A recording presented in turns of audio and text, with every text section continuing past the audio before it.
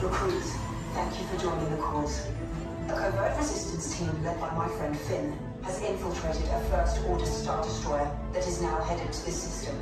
Your outpost on Batu is no longer safe. We have transports waiting to take you to General Organa's secret base on Pucara. I'll regroup with you there. The Resistance desperately needs your help in our fight against Kylo Ren and the First Order. Remember, it is vital that you keep the location of the Pucara base secret. Lieutenant Beck, one of our top commanders, will lead you. Affirmative. Transport is ready. 9 and I shall personally see them delivered. Thank you, Lieutenant. Welcome to the cause. May the Force be with us. Commander Poltam and then a squadron of X-Wings shall escort us to the rendezvous point on Pucara. Roger, this is Black Leader. I hear you're a fine-looking group of recruits. Well, no time to waste. Let's get you on your way to the General.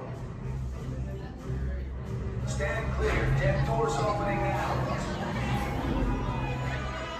Hurry. All recruits to transport. No need for safety gear. It'll be a smooth ride. Ground crews. Deck is in motion. Recruits crossing to transport. Initiate pre-flight sequence on Deck 3 for Pucara.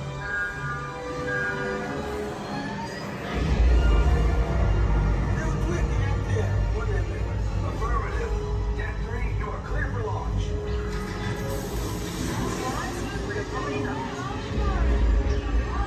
Pucara personnel, this is your final call on board. Away from the blast doors, all the way forward.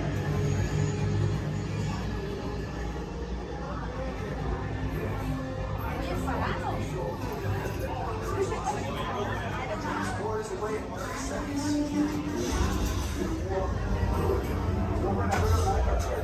Yes, check the hyperdrive also. Transport take off in 20 seconds.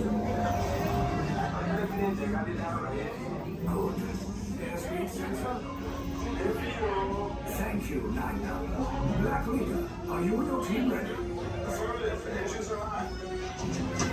Red 2, Blue 5, reporting. Red 2, check. Blue 5 standing by. Engage repulsors and hold on, recruits. More ships. Launch.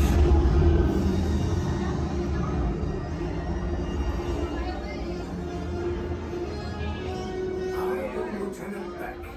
As you heard from Ray, I have been tasked with getting you to Pucara. Red 2, Blue 5, keep tight now. Let's get ready to make that jump to light speed on that mark. Black Leader, we're picking up an unusual signal. Are you spotting anything? Yeah, I see it. We'll check it out. BB-8, what do you got? There appear to be a number of small craft heading our way. Raise the shields. We got company. First Order TIE fighters. Reroute. Reroute. Red 2, Blue 5, we got a clear path, so transport can make the jump. They're all over us. I'm hit. We lost Red 2. More incoming. Blue 5 taking evasive action. Try to shake him, Blue. I'm trying. We lost Blue 5. I'm gonna try to draw him away. Copy that. Get us clear so we can make the jump. Be ready. You won't have much time. Where are all those TIE fighters coming from? Star Destroyers. Get out of there. We can't. We're caught in a tractor beam. It's pulling us in. Our lives are friends and make this a fair fight. Don't worry, I'll come back for you. Stay strong. Cargo vessel TR-141, identify yourselves and prepare to be boarded. This is TR-141. We are a civilian vessel. By whose authority are we being detained? By the authority of the First Order, Resistance scum. Now bring down your shields and prepare to be boarded. They'll want the location of our secret base. Tell them nothing. The future of the Resistance is at stake. I have a bad feeling about this. Stand back from those doors.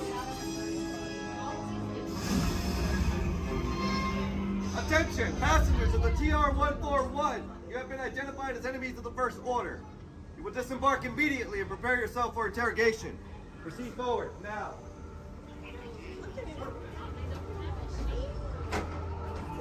Go that hallway to your right for interrogation. Keep your...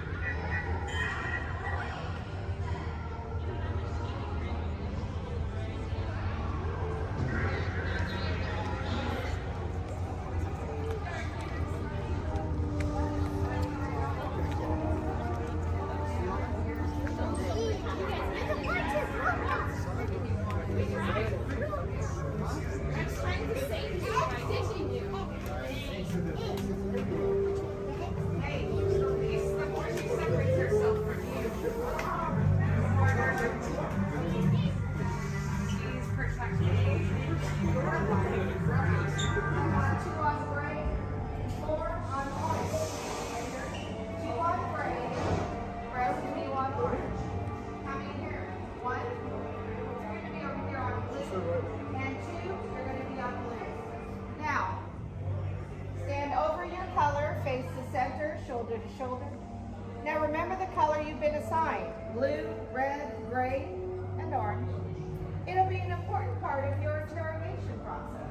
You're going to need to know that color at the end of your interrogation and possible long-term motive. How many? Moving aside blue. Yeah. Quickly to the end of the hallway. How many? 4. Moving aside red. How many? 3. Moving aside gray. How many? Now, this cell door opens, I will call you in by your assigned color. And you will tell us everything. No, oh, you're going to have a tough time in interrogation. Get on your color. There you go. Scoot over, Blue. Make a little room. Get on your color. Not the lights, on the color. Ready to go. Now, Frank, into your side. Orange. Everyone has been assigned a color. Look down and memorize it. Do not forget it. This was for interrogation. Please will be get trouble. Now, is that your only speed? Slow. Let's move it along.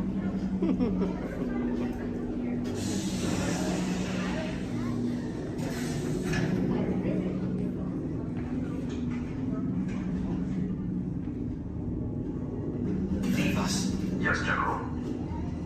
Enemies of the First Order. We will soon snuff out your meager resistance. You chose the wrong side, and now you will pay. The Resistance prisoners. You have what I want. You know the location of the secret base, and I will take it from you. We are needed on the bridge. Keep the prisoners here. I will return to finish this personally.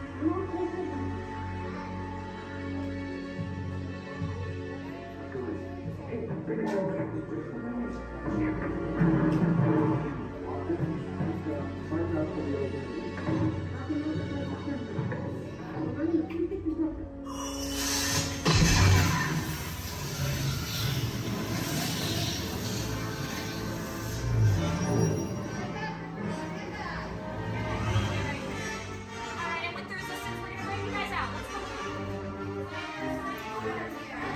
Over your head, hats, ears, sunglasses. Go ahead and take those off. We want them flying off in a first order ship. Who knows what they would do with them, but they're not going to give them back. This is our 5. We can help get you guys out of here. We're just waiting for a transmission from Finn. Okay. Good luck.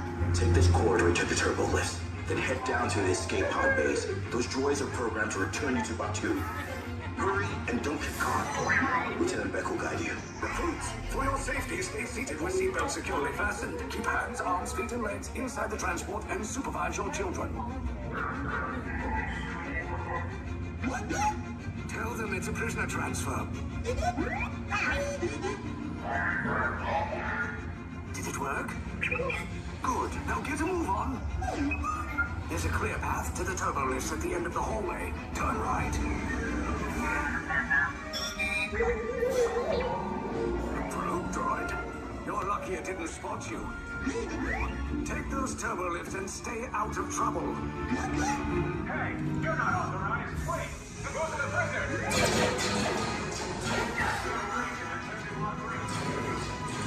Your cover is blown. Find an alternate route. Who picked these two droids anyway?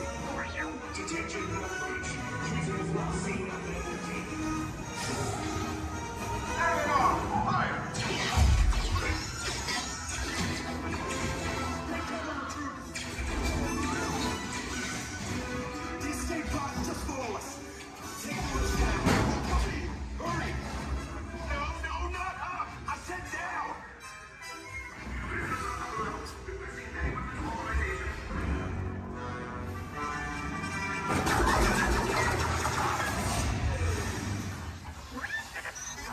This does not look good. Try to find another way down to the escape pods. Resistance will attempt to rescue the prisoners. They have neither the resources nor the courage to engage us.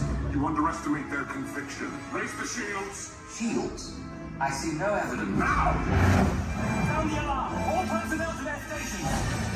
Sir, the prisoners have escaped. How brave, but ultimately hopeless. There's nowhere to run.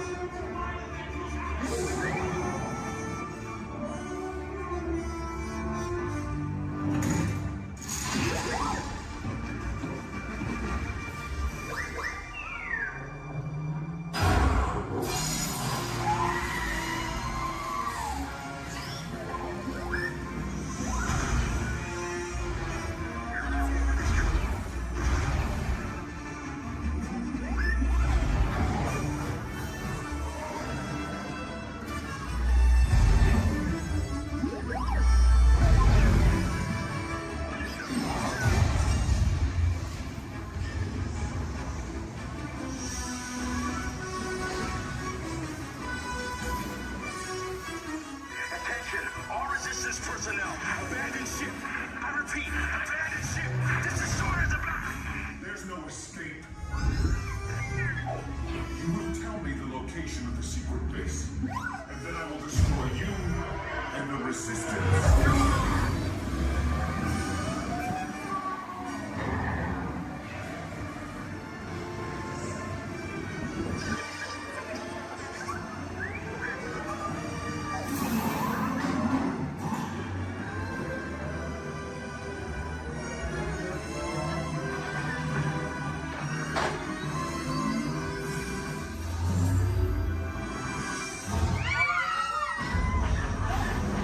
You guys really like cutting it close, don't you?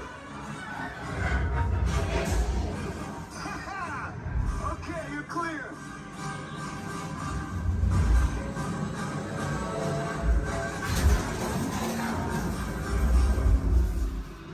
Your escape pods came in a little off target. Ground crews will meet you outside the wreck. All right, nice job, recruits. Not what you signed on for, but hey, you're Resistance now. I think I have that authority. Right, Beck? Where's the lieutenant? I need eyes on Beck. I know, scan for his clock beacon. More escape pods down in Sector 4. Verification pending from key command personnel. Where's the lieutenant? I need eyes on Beck. Lieutenant back here. Beck! You're right. I should hope so. Great job, recruits. Thanks to your heroism, the location of the Resistance base is secure. Bravo! Yes, R5, you too.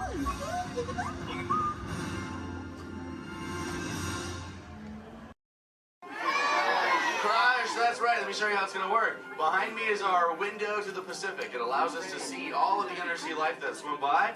Up there in the corner is our hydrophone. That allows us to communicate with all the undersea life. So it's going to be very conversational, meaning Crush will talk to you. You'll be able to talk to Crush. He's got questions for you, and hopefully you all have some questions for him. You can ask him anything you want. You can ask him what he likes to eat, what he does in his free time, what's the meaning of life, anything like that. He'll be happy to try to answer. If you do need to leave at any time during the show, it's okay. Just use the doors on the opposite side of where you enter, back there. Again, if you need to exit during the show, use those doors back there. Back there is my pal Rachel. Everyone say, hey, Rachel! Hey, Rachel! She'll be back there to assist you if you should need any assistance during the show. I'm going to turn down the lights and the music now so we can see and hear just a little better. We do have some last-minute rules and regulations to go over, but my friends the Moonfish have volunteered to show you the rules visually. So, hey, Moonfish, come on out. All right, first rule inside, please no eating during the show. And no drinking, no smoking. And the last one, take all the pictures and video you like, just please no flash photography or video lighting. Round of applause for the Moonfish! All right, Crush is up there serving. He said when you're ready, just call him down. So on the count of 3, yell, hey Crush. Ready, 1, 2, 3. Hey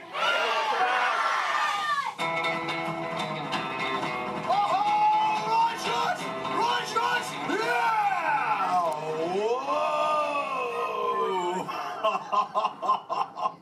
Oh, dude, check out the double spinner intro by the turtle. Whoa! Hey, check out all the human dudes in the human tank, too. Well, hello, human dudes. I said hello, human dudes! There you go. Whoa, hey, look at these little dudes, sub-level. Hey, little dudes. Focus, little dudes. Oh, man, let's totally make contact with some of the humans. Oh, hey, John, dude, come over here to the seafloor, dude. At the back of the seafloor, there's totally a mini man by the aisle with a blue lid and sparklies on it, dude. Oh, I see, dude. Chaw. Hey, what's your name, little dude? Oh, yeah, I'm Espanol, dude. Oh, totally sweet, dude. Let's see, how old is he? Hola, little dude. Dude, me amo crush. Oh, he's nice. Cool, dude. I'm 150, dude. Hey, I still got my washboard abs. Well, cool. It's actually nice to meet you. It's nice to meet all you humans. I'm here on a mission today. My youngest son, Squirt, he's got lots of questions about you human dudes, but I don't have all the answers. So, I have come to get the answers from you. If you dudes think you can help me out with that, say chaw. Oh, you so totally rock! Oh, dude, hey, for those of you that don't know, when a turtle says, you so totally rock, respond by saying, dude, nice and loud.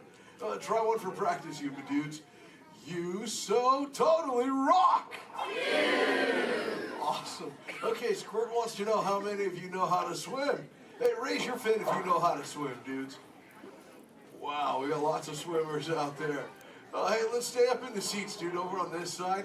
Last row, dude, like second noggin in, there's a dude with a white shell, kind of like lots of colors on the front, dude. Chaw, what's your name? Tyler. Oh, nice to meet you, tubular Tyler. Hey, dude, when you go swimming, do you like to swim fast or take it nice and easy? I like to take it nice and easy. I'm Oh, chaw. Yeah, dude, just kind of like kick back on the shell and be like, dude. Totally, dude. Hey, I like to swim fast, though, too. Dude, you want to see me shred some biscuits? Say chaw. Chaw. Okay, dude, let me get my motor revved up. Human dudes, I want you to time me, okay? Start counting when I say go. Ready, set, go. That dudes. Totally just swam all the way around the world. Twice.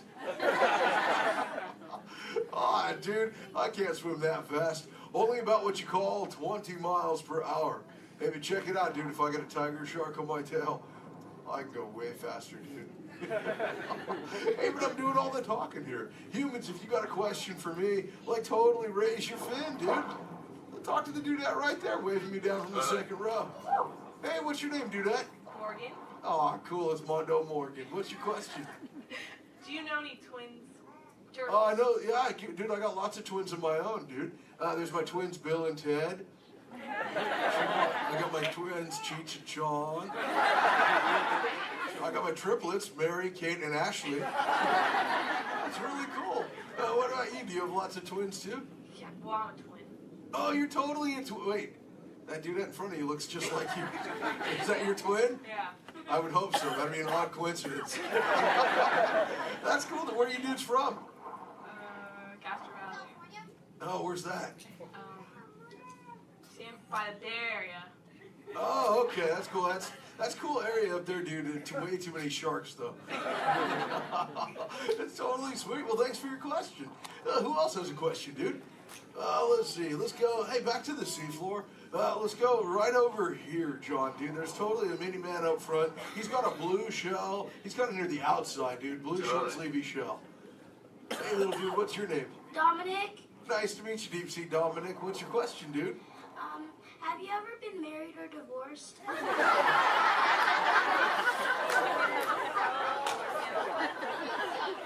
That's a pretty specific question. Actually, dude, most turtles, dude, we don't stay with the same dudette like our entire lives, but I have actually found one that's kept me around forever, dude. Her name is Shelly. She's my turtle dove, dude. We've been together for 130 years, dude. But it's still so awesome, it only feels like the first 75. It's really cool. Hey, can I tell Shelly you said hi? Can I tell her you said hi? Hi. Oh, dude, she'll totally love to hear about you, dude. Let's see, who else has a question? Let's see. Let's go. Hey, John, dude, jump across the aisle up here near the front. There's totally a mini man. He's getting his fin waved by another dudette. Hey, little dude, what's your name? Braden. Oh, cool, dude. What's your question, Boogie Braden? How many kids do you have? Yeah, I got 65, dude. John, like I said, I already told you about my twins, dude. But like Squirt, he's my youngest. And then there's Sheldon, Shelby, Michelle, Herschel, Rochelle, Trishelle, Shell, Lella Ding Dong. Let's see, I got my teenagers, Leonardo, Donatello, Raphael, Michelangelo, Zach, Kelly, Slater, Screech, Jesse, Lacey, Chris Jr. Let's see, there's John, Paul, George, and Ringo. John's going through a really weird phase right now, though, dude. He thinks he's a walrus. So there's Michael, Janet, Tito, Jermaine, LaToya, Randy, Marlon, Chris Jr., Chris Jr., Chris Jr., Chris Jr., Chris... Well, there's lots of Chris Jr.'s, dude. All the way up to my oldest son. His name is Keanu. Keanu's not very bright, but we still love him anyway. My What's that? sister's name is Trishelle too. Oh, Trishelle, dude, that's a totally sweet name. She must be part turtle. That's what Actually, hey, maybe you can help me out with something, dude. I got a question for you. I found a thingy on the beach the other day. I'm not really sure what you human dudes call it. Where did I put that? There it is. Hey, dude, what's this? That's a bikini. Oh, cool, a bikini, dude. Do you use a bikini when you go swimming? Oh, why not? Because I'm not a girl.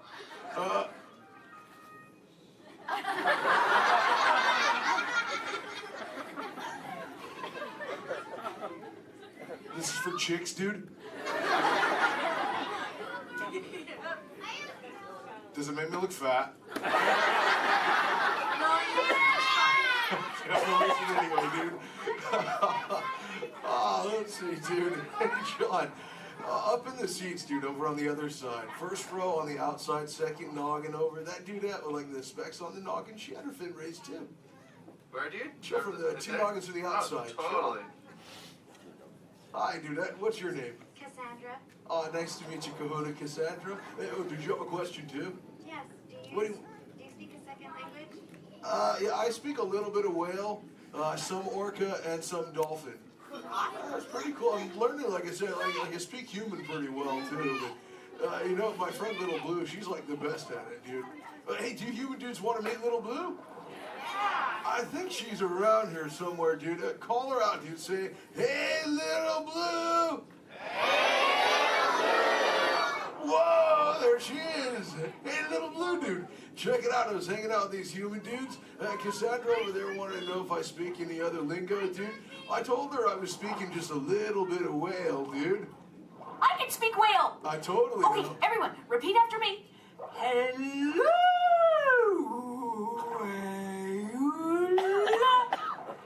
Okay, try that one all together, human dudes. Go.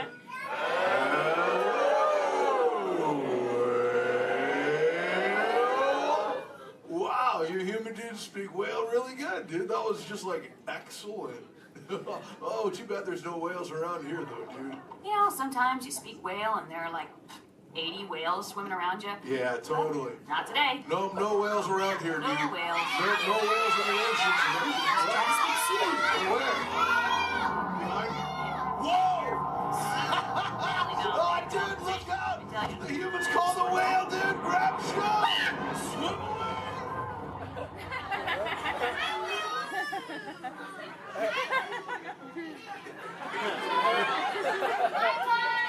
Dude, Little Blue, you're totally a squishy fishy. What should we do? Tell the whale to go away. Okay, humans, tell the whale to go away.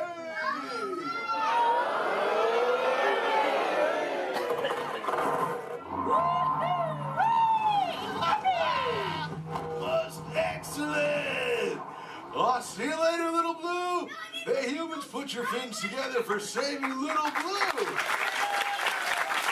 You so totally rock. Awesome. Thank you so much, human dudes, for sharing with me. I can't wait to get home and share all this knowledge with Squirt. Hey, but before I go, human dudes, remember this. We all share the same ocean, humans and turtles alike. So treat everyone you meet like an oyster, dude, because you never really know when you just might find a pearl, dude. That was like a warm and fuzzy moment, wasn't it?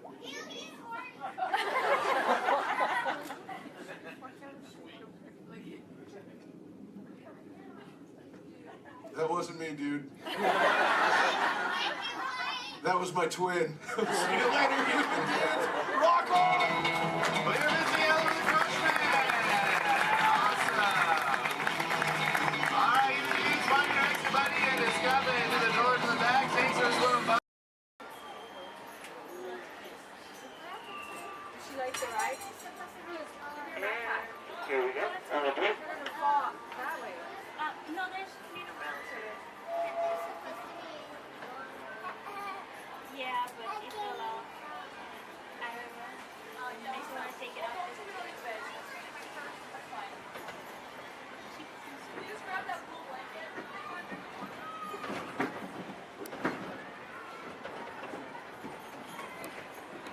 Hello, everyone.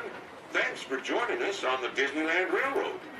For a safe ride, remember to stay seated with your hands, arms, feet, and legs inside the train. And please, watch your kids. ¿Qué tal, amigos? Y bienvenidos a bordo. Para su seguridad, permanezca sentado y mantenga las manos, brazos, pies y piernas dentro del tren. Y cuide a los pequeños. Gracias. As we steam on through Fantasyland, you may want to take one more look at the majestic Matterhorn Mountain and the wackiest group that ever sailed. It's a small world.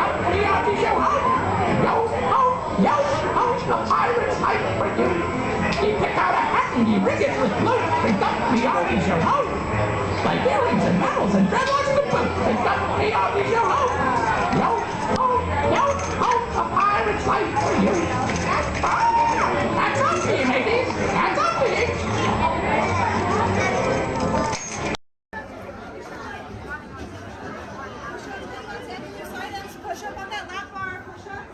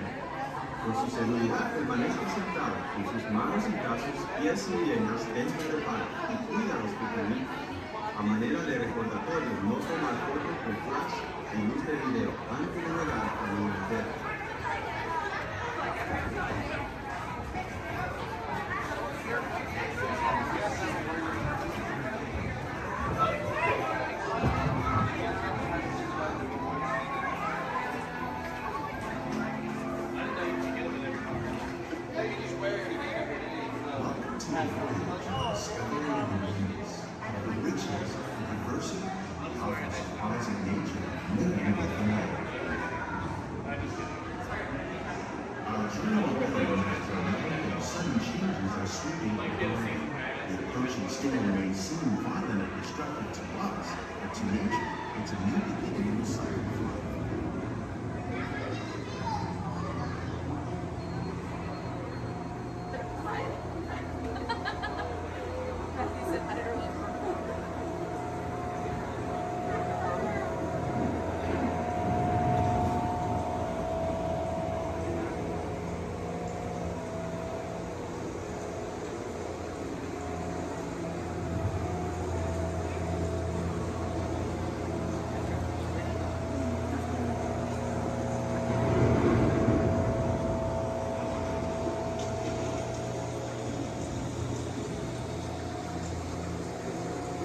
Beneath the surface of the lake, roots trap water from the flowing mud, extracting precious nutrients and minerals. These elements, when combined with sunlight, create the diverse living systems of our planet.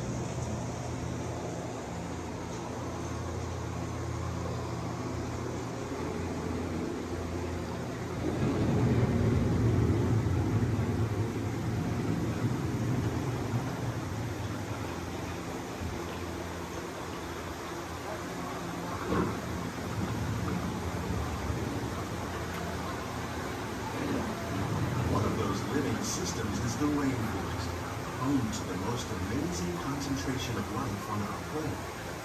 These dense and beautiful forests cover only a tiny portion of the Earth's surface, but they contain more than half of its plant and animal species.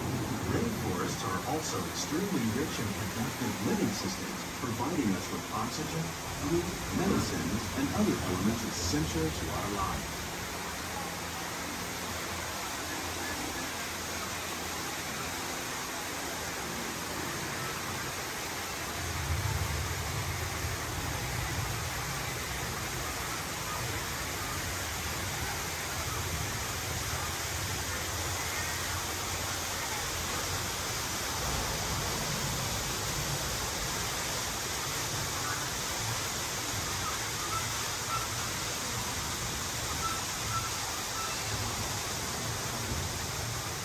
In the desert, nature has created a very different, but no less beautiful living system. And while this arid landscape may seem lifeless, it is very much alive. The plants and animals that have learned to survive in these harsh conditions make use of what little water they can find and avoid the scorching rays of the relentless sun.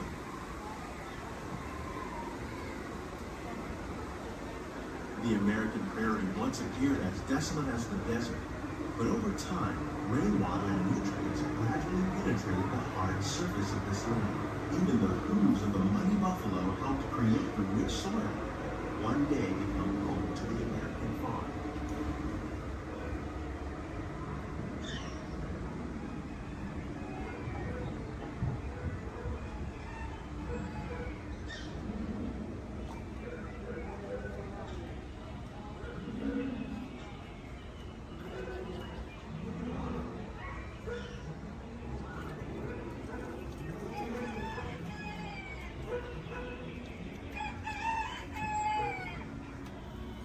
Of all the forces at work on the land, humans have had one of the most profound effects. The need to produce food for a growing world led to the enormous use, and sometimes overuse, of the land. In our search for more efficient ways to grow food, we often fail to realize the impact of our methods.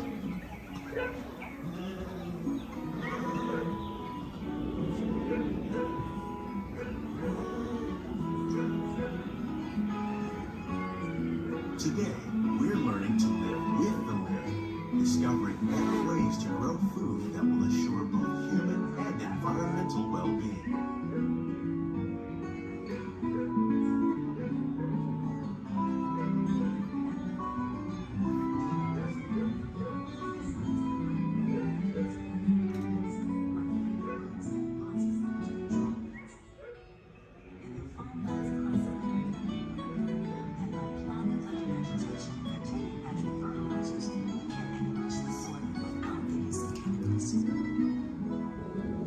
In arid regions, we're learning to produce food on desert seacoasts by developing and planting crops that thrive on salt water.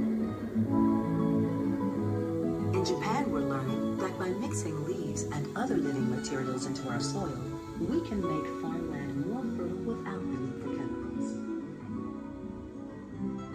Here at Epcot, we're learning to reduce the need for chemical pesticides by breeding and using natural predators, like ladybugs and wasps, to control pests. How will we meet tomorrow's growing needs for food production, yet still respect the needs of the land? Some of the answers are being discovered just ahead. To help us maintain these carefully controlled ecosystems, and for your safety, please remain seated in your boat at all times.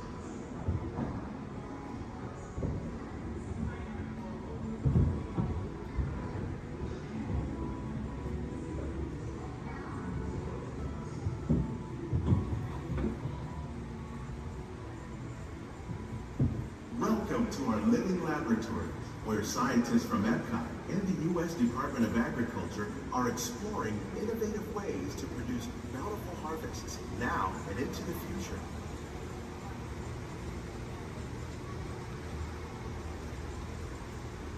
The tropics are home to the greatest diversity of plants on the planet. Many of these, like papaya, bananas, cacao, coffee, and rice, are well known around the world. These are just a few of the edible plants that have been an important source of nutrition for people living in the tropics. Many are rich in vitamins and minerals, while others are well adapted to growing in less than ideal conditions. Some, like the water lily, thrive in wet, swampy areas and waterways. All parts of this plant, even the flower petals, are edible. The starchy root of the plant has long been used to make flour for baking.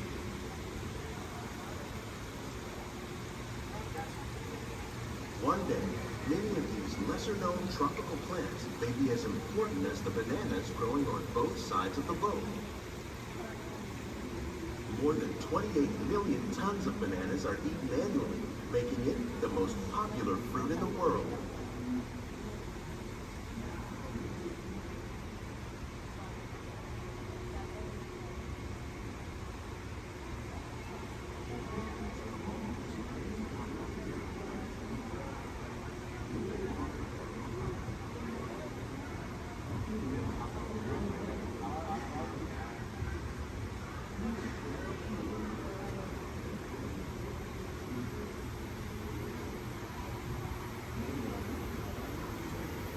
When we mention farming, you probably don't think of fish. But fish farming, or aquaculture, accounts for nearly half of all the seafood consumed globally.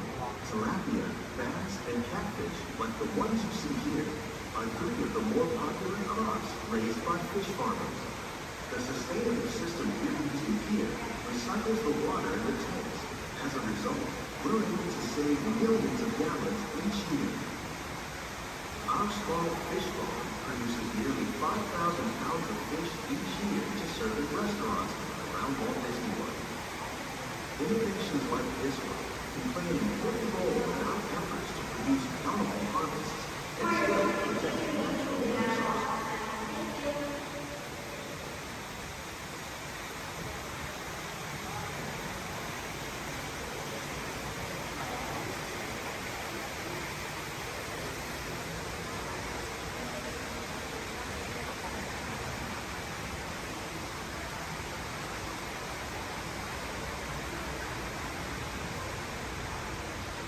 While there are more than 50,000 edible plant species in the world, most of us are only familiar with the handful that make up our everyday diet.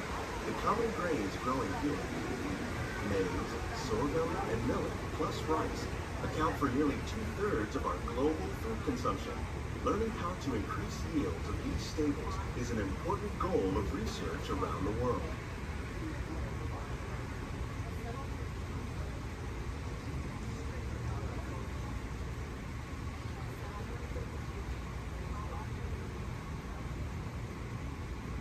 These plants are definitely on their way up. Innovative growing techniques like these increase yields while more efficiently using resources like water, fertilizer, and pesticides. Another innovation at work here is our integrated pest management program. By populating our greenhouses with beneficial insects that prey on harmful pests, like aphids and flies, we are significantly reducing our reliance on conventional pesticides. We're growing these crops using our nutrient film system. This technique precisely controls and recycles water and nutrients. With it, we can produce over 27,000 heads of lettuce a year in this one small area.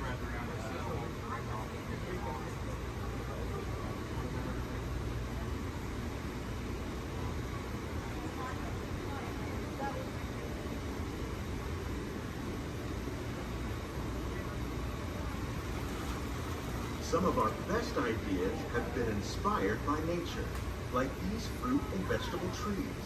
By growing these ground plants vertically, we can increase yields and better control diseases.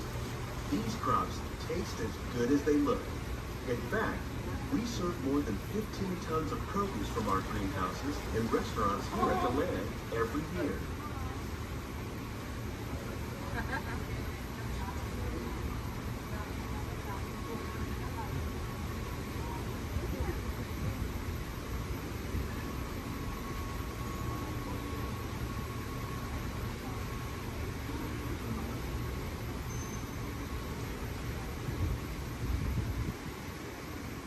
The future of agriculture may include innovative ideas like this vertical growing system. Plants grown in this way use a fraction of the space required by traditional growing methods. That saves water and increases production. The aquaponics system on your left combines hydroponics with aquaculture. The fish provide a natural source of fertilizer for the plants, and the plants help keep the water clean for the fish. It's another great way to produce more while using less. In our lab, Epcot scientists are working with the U.S. Department of Agriculture on a number of innovative projects. The goal of these efforts is to produce higher yielding and better quality plants.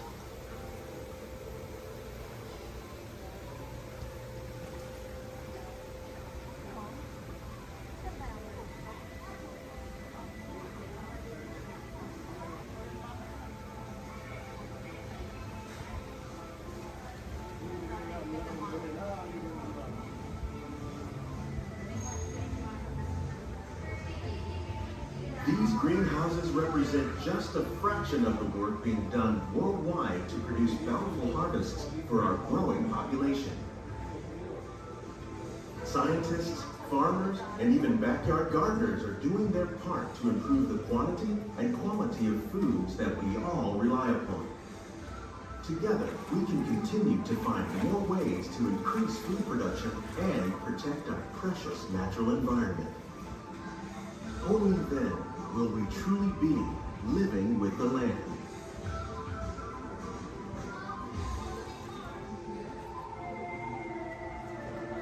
On behalf of Walt Disney World, we hope you've enjoyed this unique journey through our living laboratories.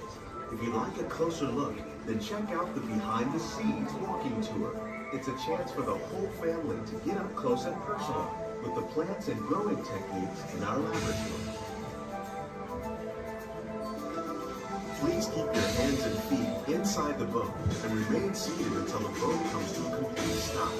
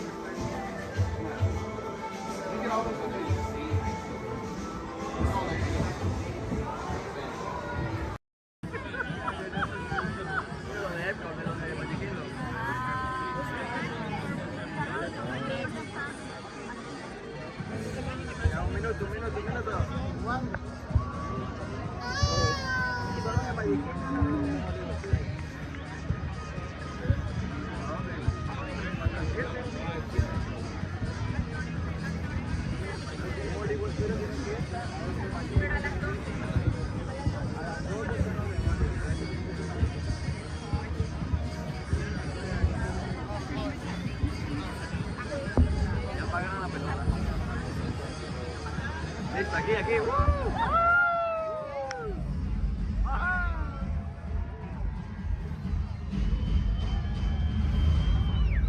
Welcome everyone to our New Year's Eve sparkling celebration. As the elite Disneyland here in the United States, Canada, and Mexico, we should note that many of our World Showcase friends are already greeted the New Year. 2025 reached the country of Japan, and 1 hour later, China celebrated the New Year. Let's celebrate with them now. 皆様、新年明けましておめでとうございます。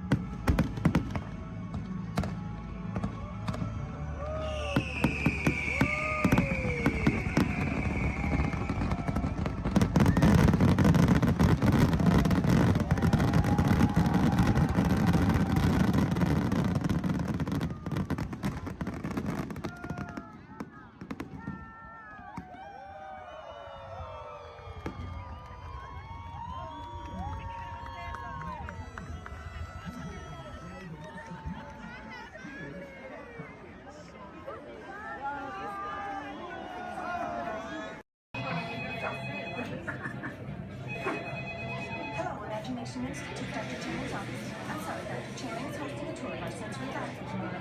Yes, hello, Dr. Channing's office. Hello, Dr. Channing's office. Hello, Dr. Channing's office. What's that? You can't control your imagination and it's running wild. Oh dear. Yes, I'll have him call you as soon as he's available.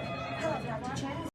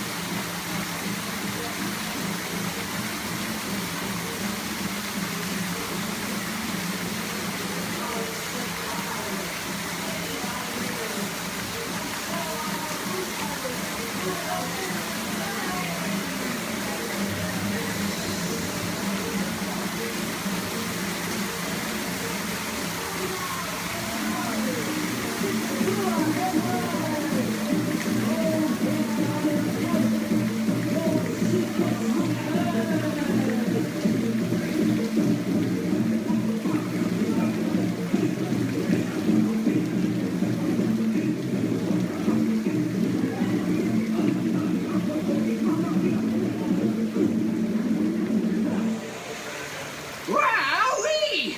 Phew, that's almost as much fun as New Year's Eve in the orange groves. My word, we did get a mite carried away, huh? Yeah. I say, look out there across the water. It appears we're a bit of company. Law me, yes. Welcome, you all. Permit us to introduce ourselves.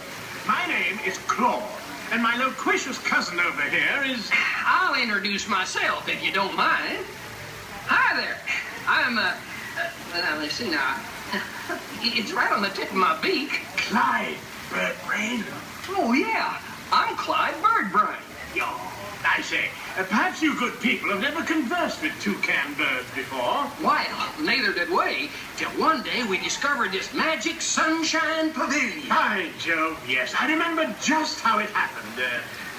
Many bird baths ago. There we were in an explorer's launch on a mysterious river in deepest Adventureland. Off in the distance comes the fierce roar of an African lion. And as we round a bend in the river, a huge bull elephant bellows forth in protest of our intrusion. Suddenly, the treetops explode in a frenzy of outraged birds. Oh, come, you can jolly well do better than that. I can jolly well do one at a time.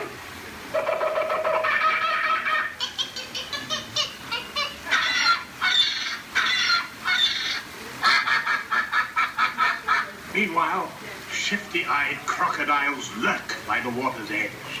Lurk, lurk, lurk. And the giant python slithers down from an overhanging limb. What's happened? What's wrong? I think snakes. Don't be ridiculous. I'm only relating a story. Oh, all right, Clyde. Enough is enough. That wasn't me. I never even opened my beak. Huh? Excuse me, I really hate to interrupt such an exciting story, but they are calling us for a show. For sakes, it's already showtime? And say yes, it is already showtime. And now, Claude, it is your turn to make the announcement to all our guests. Righto. Ladies and gentlemen, boys and girls, gather up all your cameras, purses, and other articles, and now turn to your left towards the tall doors. When the drums begin, they'll open magically to lead you right into the Sunshine Pavilion. Is everybody ready? Follow me, please.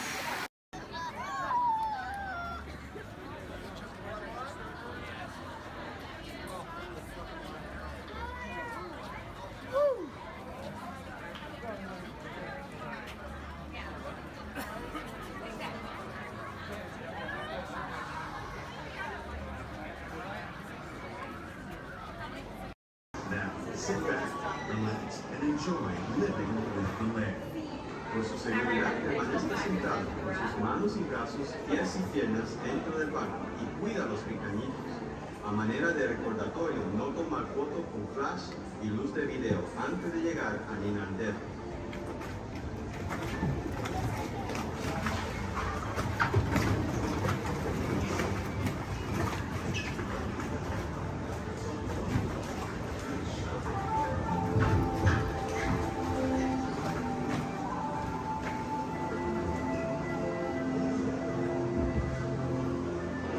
Welcome to a voyage of discovery and awareness of the richness, the diversity, and often surprising nature living with the land. Our journey begins after night. Sudden changes are sweeping over the land. The approaching storm may seem violent and destructive to us, but to nature, it's a new beginning in the cycle of life.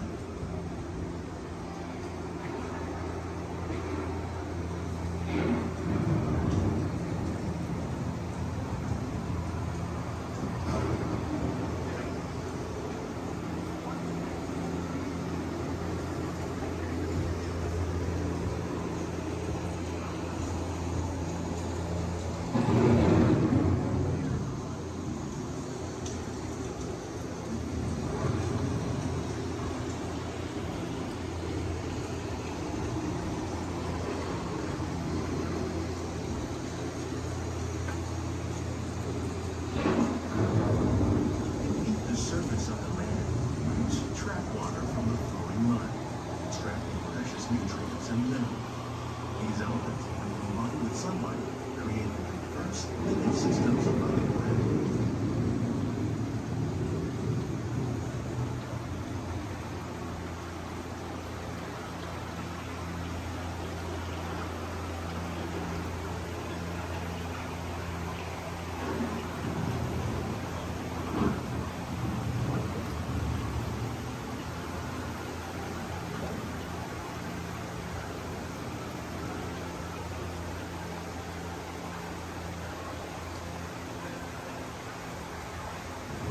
One of those living systems is the rainforest, home to the most amazing concentration of life on our planet.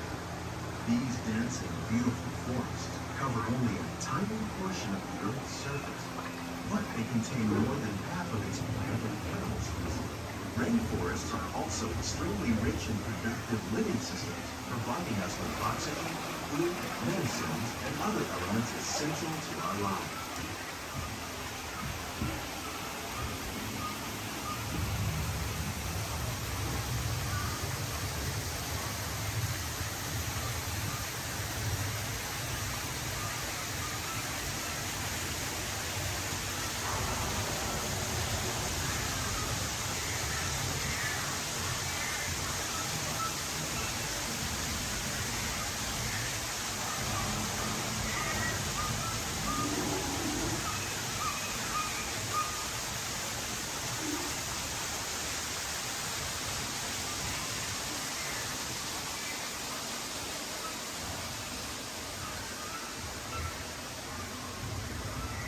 In the desert, nature has created a very different, no less beautiful living system. And while this arid landscape may seem lifeless, it is very much alive. The plants and animals that have learned to survive in these harsh conditions make use of what little water they can find and avoid the scorching rays of the relentless sun.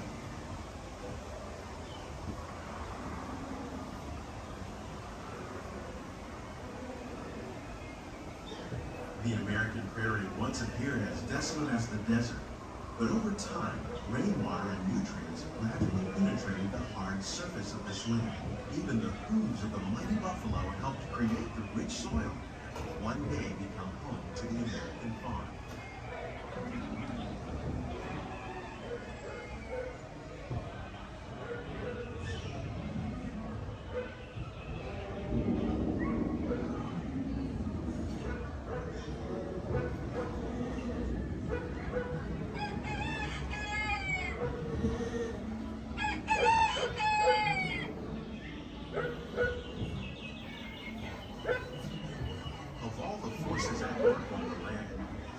Have had one of the most profound effects.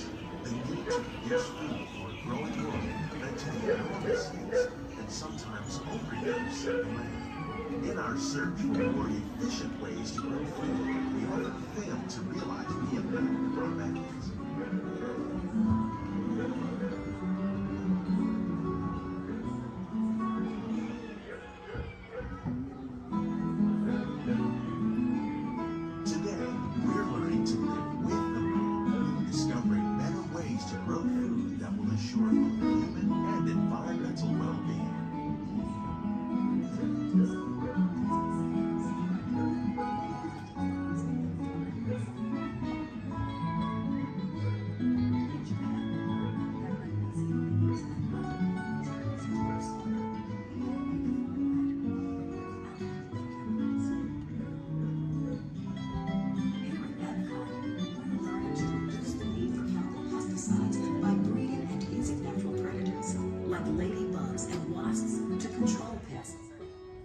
In the farmlands across America, we're learning that by plowing under vegetation containing natural fertilizers, we can enrich the soil without the use of chemicals.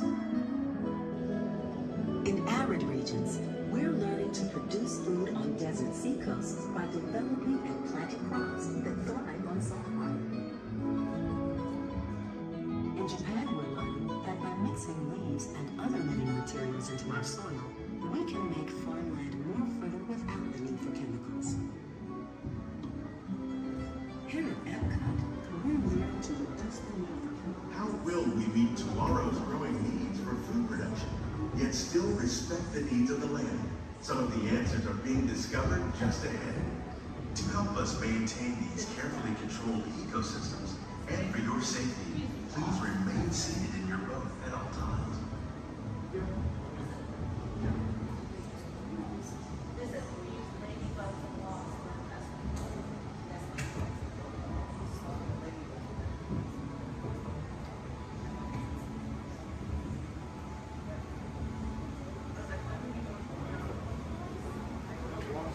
Welcome to our living laboratory, where scientists from Epcot and the U.S. Department of Agriculture are exploring innovative ways to produce development harvests now and into the future.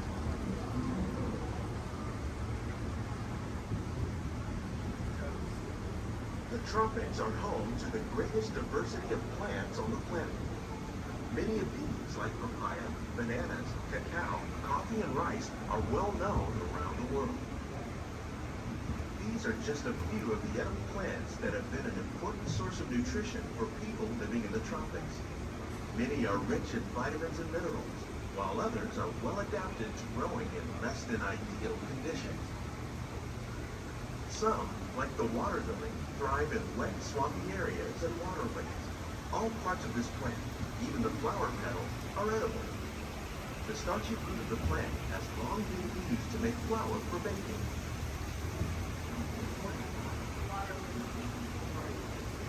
One day, many of these lesser-known tropical plants may be as important as the bananas growing on both sides of the boat. More than 28 million tons of bananas are eaten annually, making it the most popular fruit in the world.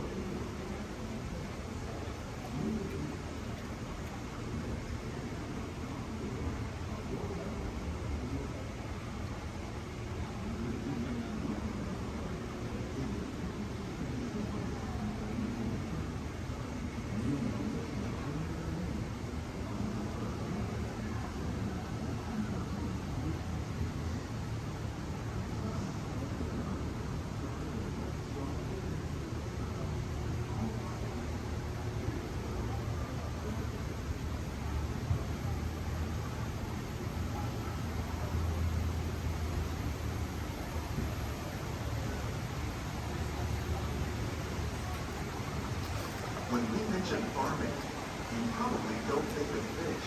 But fish farming, or aquaculture, accounts for nearly half of all the seafood consumed globally. Tilapia, bass, and catfish, like the ones you see here, are three of the more popular crops raised by fish farmers. The sustainable system we're using here recycles the water in the tanks. As a result, we're able to save millions of gallons each year. Our small fish farming produces nearly 5,000 pounds of fish each year to serve in restaurants around Walt Disney World. Innovations like this one can play an important role in our efforts to produce bountiful harvests and still protect natural resources.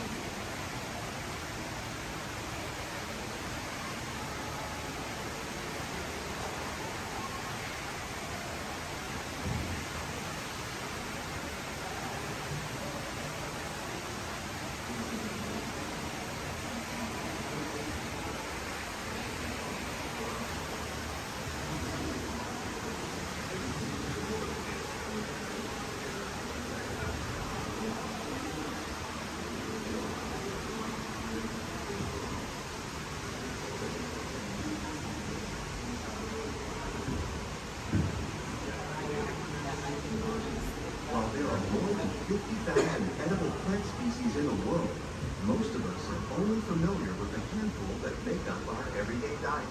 The common grains growing here, maize, sorghum, and millet, plus rice, account for nearly 2/3 of our global food consumption. Learning how to increase yields of these staples is an important goal of research around the world.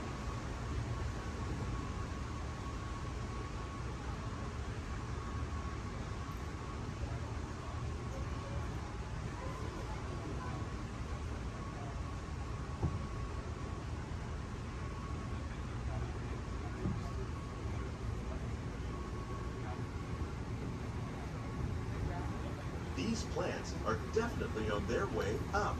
Innovative growing techniques like these increase yields while more efficiently using resources like water, fertilizer, and pesticides. Another innovation at work here is our integrated pest management program. By populating our greenhouses with beneficial insects that prey on harmful pests like aphids and flies, we are significantly reducing our reliance on conventional pesticides. We're growing these crops using our nutrient film system. This technique precisely controls and recycles water and nutrients.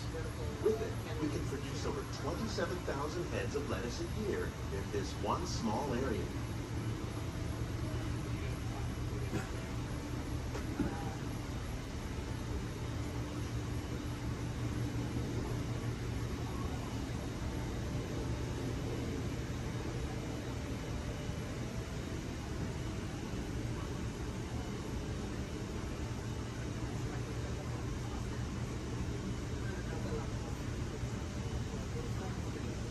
Some of our best ideas have been inspired by nature, like these fruit and vegetable trees.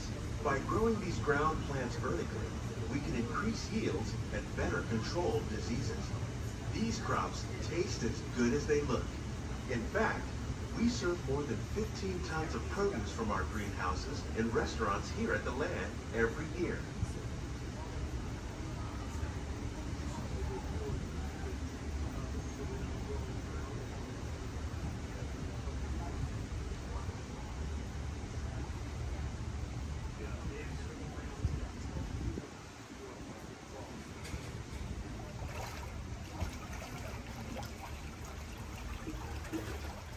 The future of agriculture may include innovative ideas like this vertical growing system. Plants grown in this way use a fraction of the space required by traditional growing methods. That saves water and increases production. The aquaponics system on your left combines hydroponics with aquaculture.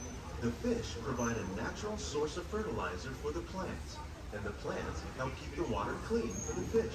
It's another great way to produce more while using less. In our lab, Epcot scientists are working with the U.S. Department of Agriculture on a number of innovative projects. The goal of these efforts is to produce higher yielding and better quality plants.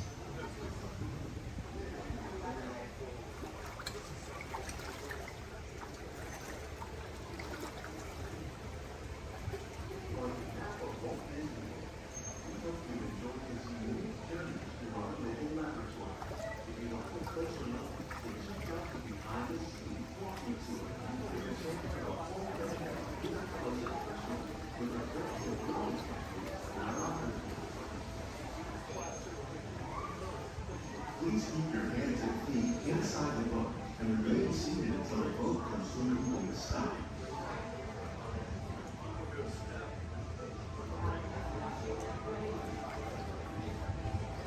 These greenhouses represent just a fraction of the work being done worldwide to produce bountiful harvests for our growing population.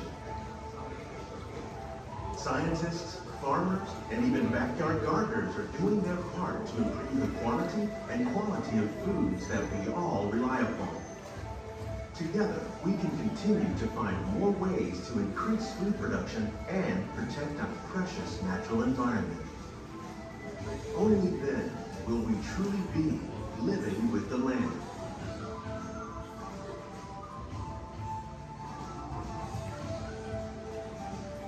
On behalf of Walt Disney World, we hope you've enjoyed this unique journey through our living laboratory. If you'd like a closer look, then check out the behind-the-scenes walking tour. It's a chance for the whole family to get up close and personal with the plants and growing techniques in our laboratories. Please keep your hands and feet inside the boat and remain seated until the boat comes to a complete stop.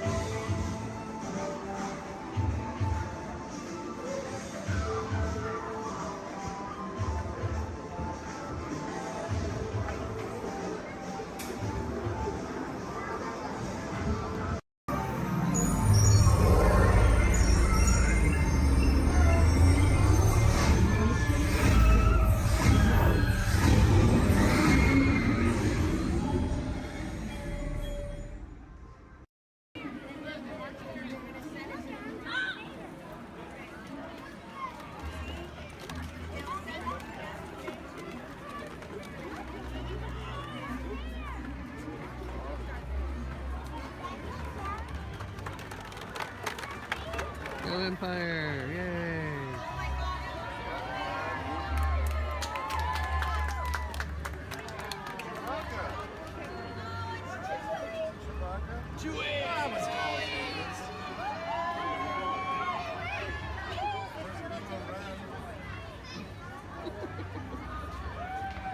Hello, what's up? Hey. Oh, what's that?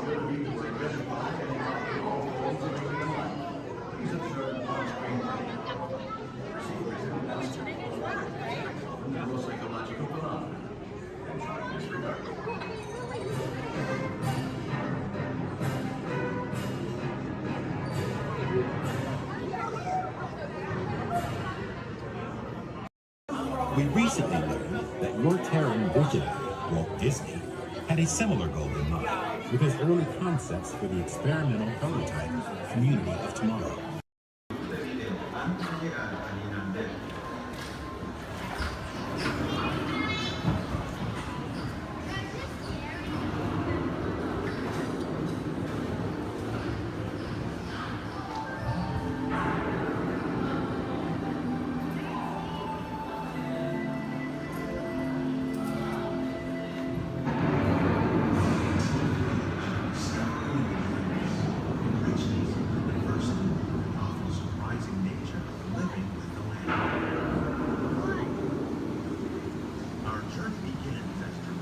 Sudden change in state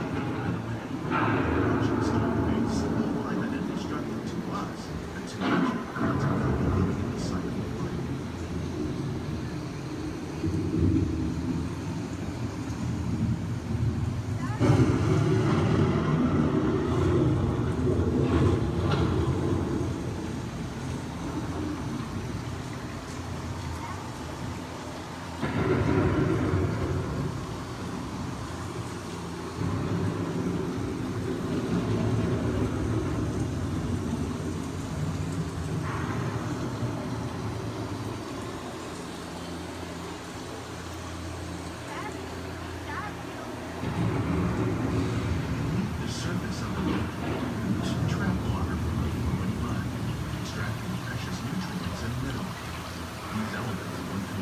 Sunlight create the diverse living systems of our planet.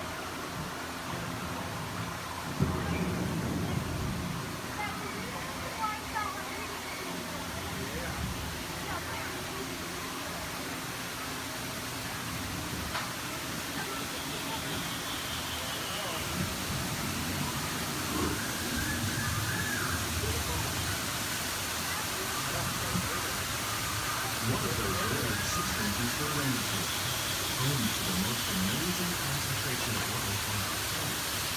These dense and beautiful forests cover only a tiny portion of the Earth's surface, roughly between more than half of its planet and another sea. Rainforests are also extremely rich in synthetic living systems, providing oxygen, fuel, medicine, and other forms of cellular life.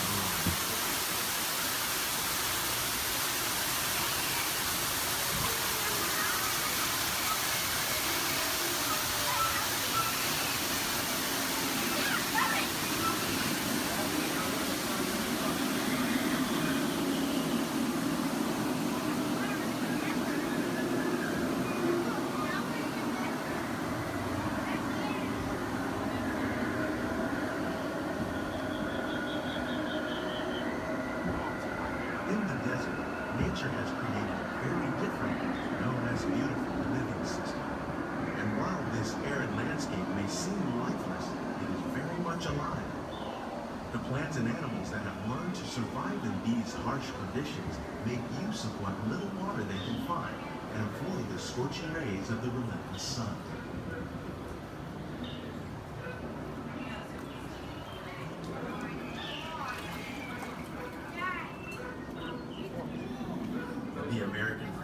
once appeared as desolate as the desert, but over time, rainwater and nutrients gradually penetrated the hard surface of this land.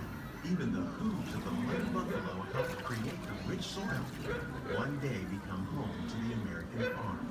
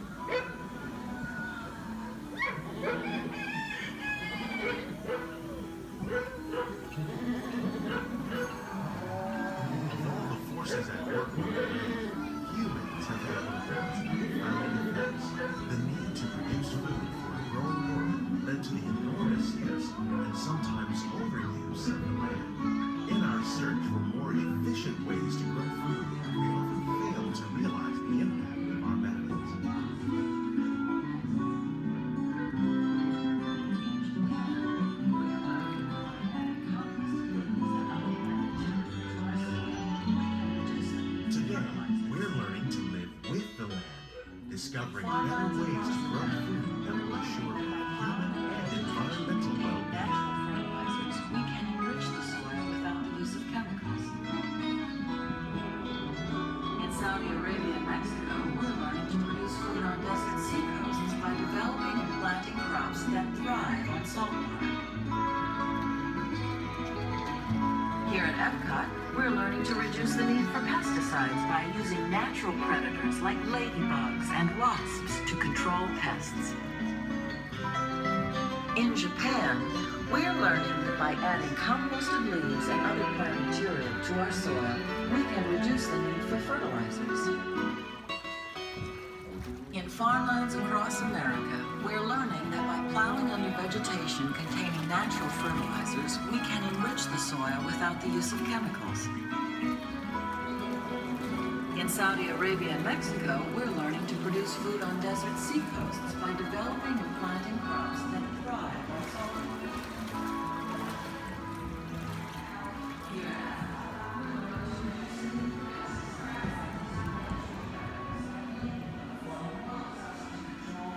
How will we meet tomorrow's growing needs for food production, yet still respect the needs of the land?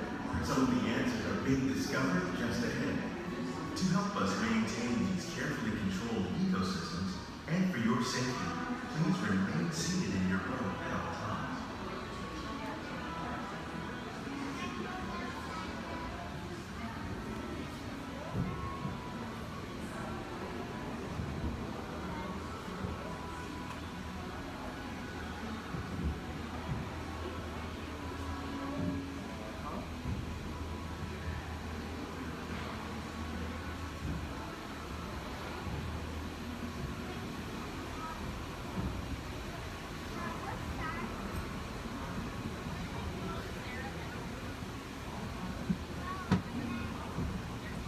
Welcome to our living laboratory, where scientists from Epcot and the U.S. Department of Agriculture are exploring innovative ways to produce bountiful harvests now and into the future.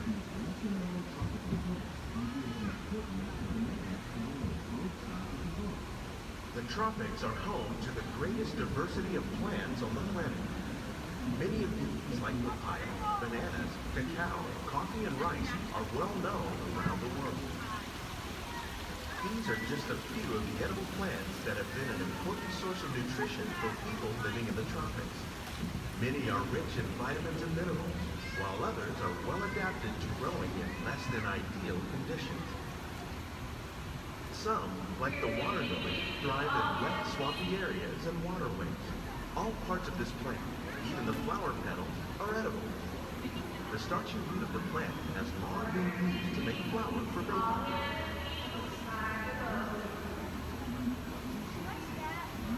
One day, many of these lesser-known tropical plants may be as important as the bananas growing on both sides of the boat. More than 28 million tons of bananas are eaten annually, making it the most popular fruit in the world.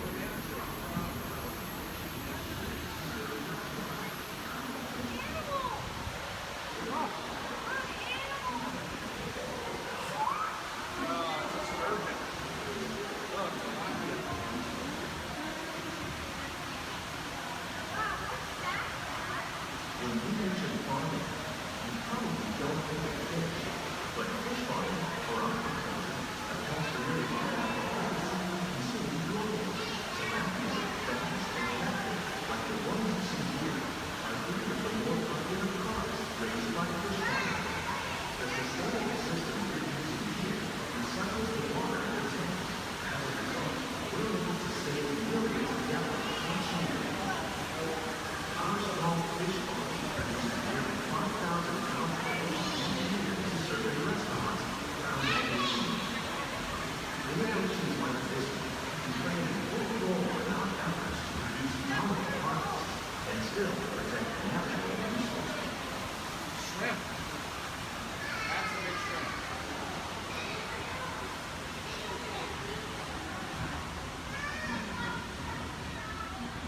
We'll change those out. For our aqua cell next.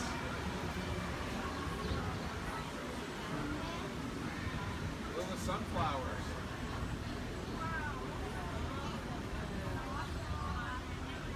While there are more than 50,000 edible plant species in Extremely the hot world, peppers. most of us are only familiar with the handful that make up our everyday diet. The common grains growing here, wheat, maize, sorghum, and millet, plus rice, account for Look at nearly 2/3 pomegranates. of our global food consumption. Learning how to increase yields of these staples is an important goal of research around the world. A blue agave.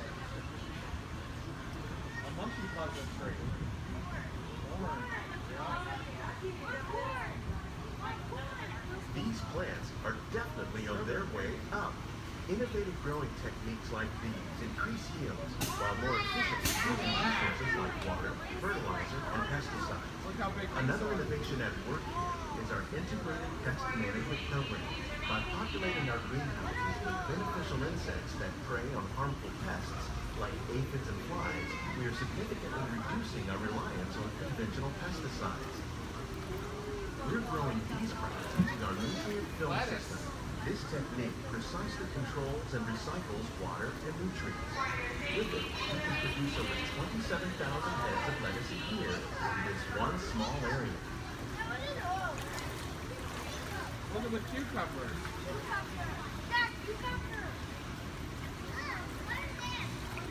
Yeah. Look at the strawberries. Some of our best ideas have been inspired by nature, like these fruit and vegetable trees. By growing these ground plants vertically, we can increase yields and better control diseases. These crops taste as good as they look. In fact, we serve more than 15 tons of produce from our greenhouses in restaurants here at the land every year. Look at the jalapenos. That's a great idea.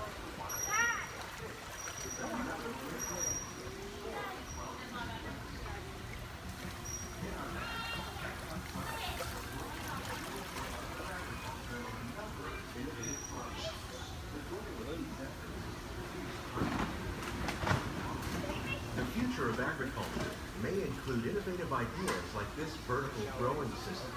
Plants grown in this way use a fraction of the space required by traditional growing methods. That saves water and increases production.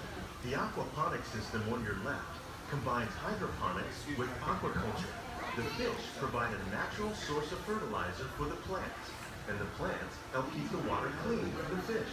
It's another great way to produce more while using less. In our labs, Epcot scientists are working with the U.S. Department of Agriculture on a number of innovative projects. The goal of these efforts is to produce higher yielding and better quality lives.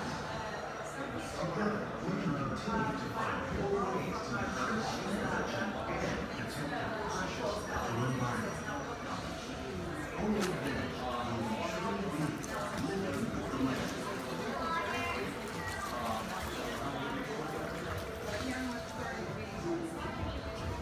On behalf of Walt Disney, greenhouses represent just a fraction of the work being done worldwide to produce bountiful harvests for our growing populations. Scientists, farmers, and even backyard gardeners are doing their part to improve the quantity and quality of foods that we all rely upon. Together, we can continue to find more ways to increase food production and protect our precious natural environment.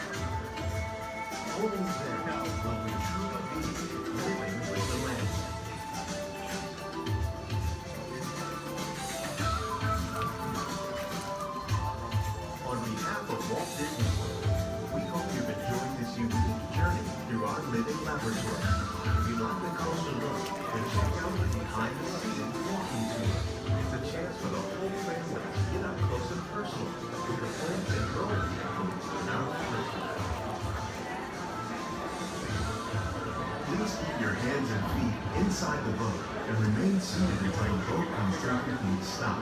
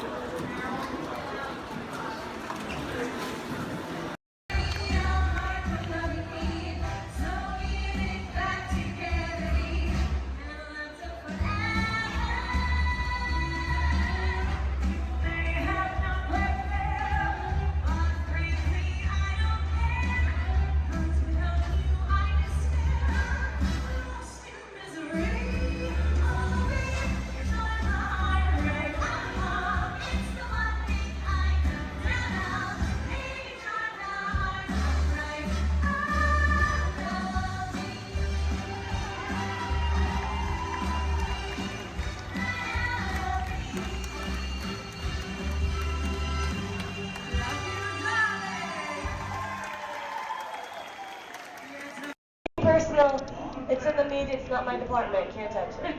Just saying. Anyway, let's get this game going. You ready, contestants? Our first question from a show called Dancing with the Stars. Here we go, everyone. This is Dancing with the Stars.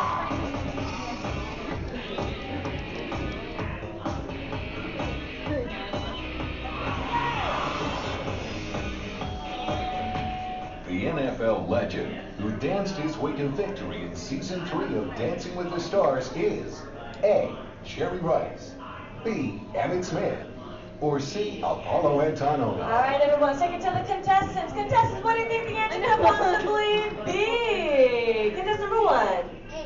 You sure they're going to be a better answer? Like maybe you'd like to change it B? Maybe you'd like to change it to something different? Like maybe you see something. B, Emmett Smith. Okay, how about you, Team 2? What do we think? You sure you don't want to change it to what contestant 1 say? Like, because I think there could be a better answer. Like maybe if you change it. B. Okay, you sure? Last chance. You're sure? All right, contestant 3, what do you think then? B, Emmett Smith. Well, let's find out what we've got. Sure enough, that's gonna be Emmett Smith. Good job, contestant 1 and 3, getting a shine star up on your board. Don't worry, still 2 questions left to go. And this one's from a long-time running show. It's called America's Funniest Home Videos. Here we go.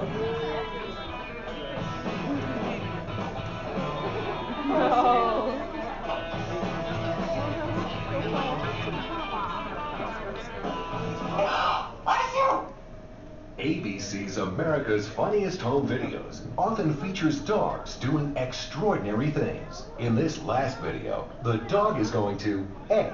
Imitate the woman's sneeze, B. Lick the woman's nose, or C. Fetch the woman a tissue. All right, contestants, you might see a subtle hint up there to help you out with this answer. So who wants to answer first? Hit that button. Here we go. Team number 2. B. B? Lick the woman's nose? You don't see something up there that might change your answer? C. Fetch your woman a tissue. Okay, here we go. Contestant 3, what do you think? C. And contestant number 1? C as well. Let's find out, everyone. We've got a sneeze. And we got a tissue. Good job giving all of you a shining star. Anyway, folks, commercial break time. Here we go. If any of you missed your favorite ABC shows or just want to start watching new one, log on to the website. It's abc.com. Up there you can see their motto is Start Here, and that's because they're a multi-platform network, which means you can watch your shows not only on your big screen, but your computers and now even your handheld devices. Anyway, everybody, take the focus off me. I'm back up here on the screen because we're moving on to our final question. Are you ready, contestants? It's from Extreme Makeover Home Edition.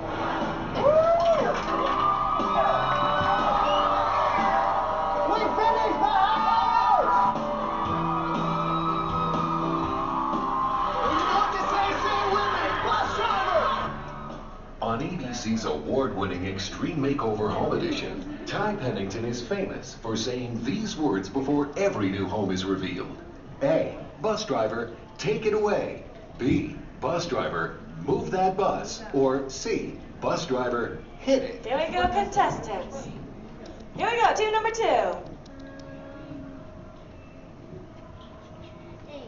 A, take it away.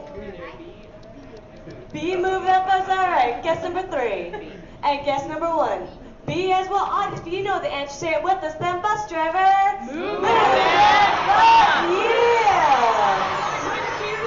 Anyone wants to show? Do you better than you want to end it? I do. It's okay. Anyway, audience, if you're going right this way, we found ourselves a time with guess number 1 and 3, which means they watch way too much television. But how about a round of applause for all our contestants for coming on us? Now, folks, I hope you had fun here with me, but we have reached our destination. The Elias Street Home is there behind us. Everyone, to hop onto their front yard and party. Those wonderful pictures to your My Disney Experience app, so just make sure to grab that card on your way out. Now, for all on the same page, can I get a great big week? Awesome. All right, now my friends in here, how many of us are familiar with the story Beauty and the Beast? Awesome, most of us. Are we all ready for a Beauty and the Beast pop quiz? Yes, awesome. Do not worry, my friends. This is not work and this is not school, so you don't have to worry about raising your hands. If you know any of the answers, just feel free to shout them out.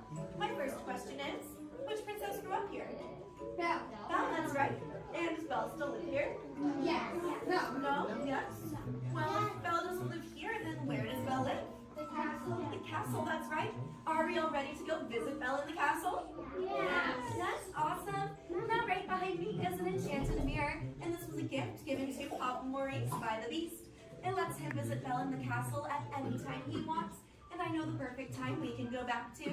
So everyone, please repeat after me. Take me back to the day Belle and Beast fell in love.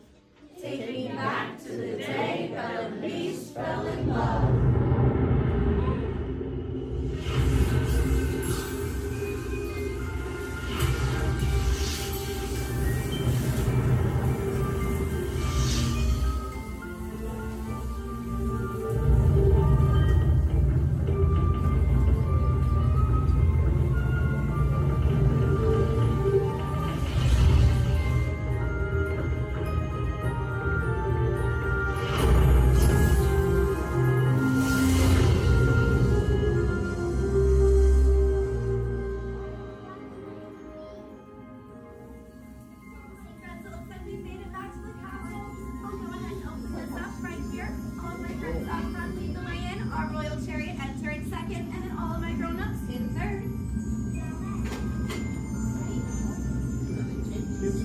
Here we go.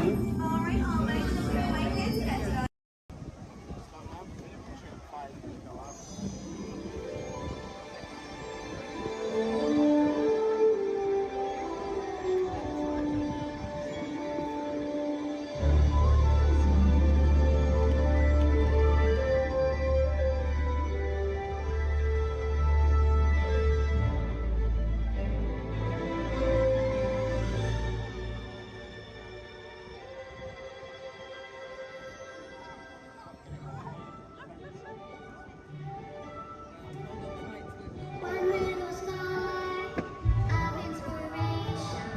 We call it F-Top.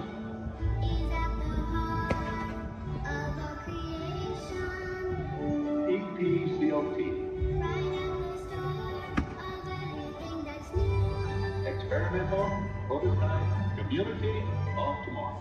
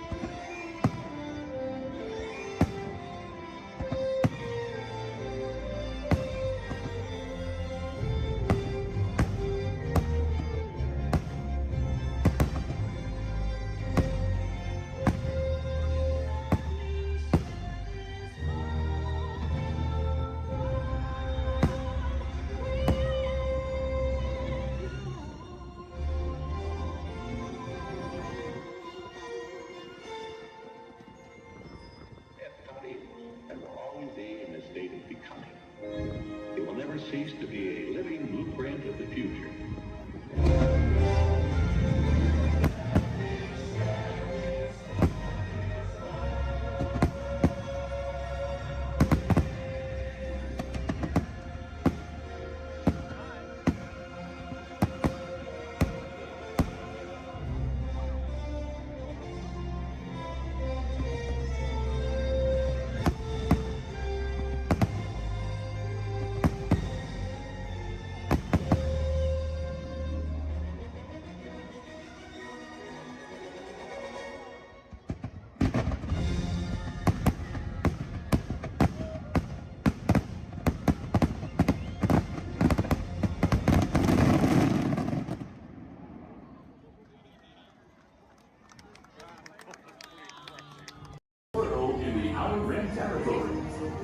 Join the festive Ultra Holiday celebration in the streets of Los Espartanos. Then head to the arena and cheer for your favorite pilot in the annual Punta Eve Classic. Or set sail on the Dune Sea in a luxurious sail barge. Then rent a land speeder and head over to the colorful outpost of Mos Eisley. No visit is complete without having a drink at Tatooine's infamous Mos Eisley Cantina, where you will never find a more wretched hive of scum and villainy. That's right, a Tatooine vacation has everything under the sun, so call Star Tours and book message to Tatooine today.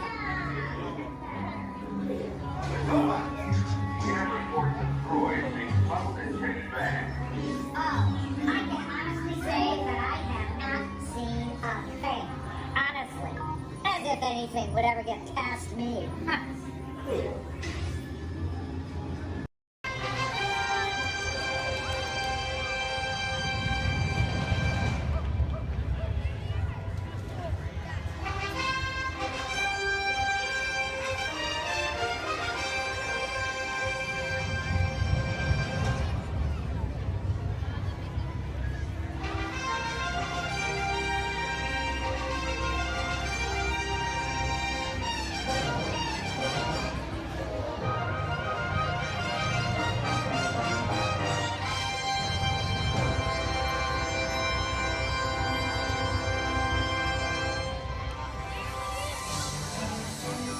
Hear ye, hear ye!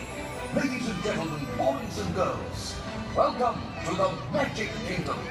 You are warmly invited to join Mickey Mouse and his Fantasyland friends for a magical celebration in the streets.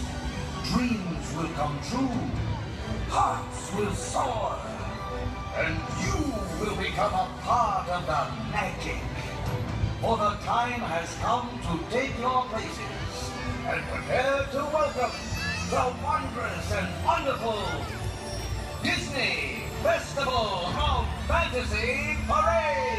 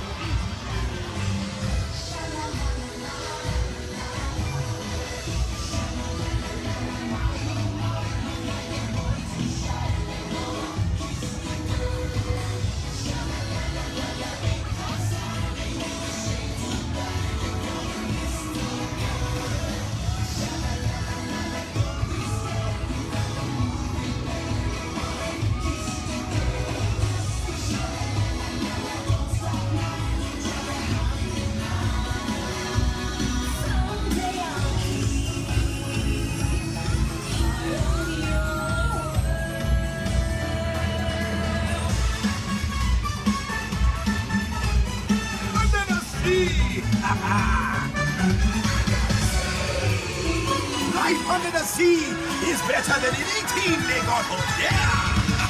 Under the sea, under the sea, with the sun.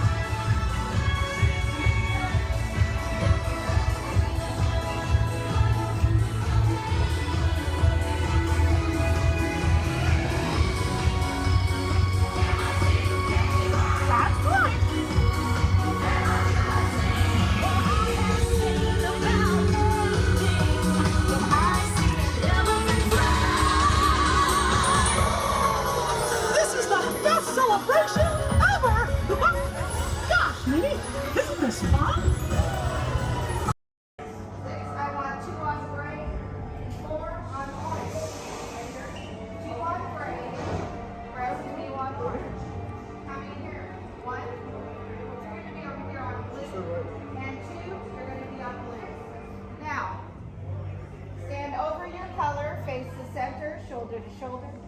Now remember the color you've been assigned: blue, red, gray, and orange. It'll be an important part of your interrogation process. You're going to need to know that color at the end of your interrogation and possible long-term motive. How many? Let me assign blue. Yeah. Quickly to the end of the hallway. How many? 4. Yes. Let me assign red. How many? 3. Let me assign gray. How many? Now, this cell door opens, I will call you in by your assigned color. And you will tell us everything.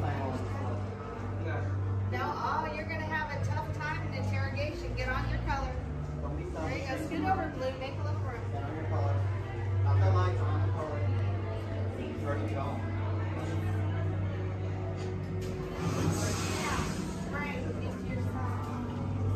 Everyone has to assign a color. Look down and memorize it. Now forget it. This was for interrogation. Please will be in trouble. Is that your only speed? Slow. Let's move it along.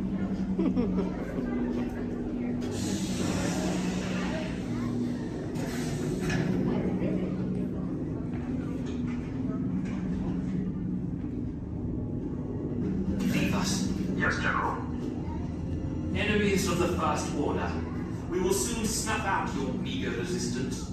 You chose the wrong side, and now you will pay. The Resistance prisoners. You have what I want. You know the location of the secret base, and I will take it from you. We are needed on the bridge. Keep the prisoners here. I will return to finish this personally.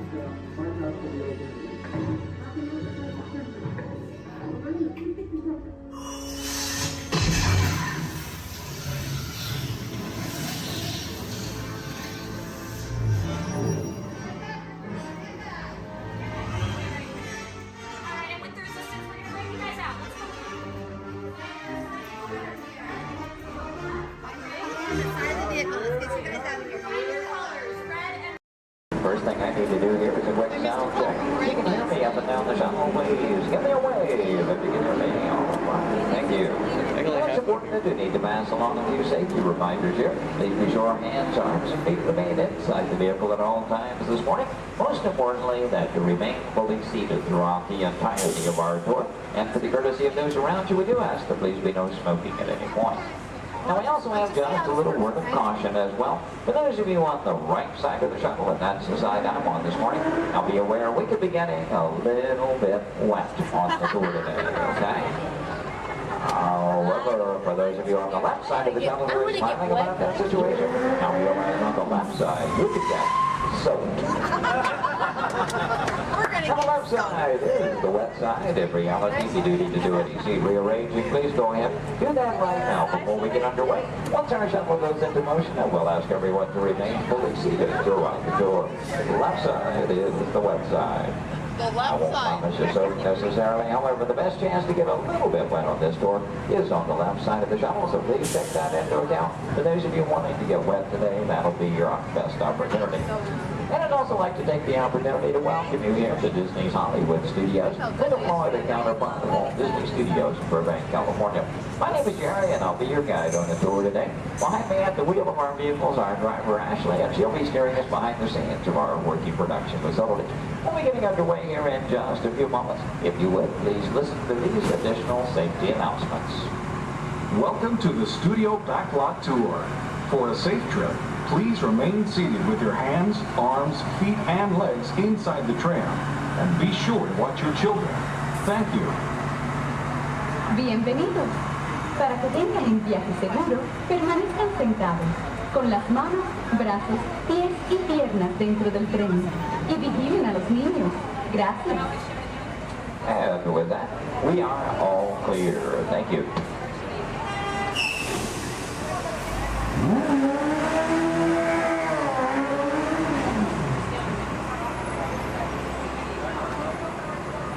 Once again, a very good morning, ladies and gentlemen. Welcome to the second portion of the Studio's Backlot Tour. Might also mention there are no photo restrictions of any type on the tour, so please feel free to shoot as much film and video as you like. Go ahead and get those cameras out and ready. Matter of fact, that first photo opportunity is coming high in the sky. Take a look up toward the front of the shuttle. As you round the corner toward the front to your left, you'll see the symbol and the landmark of our studios, our award-winning year-full tower.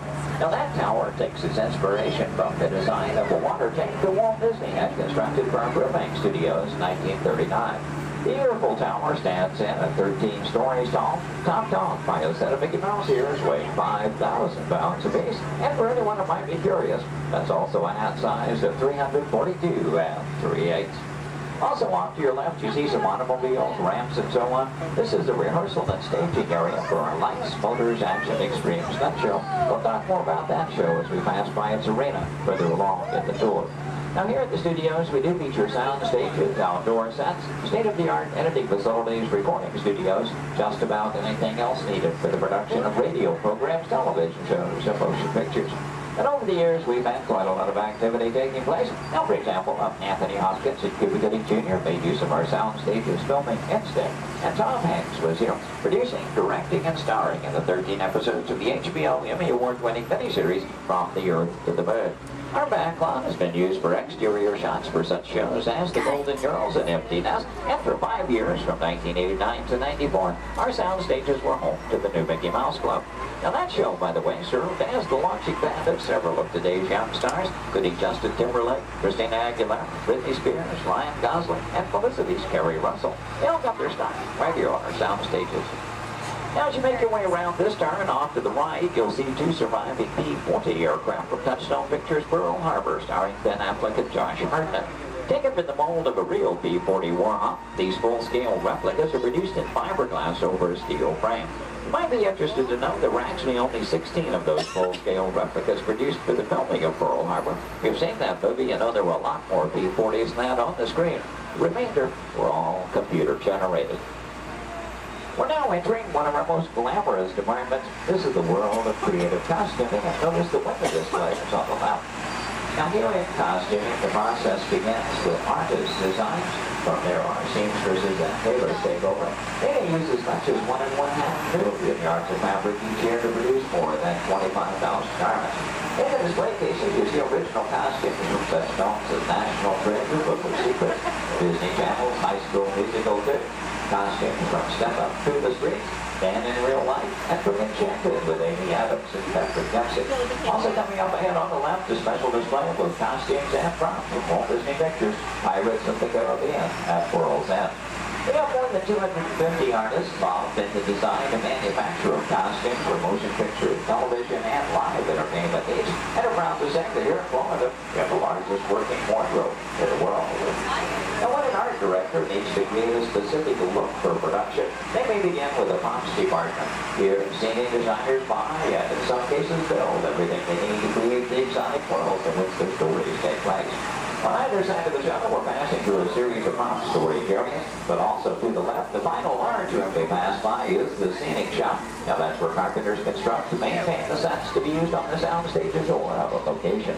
Over the years, these talented artisans have created sets for such shows as the Rosie O'Donnell Show, Wheel of Fortune, Live with Regis and Kathy Lee, and more recently Live with Regis and Kelly, all when they were here at the studios filming on location. Also off to your left, we pass by 2 set pieces from Pirates of the Caribbean, Dead Man's Chest. You may recognize those as the bone cages from that film.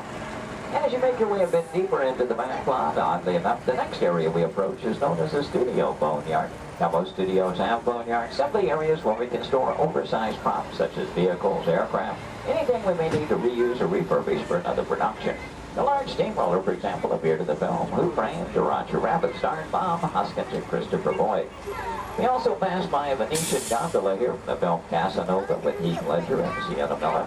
And that's followed by 2 model airplanes. Now the first of those 2, the larger, used in the filming of exterior shots for Flight Plan, which starred Jodie Foster. The second one, you may notice the wording The Jailbird on the nose from the 1997 film Con Air with Nicolas Cage and John Malkovich. The new period motorcycles on the end used by director Steven Spielberg in Indiana Jones and The Last Crusade, starring Harrison Ford and Sean Connery. Now, anytime a production team has to travel to a city or town to film on location, they have to deal with a lot of problems they have little or no control over. Things like crowds, traffic, and noise.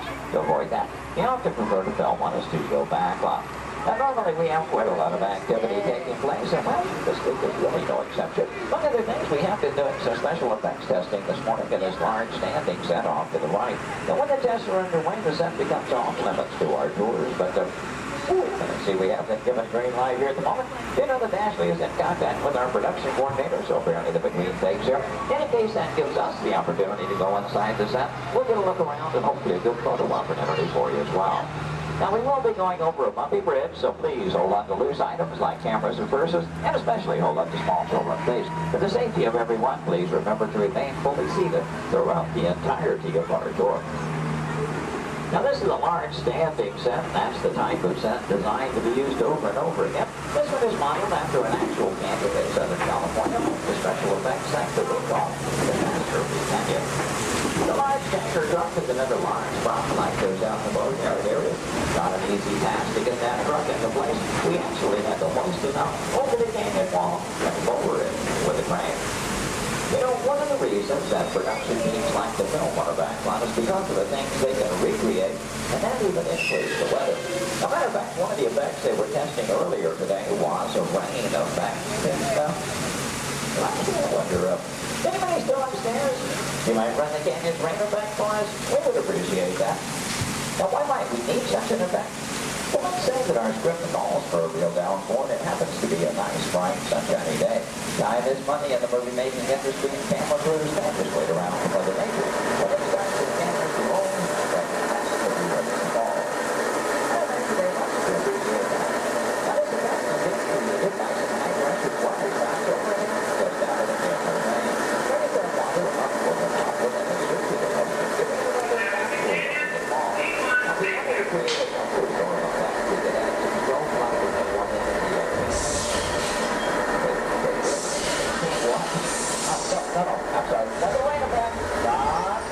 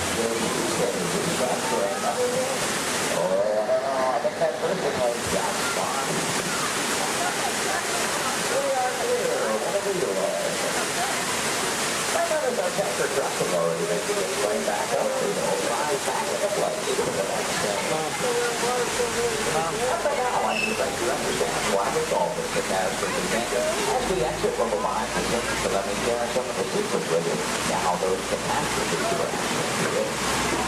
And although our canyon indicators may be used for production purposes, today's special effects show important details of that. This is how created for your enjoyment to show you how special effects created.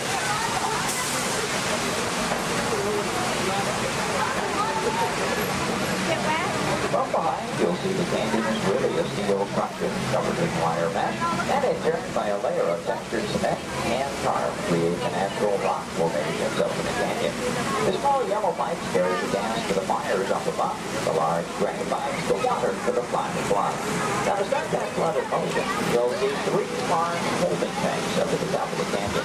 When we open the gates to those tanks, that allows 70,000 gallons of water to come running down toward our tunnel. And they have even more dramatic effect. Some of that water was blown at you by hurricanes. The earthquake effect created by large hydraulic shiver cables under the grid. The Astrophy Canyon was originally put together with the help of the Hollywood special effects team, so that what seemed to be an out-of-control disaster was really a very safe, computerized sequence of events. The entire sequence can reset in just 3.5 minutes. During that amount of time, the 70,000 gallons of water gets recycled to begin our show all over again. Now, as you make your way out from behind the canyon, take a look ahead and off to the right. You'll see a special aircraft to us here and a bit of Disney history as well. This one is not a prop, it was an actual aircraft, known in airports throughout the country simply as the 234 Mickey Mouse. Among some of its earliest assignments were to shuttle Walt Disney and his Imagineers from Los Angeles to New York for the final planning stages of the 1964 World's Fair. That's where we premiered It's a Small World. Great moments with Mr. Lincoln and the Carousel of Progress. Then during the mid-60s, Walt made use of that aircraft on scouting missions over Central Florida, seeking the ideal location for our Walt Disney World resort. Now with a little movie magic here, we'll make our way from the canyons of California to the streets of New York City, just by crossing our backlot area. As we do so, we'll also be passing by our newest attraction here on the backlot. You saw some warm-ups going on earlier. Now up ahead, the Mediterranean Village set in the large grandstand is a site of Lights, Motors, Action Extreme Stunt Show. That show is based on one of our most popular attractions in Walt Disney Studios Park in Paris, France. Lights, Motors, Action takes you behind the scenes. We show you how we create vehicle action stunts for the movies. Now you feel like you're right here on our set as the film crew shoots a series of highly orchestrated stunts using custom-designed vehicles and carefully controlled pyrotechnics. The resulting footage has been edited, mixed with visual effects and audio effects. We show you how we create a dramatic action sequence on film. To make that all possible, we worked with some of the world's top stunt directors and designed some high-performance vehicles capable of some pretty evasive maneuvers. Now this show involves automobiles, motorcycles, and jet skis. All in all, a very exciting adventure here. Do check your showtime guides. There are 3 performances scheduled today. The first one is at 11:50 this morning, just a little over 30 minutes from now. One at 2:45 this afternoon, and the final show of the day at 5:30 this afternoon. So, if you've ever wondered how they create vehicular stunts for the movies, try to work one of those shows into your schedule today. Now, they will start loading that show again 30 minutes before those scheduled showtimes. Off to the left, we'll pass by another series of props. Miniature cattle cars, small Jeep, both unique props from the filming of Mighty Joe Young. The Acme Waste Disposal truck from the live-action version of 101 Dalmatians, and the large silver space pod from the 1986 Disney film, Flight of the Navigator. Star Wars fans may recognize the sand skip from Return of the Jedi. The bright yellow submersible and mini helicopter both appeared in the Life Aquatic with Steve Zissou, which starred Bill Murray. This version of the Love Bug is Demolition Derby Herbie, currently appearing in Herbie Fully Loaded. And at the end of the grouping of vehicles, the large red space pod made its appearance in The Hitchhiker's Guide to the Galaxy. Now, from the opposite side, you may notice that we're still circling around our Lights, Motors action set. Does in fact take up about 8 acres here on our backlot, premiered here on May 5th, 2005. Might also notice it looks very different from this side. From the opposite view, you were seeing all of the detailing of that Mediterranean village. And that, of course, was the audience or the camera's point of view. From this side, simply the steel structures that keep our backlot standing. We're only going to build what that camera needs to see.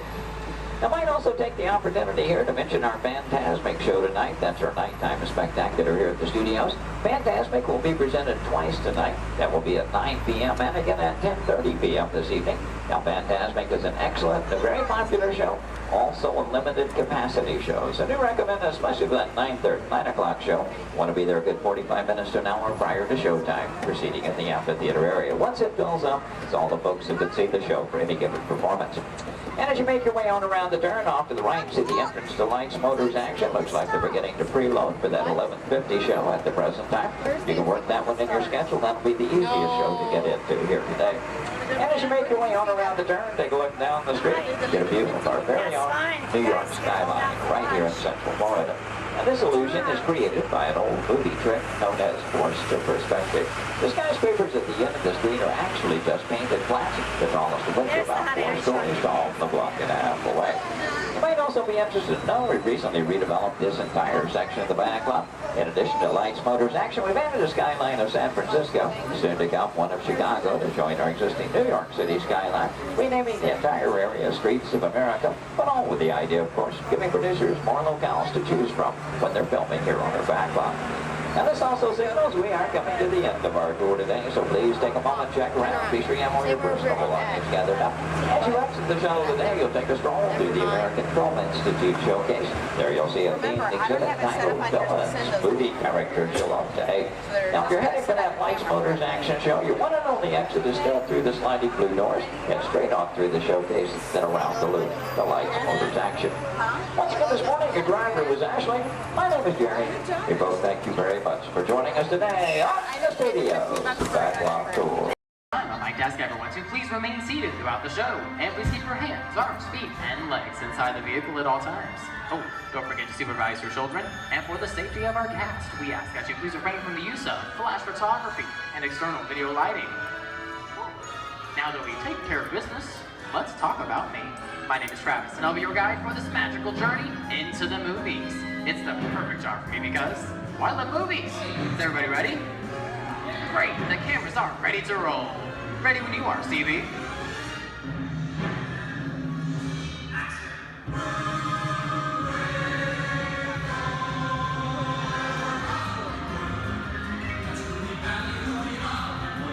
And we are rolling.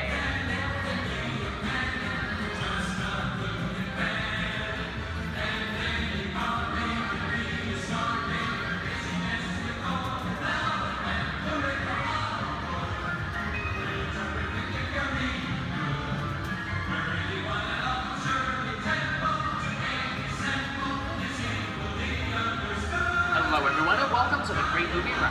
Once again, my name is Travis, and on behalf of Disney's Hollywood Studios and Turner Classic Movies, please welcome our host for this one-of-a-kind tour, Robert Osborne. Thank you. Hooray for Hollywood indeed. What better way to start our journey? From the Old West to the rooftops of London and along the Yellow Brick Road, there really is no place like the movies. One of Hollywood's significant contributions to the world of film were great musicals. This scene is from one of my favorites, the 1933 Busby Berkeley spectacular, Footlight Parade.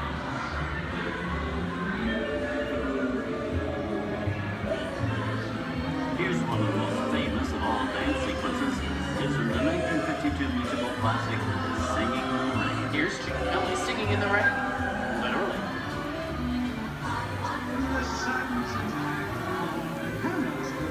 Here's one of the quintessential Disney musicals, Mary Poppins, starring Julie Andrews and Dick Van Dyke. This classic earned 13 Academy Award nominations. I love this song. Sing along.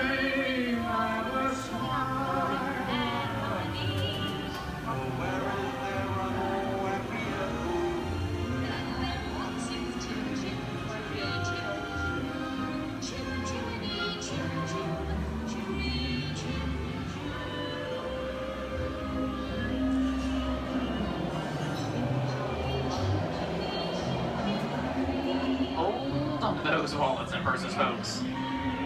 This doesn't look like a very good neighborhood. Here's the birthplace of the gangster film, the seedy underbelly of Chicago from The Public Enemy, starring James Cagney.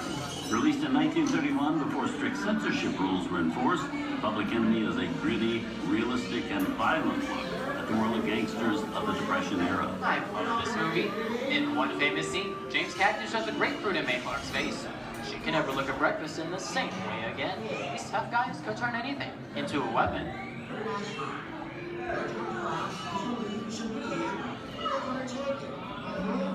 You're going to kick in with the dog. If you don't, somebody's going to drop by here and take your teeth out one at a time. And me? I get you. Now eat it. Tough guy,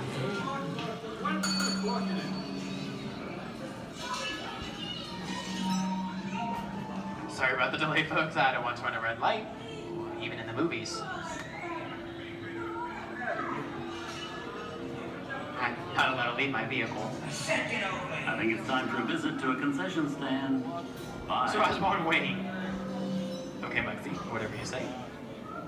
Hey, how'd you know my name anyway?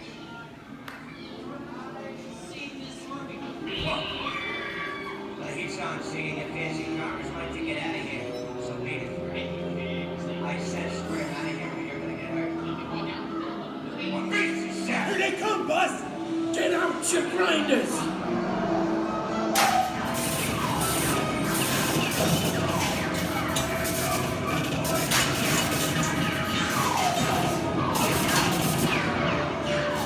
I'm hit! Hey, I'm hit! Foxy! They got spin! Foxy! Foxy! Where's his head? His head!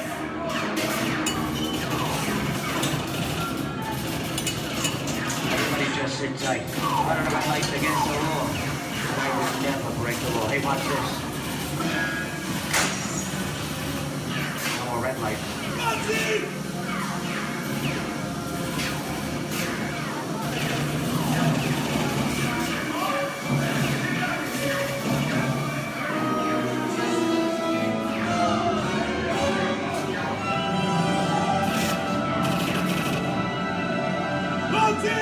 Come back, you rat!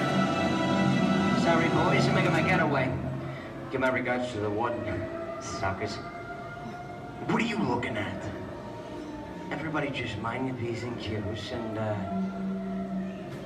maybe you won't get hurt. Oh. This must be the west side of town, huh? Western films depict the legendary American wild frontier, where cowboys and their loyal steeds maintain order in towns against the untamable wilderness. John Wayne and Clint Eastwood are two of the iconic stars who epitomize this ideal of the stoic gunslinger.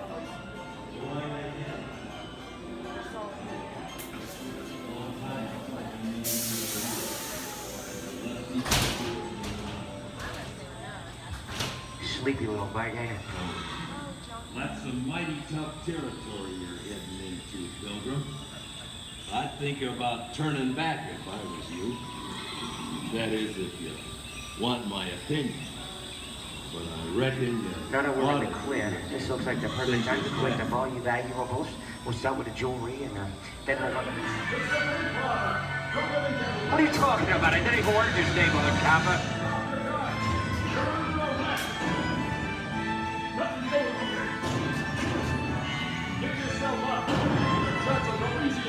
This is nuts. Nuts for this. Look at it this way. Hey, what is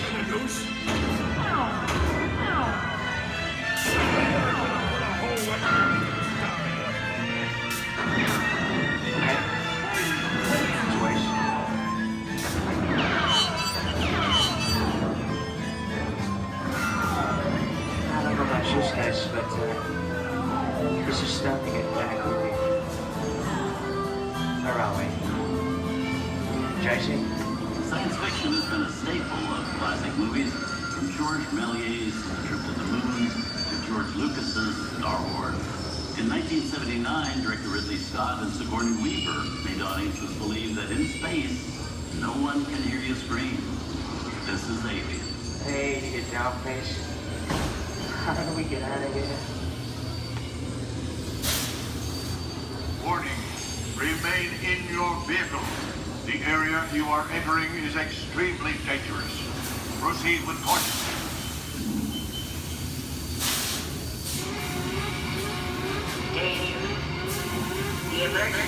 Self-destruct system is now activated. Ship will detonate in T-10 seconds. The option to override automatic detonation expires in T-5 seconds. What is that thing?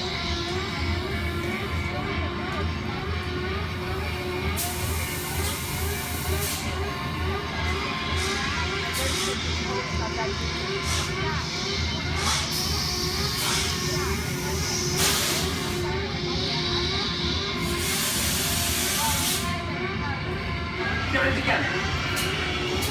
I'm getting out of here. That's enough creepy crawly things for one day, right? Wrong.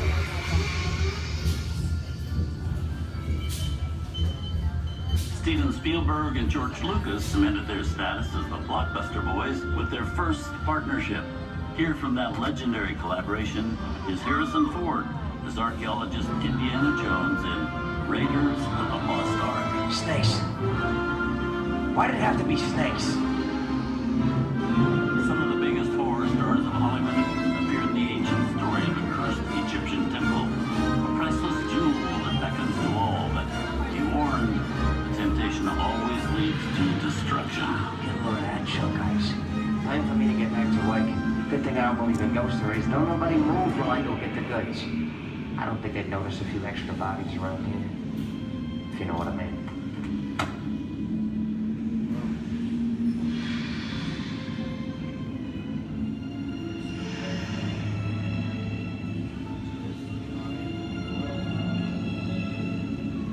I've seen enough movies to know that you really shouldn't even think about trying to steal a jewel.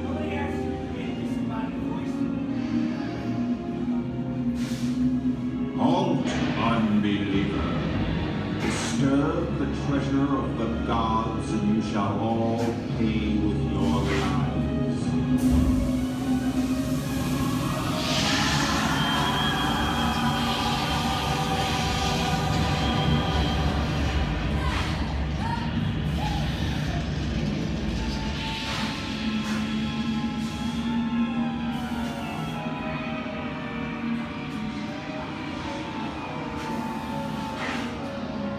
Not bad for my first movie, huh? The twist ending.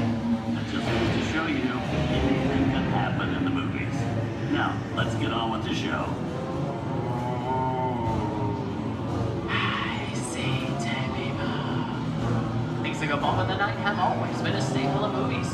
One of the first horror films was a silent short featuring a dancing skeleton, written by the Lumiere brothers in 1897. Both audiences and filmmakers were really interested in the cop, but there was no horror was used to describe a film until the 1930s. Wow, it's really a jungle out there. Where are we? This is the jungle home of one of the most famous movie characters of them all, Tarzan. The movie's most popular Tarzan is undoubtedly Johnny Weissmuller, who's run through 12 films as the King of the Jungle. Over there is Reno Sullivan as Jay, and Tarzan's sidekick Cheetah, who was portrayed by over a dozen chimpanzee actors over the years.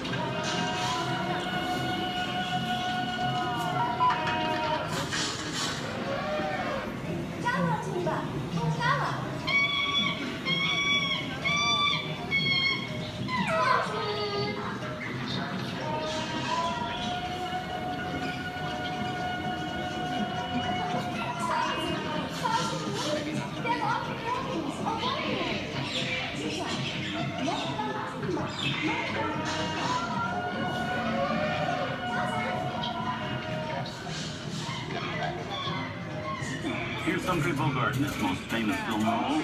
In 1942, Logie finally got to spread his wings and romance the beautiful Ingrid Bergman in Casablanca. Well, to hang up that it be noble, it doesn't take much to see that the powers of 3 little people don't amount to a hill of beans in this crazy world. Someday you'll understand that.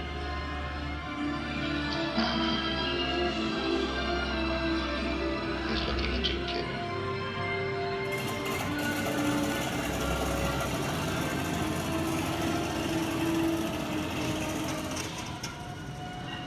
Inside of us, we both know you belong to Victor. It was work the thing that keeps you going. That thing you around, you're not with it. And now, One of the most famous movie stars in one of his greatest roles, Mickey Mouse, is the Sorcerer's Apprentice in Fantasia. When the film came out in 1940, Walt Disney promised to add new musical sequences in the future. His Andy Roy kept that promise 60 years later with the release of Fantasia 2000.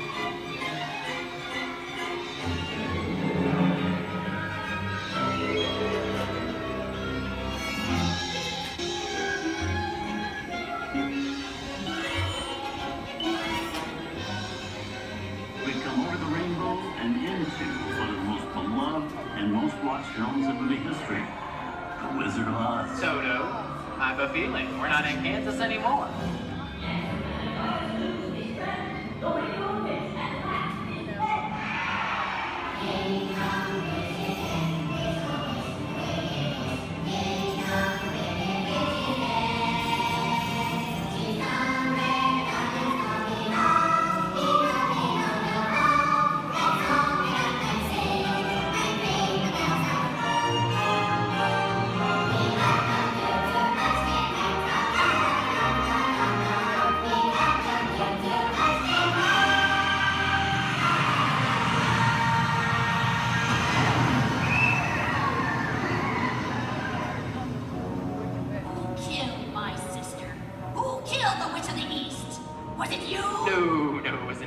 I didn't mean to kill anybody. Well, my little pretty, I can cause accidents too. Oh, rubbish. You have no power here. Now be gone before somebody drops a house on you, too.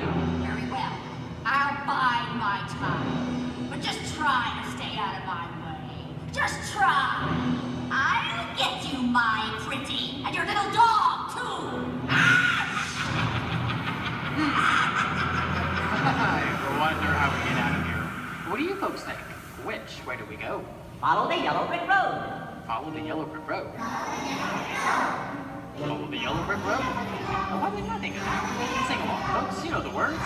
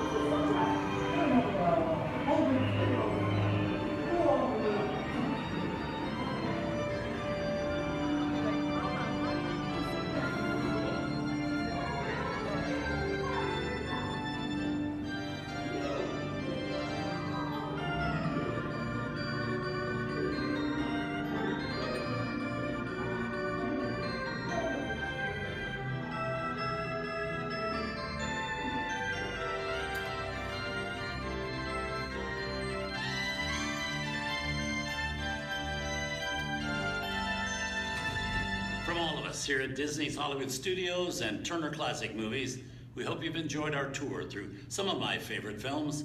But remember, there are many more adventures waiting for you every day on TCM.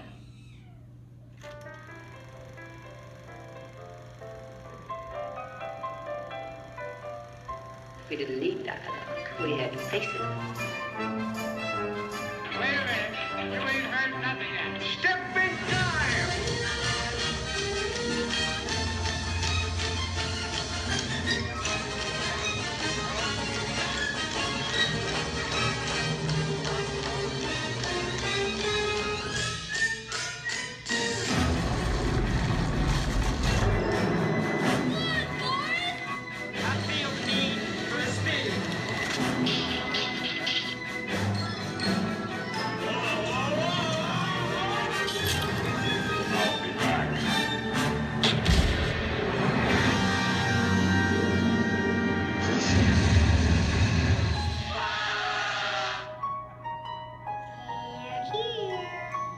Start believing in ghost stories, Miss Turner.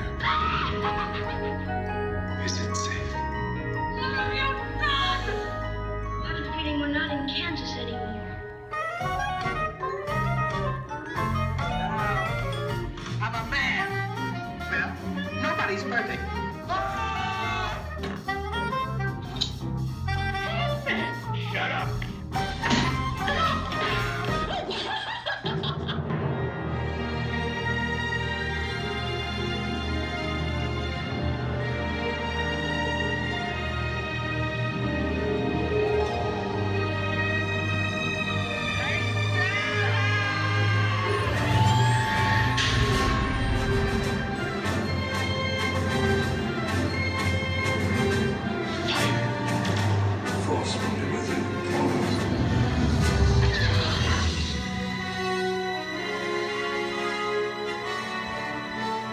I am an awfully Captain Field.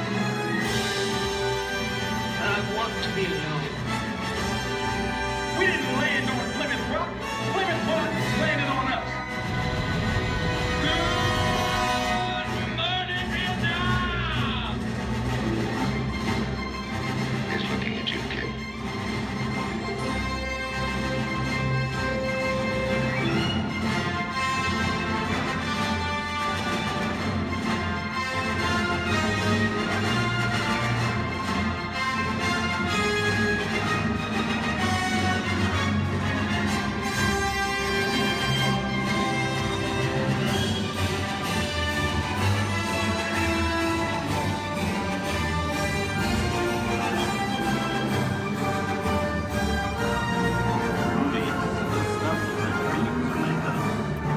Enjoyed our ultimate celebration of classic movies, and remember, you can find many more beloved stories and legendary stars on Turner Classic Movies. On behalf of Disney's Hollywood Studios and Turner Classic Movies, we'd like to thank you for joining us on the Great Movie Ride. Now please remain seated until the vehicle comes to a complete stop. Please take small children by the hand and gather your personal belongings. And once these doors have opened, rise dramatically to your feet and make a frantic exit towards the rear of the vehicle. Oh, and one more thing. When I yell action, don't forget the thunder is the law for yours truly. Okay, quick, everybody. And action! Thank you. Have a wonderful afternoon at Disney's Hollywood Studios.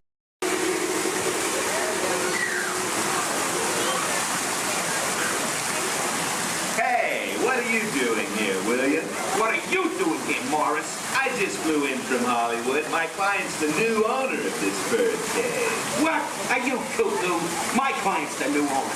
Disney gave me an exclusive. Co-exclusive. Didn't read your contract. I gave it a bird's eye glance. And you call yourself a talent agent? I negotiated my tail feathers off for this deal. Well, my client does not share credit. He's a very big bird. Your client is Big Bird? Not Big Bird, a big bird, you bird brain. Well, your dim little star is now half owner of the Enchanted Tiki Room with my superstar. Think again, Chickie babe. Stop grousing. Just look at these paying customers waiting to get in. Did you say paying? As in money. As in 10%? Hey, who am I to go against the status quo? Sorry to interrupt, but I would like to inform our guests about tonight's show that will be starting soon. In this regional store will be opening a new entrance to a room of joyous song and splendor. Here at the Enchanted Tiki Room. Mahalo. Wait, our clients are not here. Maybe they hit traffic. Don't say that. Sorry. Anyway, babe, I gotta fly this coop and migrate back to Hollywood. My birds will call your birds. We'll do lunch. What's the rush? I'm about to sign Donald Duck. Oh, yeah? Big deal, you hockey puck. I've got the mighty ducks in the wing. You do not. Do too. Do not. Do too. Not. Too. Not. Toe. Not. Toe. You don't. Come Leave me on. alone, you toe. Oh, come on, will you? Toe, not go, yeah. Level with me. Put the bubble between the lines. Away, You go go away. ahead. Oh. Go away.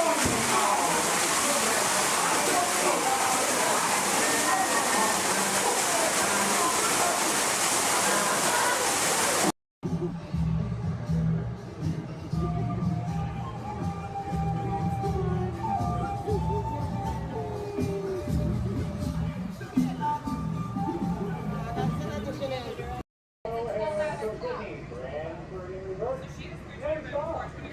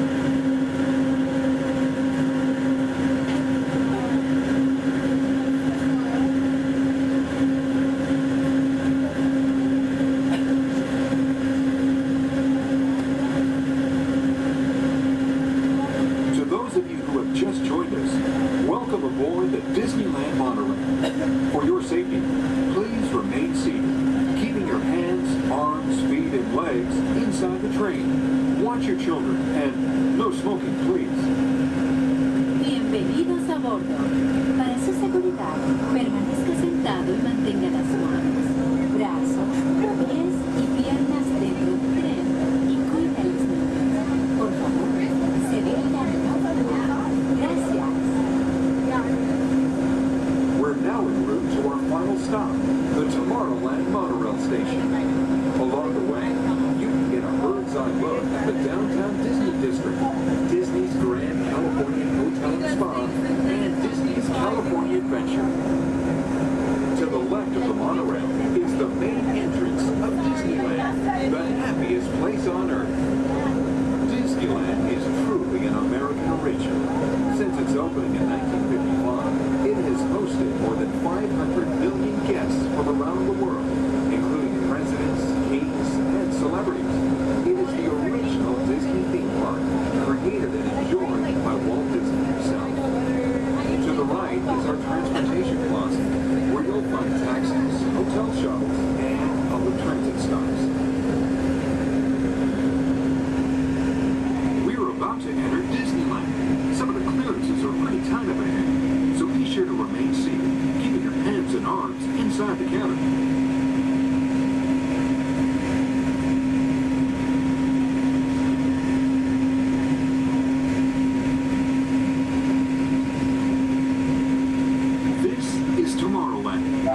Inspired by science fact and fantasy. Directly below us is the Submarine Lagoon, where you can dive into an exciting underwater adventure aboard the Finding Nemo submarine voyage. Across the way are the icy peaks of Matterhorn Mountain, home of the world's most famous bobsled run. And beneath us are the roadways of the Utopia, where drivers of all ages can ride the road to tomorrow. As we cruise over Tomorrowland, our pilot would like to share a few program reminders. Hello everyone, welcome aboard Monorail Red. For your enjoyment, this land park will remain open until 9 p.m. tonight. The park's hours has been extended to 9 p.m. Our last monorail tonight will be at 9 p.m.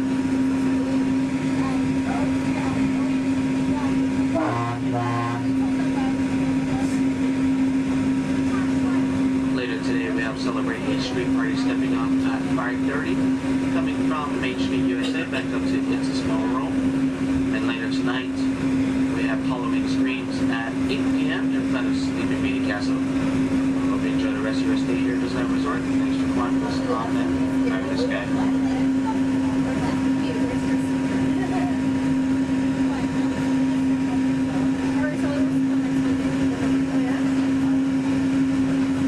Just ahead and to the right of the train are the sparkling gold spires of one of Disney's most beloved attractions, It's a Small World. Beyond it is the wacky world of Disney's classic cartoon characters, Mickey's Toontown. We're now riding alongside the happiest kingdom of them all, Fantasyland, home to Pinocchio, Snow White, Peter Pan, and other storybook characters. Last time I went, one of the guys got really close with the little boys right here. It freaked me out, and I hit him, and I was like over it. I'm doing like, I haven't gone tonight. I think we'll let them know that. We're now approaching the Tomorrowland monorail station, our final destination. Please remain seated until the monorail comes to a complete stop. Then, collect your belongings, watch your head, and step carefully from the train. On behalf of all of our crew, thanks for traveling with us, and we hope you'll have a happy and memorable visit here at Disneyland. This is the Tomorrowland monorail station.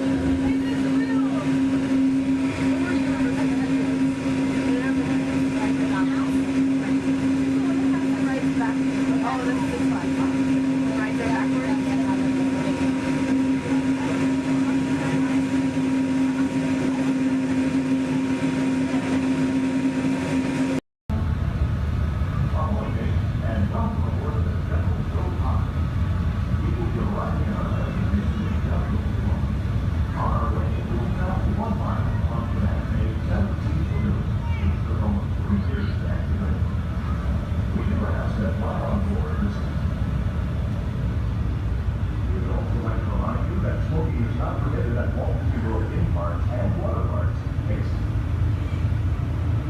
Book your house now or ask a cast member for the location of designated smoking areas. Once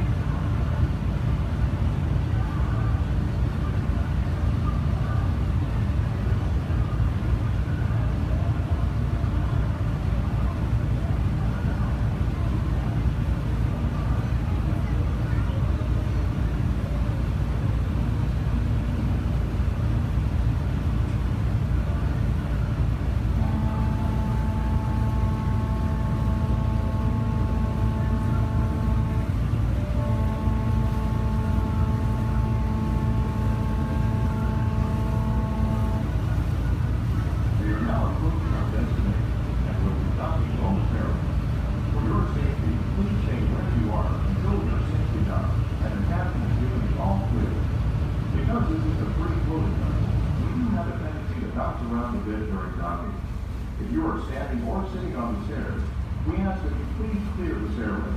Everyone else, please remain where you are until we've completed our docking. Once again, please clear the stairway. You will be given an all clear when it is safe to travel stairs and go ashore. Por favor, manténganse alejados de las escaleras.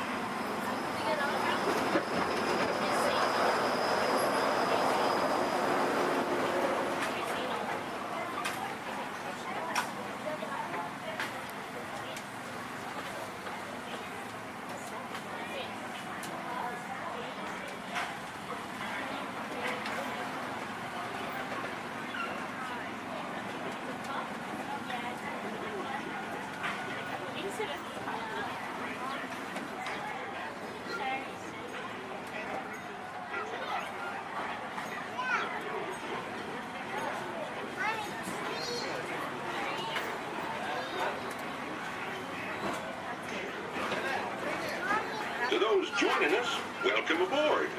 The next leg of our journey will take us along the rim of the Grand Canyon. It's a mighty long drop to the canyon floor. Okay, ladies and gentlemen, friendly reminder, no flash pictures. And legs inside the train. Be sure to watch your kids and no flash pictures, please. Para su seguridad, permanezca sentado y mantenga las manos, brazos, pies y piernas dentro del tren y cuide a los pequeños. Por favor, no tome fotografías con flash.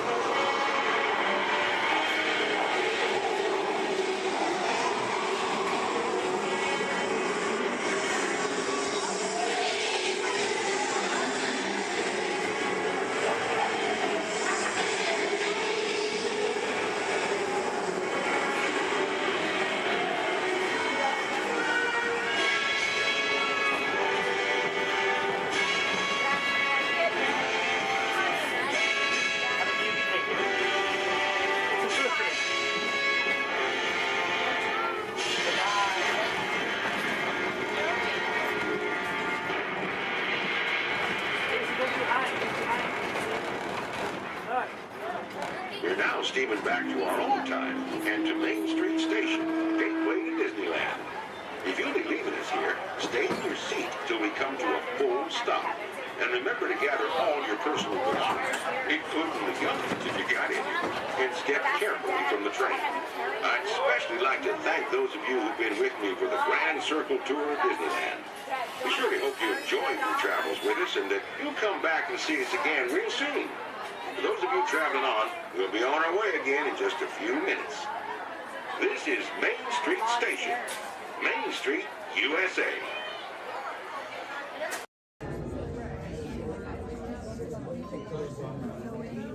Hello, and welcome to Storage. My name is Patrick, and I'll be your chief flight attendant today.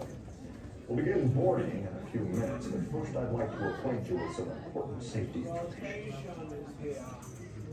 When the doors to your flight open, please take a seat and store all carry-on items in the underseat compartment. This includes cameras, purses, hats, and of course, these little dudes. Next, fasten your seatbelts, inserting them into the buckle on your left. If smaller aviators don't measure up to the height indicator on the seat, just put the belt through the loop in the center strap before buckling.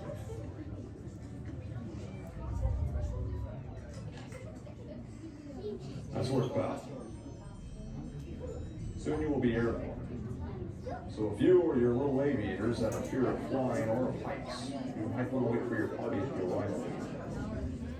Okay, let's review. That is seatbelt, carry-on items, safety strap, fear of heights, keep your hands and arms inside at all times. Anything else?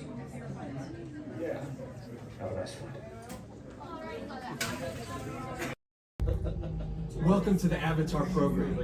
Soon, you're going to have a chance to undertake an amazing Na'vi rite of passage, flying on the back of this powerful animal called an Ikra, or as we call it, a Banshee. The way you're going to do this is by being matched to something called an avatar. And I'm here to help you guys get ready. But first, we have to scan you for Pandoran microparasites. Alright everyone, stay on your number and move your arms a bit.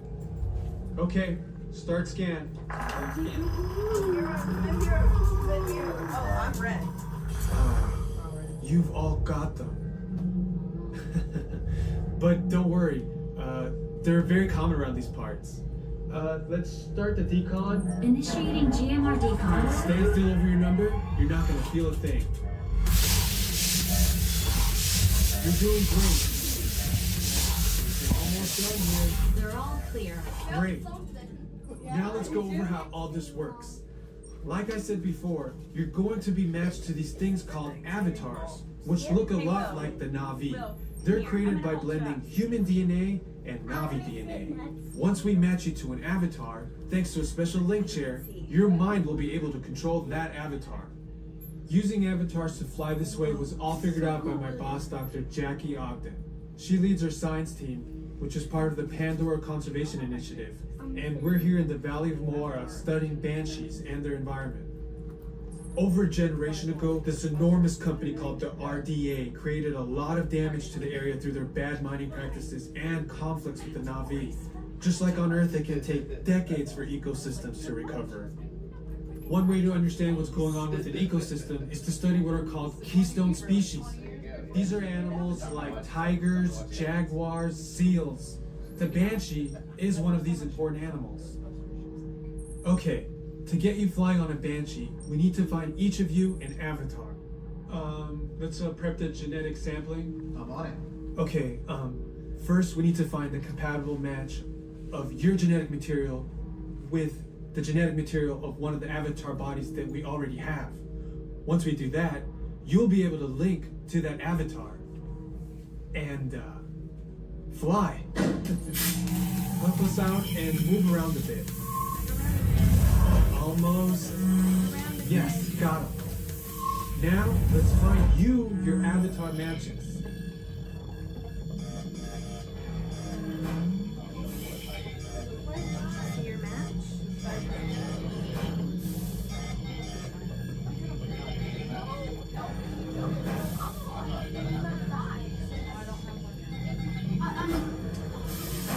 All right, you've all been matched with avatars. Looks like they're ready for you in the next room. When the door opens, please go inside, all the way in, and stand over the same number that you're standing over now. And I'll see you in there. I'll be for him. Welcome home.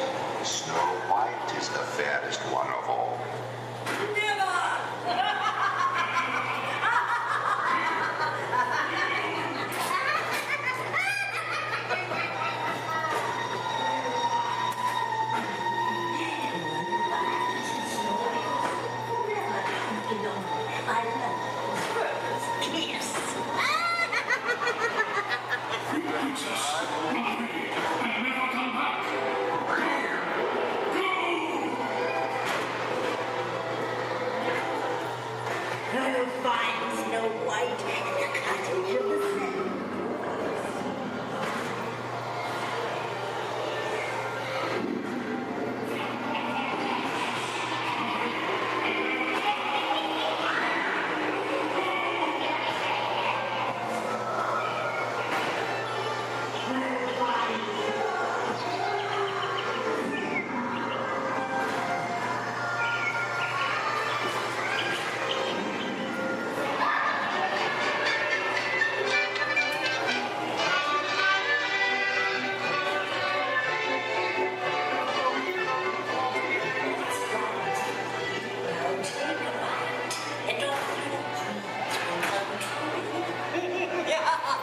No, I'm the fifth one. It's the cricket wing, the cricket queen.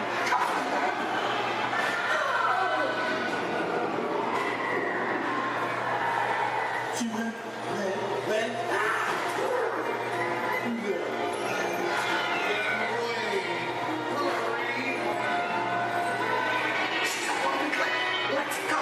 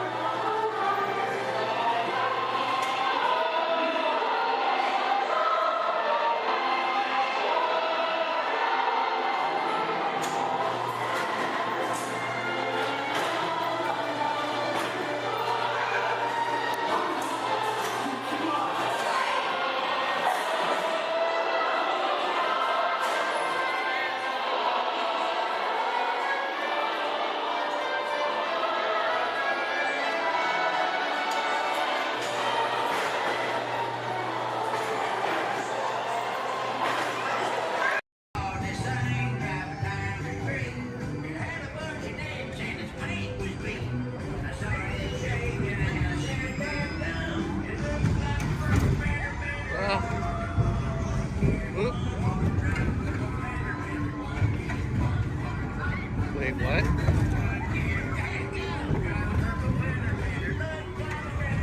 What?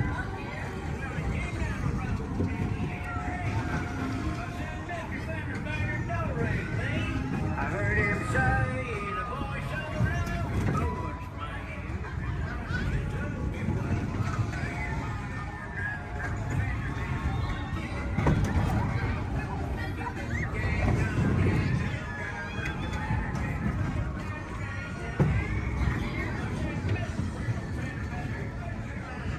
What?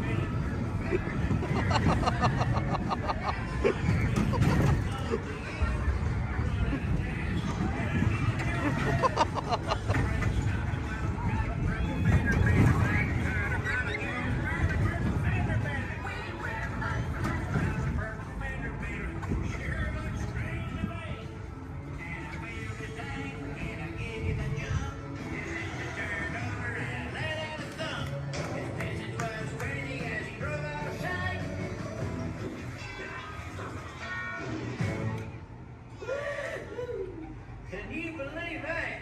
All right, grab all your junk and keep an eye out for that purple fender bender. The eye chart to test your vision. Now, all together, if you would please read line 3. With F-I-G-M-E-N-T, you can see things differently. Sure, you can see with your eyes, but imagine what you could see if you used your imagination. Follow the bouncing figment. One spark of light can light your fancy. Your mind sees more than what your eyes see. Your sense of sight can make your fancy fly. There's more to sight than meets the eye.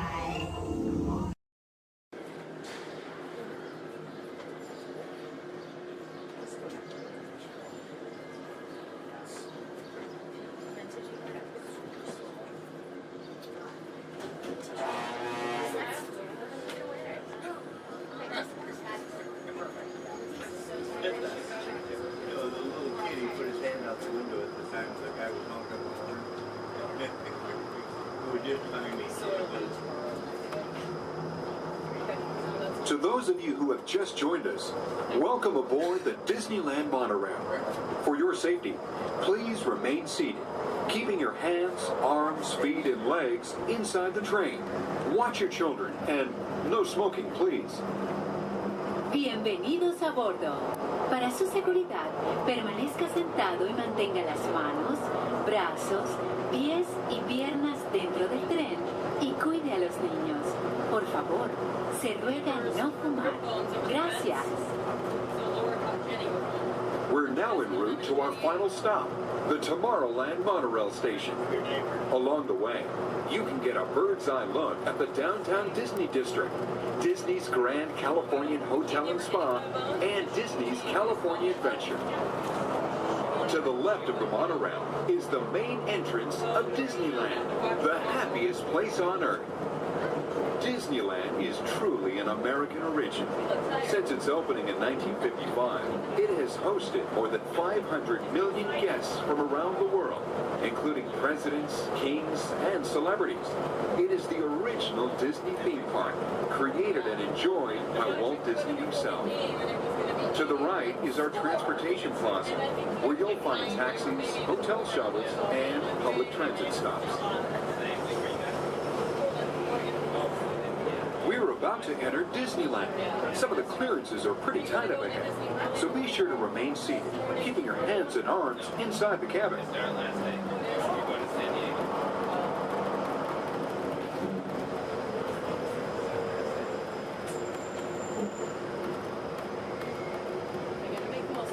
This is Tomorrowland, a land inspired by science fact and fantasy.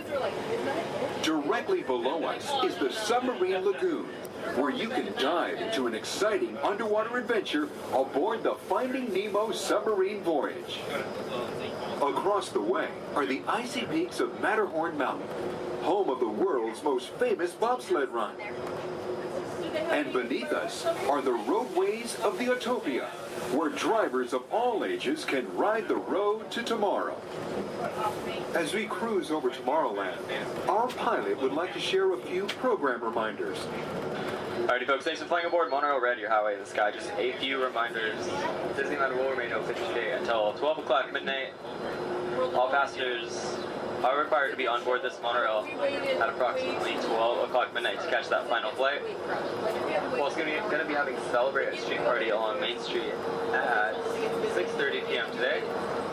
Fantastic along the Rivers of America at 9:05 and 10:30 p.m. and then Magical, our fireworks spectacular, at approximately 9:30 p.m. So once again, for all passengers wishing to exit Disneyland via the monorail, please remember that the last flight will be at approximately 12 o'clock midnight. We thank you for flying aboard your highway in the sky and enjoy the rest of your stay here at Disneyland. Thank you.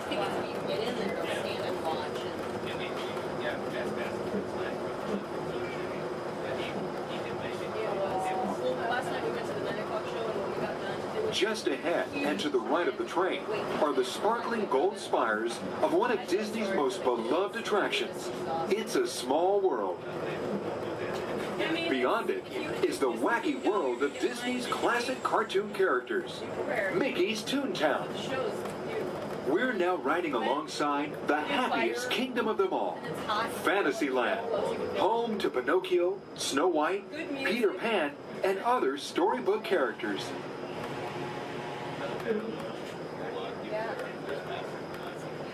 Yeah, it's brand new. Supposedly it said it's we're gonna try it, but so many people interested in it, it's so popular, I'm sure that We're now approaching the Tomorrowland monorail station, our final destination. Please remain seated until the monorail comes to a complete stop. Then, collect your belongings, watch your head, and step carefully from the train. On behalf of all of our crew, thanks for traveling with us, and we hope you'll have a happy and memorable visit here at Disneyland. This is the Tomorrowland monorail station.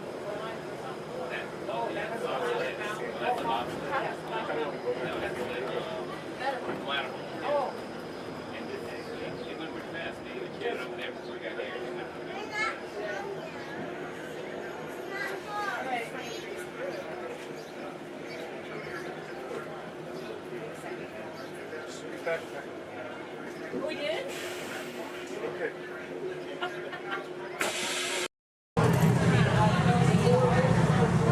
Hello. If you are new to the area, the Monstropolis Chamber of Commerce would like to welcome you. While you're in town, be sure... We interrupt this program for a special report. A child is on the loose in Monstropolis. A human child!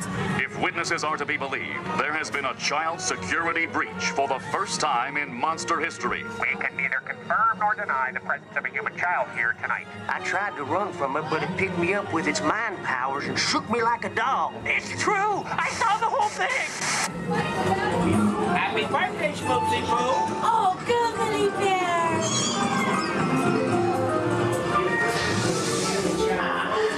Telepathic control.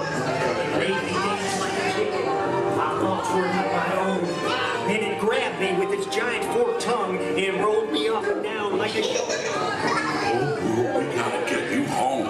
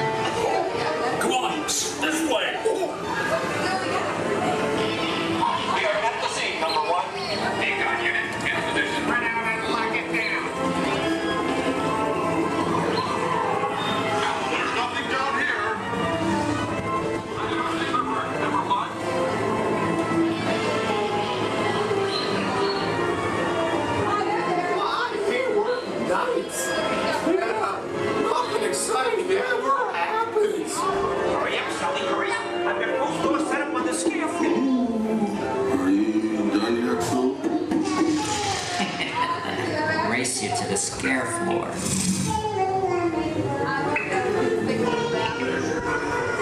almost there.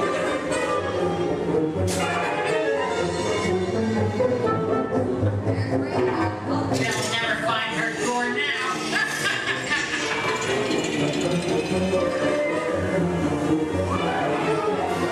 Oh, there's your door. We're almost there, kiddo. Not so fast, Sullivan. They'll never get her home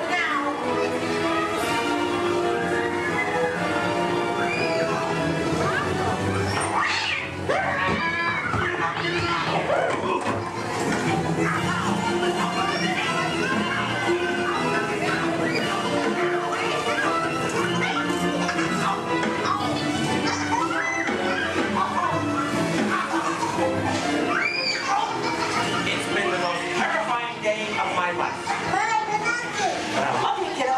Good night. Kitty's gotta go now. Sleep tight.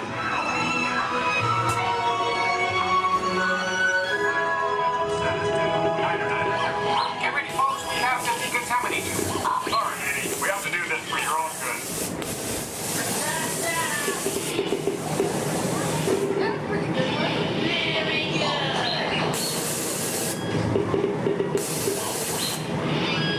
Sorry, sir. You're not my type. Yeah. We can either confirm Stop making good ones of me. I'm not that kind of girl. Progress and reported to the scene where we immediately staring at me. We spread out and locked it down. Hey, you left the lens cap on. That's getting... Your stunned silence is very reassuring. Duh. Ta-ta. In 1923, a young man from the American Midwest, along with his older brother Roy, started a cartoon studio in the back rooms of a small real estate office in Hollywood, California. This was the small beginning of a family entertainment company that would create unforgettable stories, characters that become beloved friends, wondrous experiences, and music that has become the soundtrack of our lives.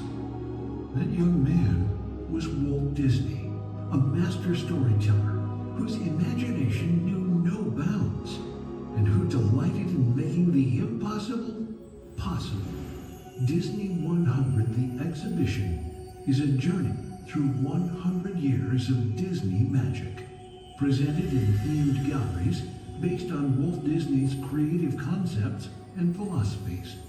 These include storytelling, creating believable characters, the spirit of adventure and discovery, the magic of sound and music, the world around us, real and imagined, curiosity, imagination, and technological innovation, the worldwide wonder of the Disney parks, and an everlasting sense of optimism about the future.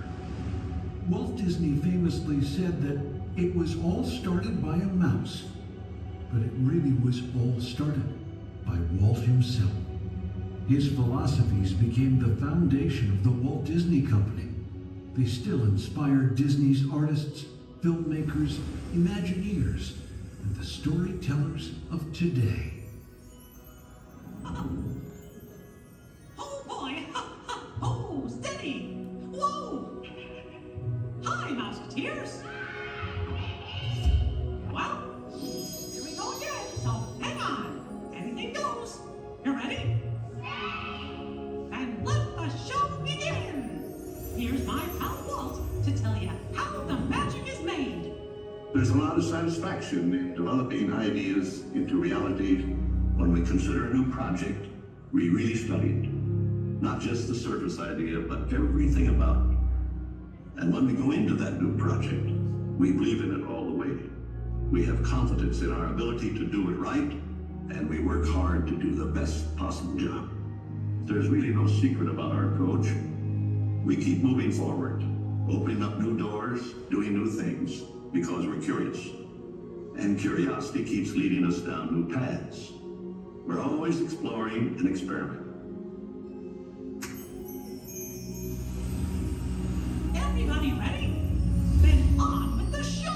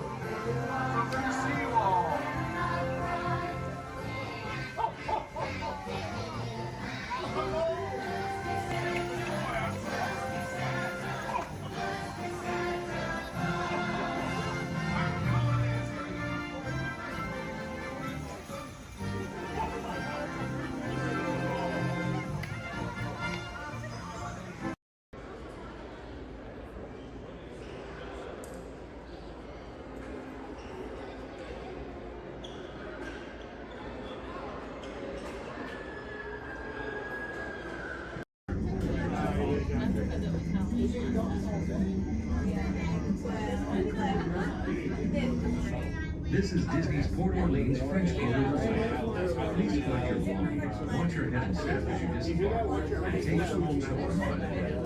Thanks for riding with us, and welcome home.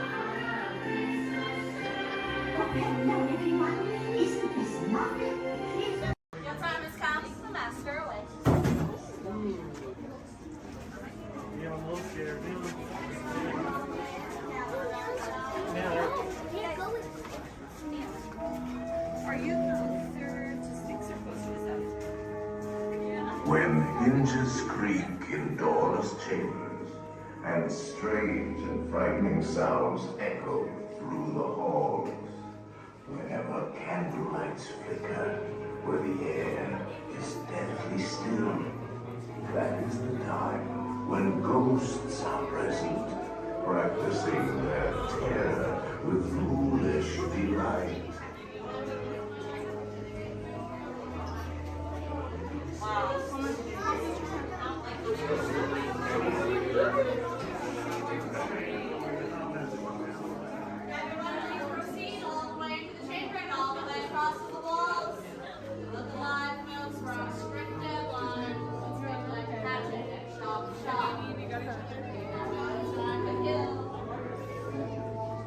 Welcome, foolish mortals, to the haunted mansion. I am your host, your ghost host.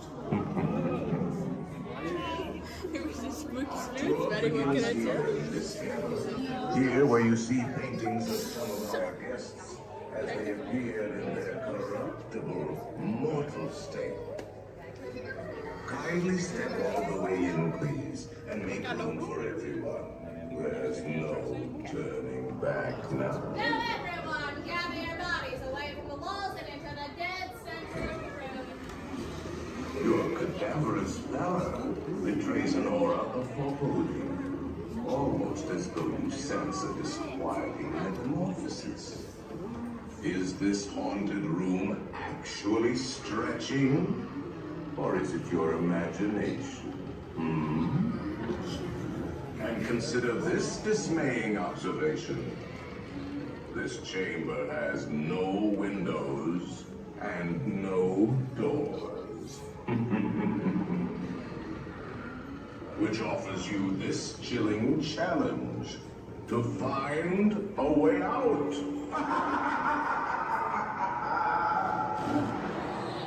Of course, there's always my way.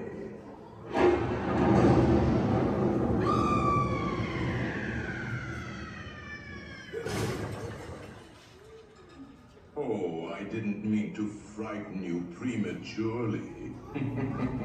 The real chills come later. Now, as they say, look alive, and we'll continue on. And let's all stay together, please.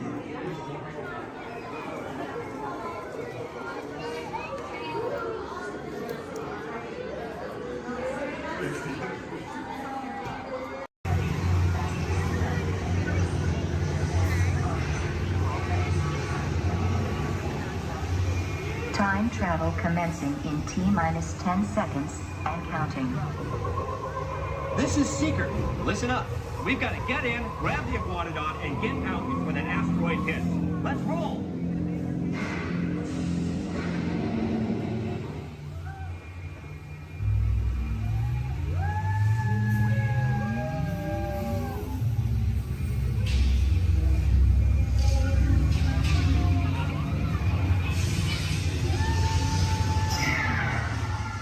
Okay, now, let's go get that dino.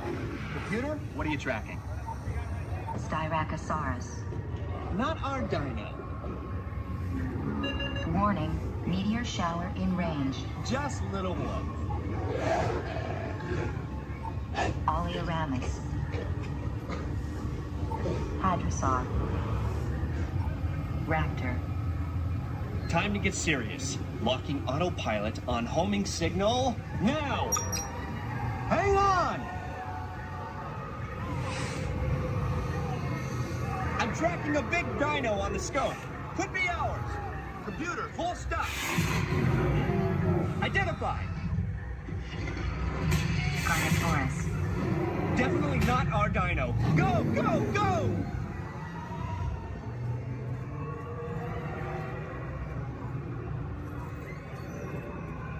Another big guy coming up. Computer. Slow and identified. Sauropod. Still not our dino, but at least this one's a vegetarian.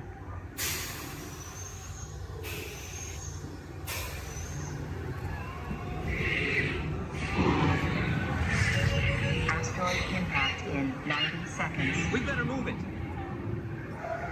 Pterodactyl. Incoming!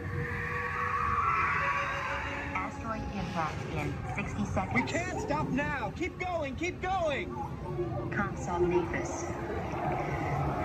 Computer, what's happening? Loss of traction. Four-wheel drive, move it! Warning, meteor strike. Evasive maneuver! Left! Right! Left! Right! That was close. Computer, now what? Carnotaurus. That's it! Abort mission! Abort! Abort! Iguanodon. Forget it! Get them out now! Asteroid impact. Brace yourself! This is it! They're not gonna make it! They're not gonna make it! Mission accomplished. You made it! I knew you would, and guess who made it back with you? I better find him before security does. Thanks for everything!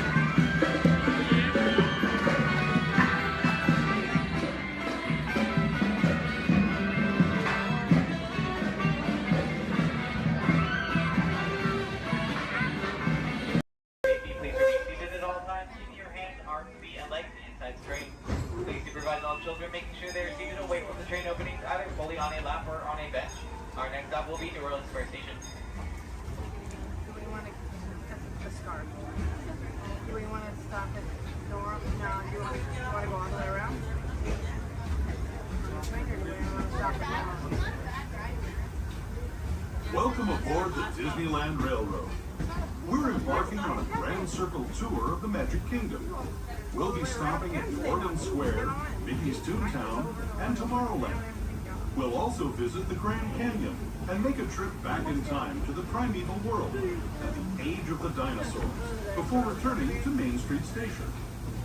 As we begin our journey, remember that for a safe trip, you need to stay seated, keeping your hands, arms, feet, and legs inside the train. And please watch your children. Bienvenidos a bordo del Disneyland Railroad. Para su seguridad, permanezca sentado y mantenga las manos, brazos, pies y piernas dentro del tren y cuide a los pequeños. Gracias. Our first stop is New Orleans Square Station. But to get there, we need to pass through the wilds of Adventureland. It may seem peaceful through here, but trust me, it's a real jungle out there. Literally. So be on the lookout.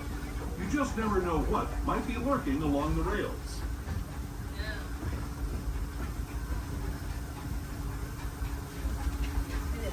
Just ahead is New Orleans Square Station. This station also serves Frontierland and Critter Country. If you'll be leaving us here, please remain seated until the train comes to a complete stop. And watch your step as you're getting on. For those of you continuing on with us, we'll be resuming our trip in just a moment. This is New Orleans Square Station. New Orleans Square. As you make your way to New Orleans Square Station, please remain fully seated until the train has come to a full and complete stop. This will be your stop for attractions such as Pirates of the Caribbean, Indiana Jones Adventure, Jungle Cruise, the many adventures of Winnie the Pooh, Splash Mountain, and Haunted Mansion Holiday.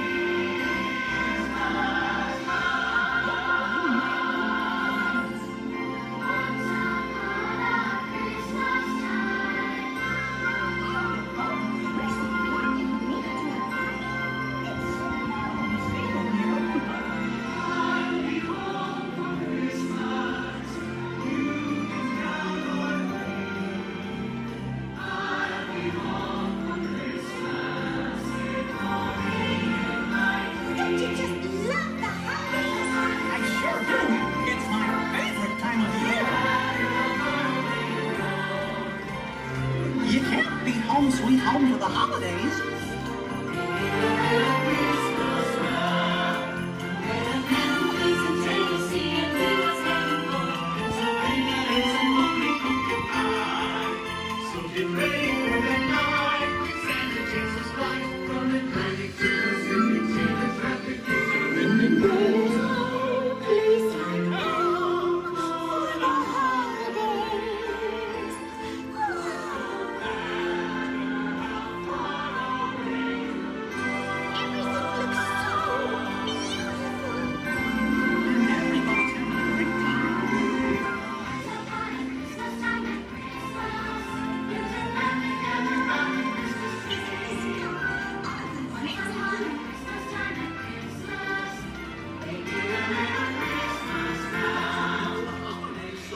Everybody's to let us know what we need to get done back on the road. Spoiler alert, 9 times out of 10, it's either bodywork or a transmission. Guys, spread on over to this side, left side, left side. People on the left side, step forward, step on up, make a friend. Everybody here looks freshly laundered, okay? You'll be fine. Come on in, right this way, everybody. Keep on coming, folks in the hallway. Let's go. I don't want to see anybody end up working on the transmission that doesn't know what they're doing. Come on in. Hey, oh, look at that. There's Mia. What's up, Mia? Hey, Pat. I see our partygoers have arrived. Yeah, they're still coming in, but say hey, everybody. Hey. I'm Mia, Dom's sister. Well, another race just wrapped, and it looks like my brother with another car for his collection. Anybody surprised? Honestly, I don't know why anybody challenges him. Mia. Well, we're meeting up at Sullivan's Garage for the after party, and while Tej works on your rides, you guys enjoy the break room. My brother calls this the family room. Oh, here we go. Dom says he doesn't have friends, he has a Family. And the faces you see on these walls are our Family. When I'm in this room, I feel like we're all Family. So, welcome to our family. There it is. It's a thing around here. Hey, Tej, how's that Matthew McConaughey impression? All right. What's up, Mia?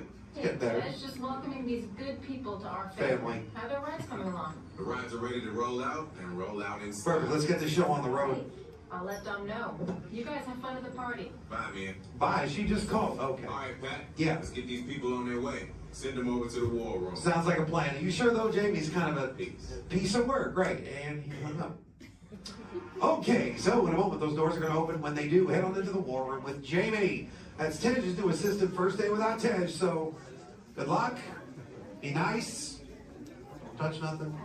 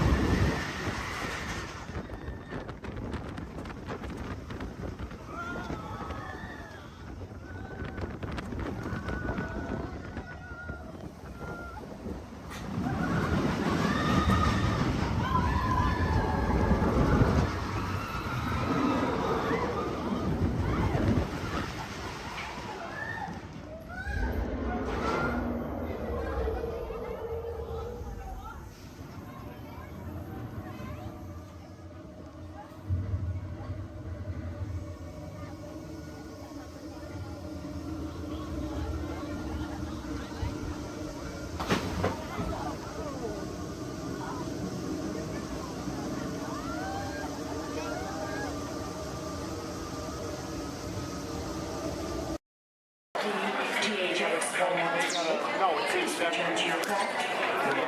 To get a no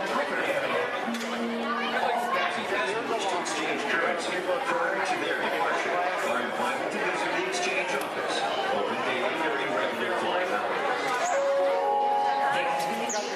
For Star Tours Flight 114, Stars for your service to Endor.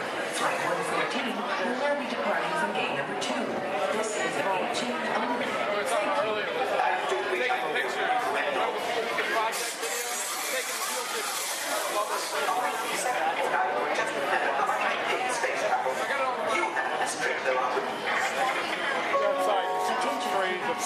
Star Tours Flight 1119, non-stop service to Endor, is now ready for boarding at gate number 1. All passengers, please proceed to the boarding area immediately.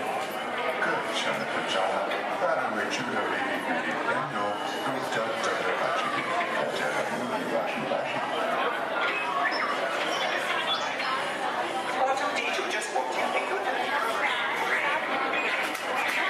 Get back to work before they deactivate. Yes, actively work. And hurry up. They'll need this console any moment now. There, I think you'll solve it. You will. Well, how should I know what's wrong with a ship? I'm an interpreter of an astronomic. However, you won't just check the body things. Sometimes I think these new transports have a mind of their own. Your attention, please. All interplanetary travelers must have a current passport and the necessary visas prior to leaving the spaceport. Passengers requiring assistance should visit the nearest information kiosks. Thank you. Star Tours is now offering convenient daily departures to the exotic moon of Endor. Come spend an afternoon or the entire day with the lovely Walt in their charming tribal villages. It's a fun-filled visit that you and your family will remember forever. Just ask for the Endor Express, available only from Star Tours. Non-stop flights leave every few minutes, so don't delay. Visit Endor today. Things have certainly changed. Good evening, friends. Look around you. There is a special magic that flows through this land. A magic of fantasy, swirling with pixie dust, made more brilliant by the light that lives within you. It inspires us to wish upon stars, follow our hearts, and find our happily ever afters. Tonight, as we gather together under the spires of this majestic castle, our dreams ignite the magic to create a beacon shining out and celebrating 50 years of the most magical place on earth.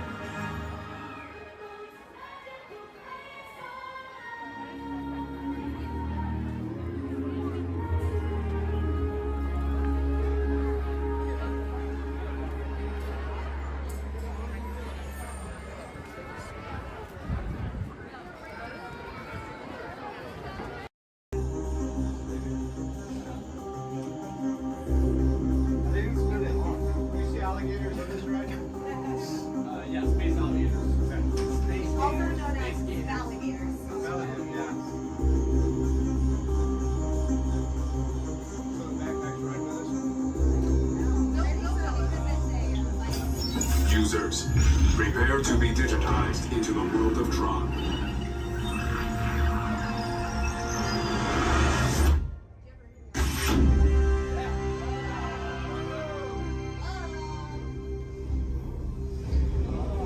Team Blue, welcome to the grid.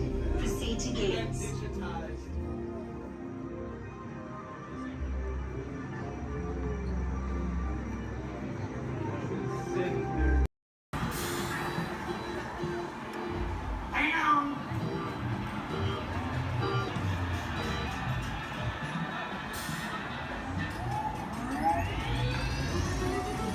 Here we go.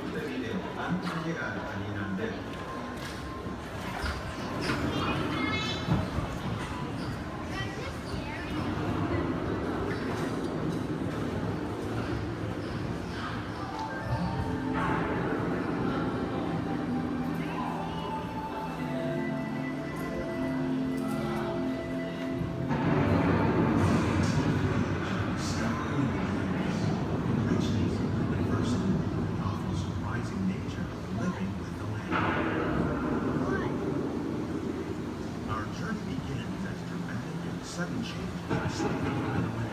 Actions to create simple climate and destructive to us, but to nature, it's about the beginning of the cycle of life.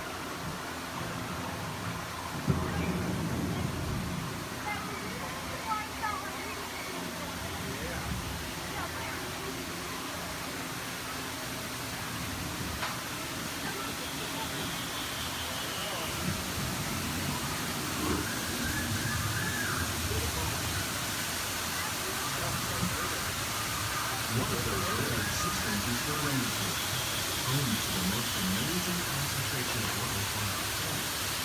These dense and beautiful forests cover only a tiny portion of the Earth's surface, roughly between northern tropics and the Atlantic Sea. Rainforests are also extremely rich in synthetic living systems, providing us with oxygen, food, medicine, and other forms of essential life.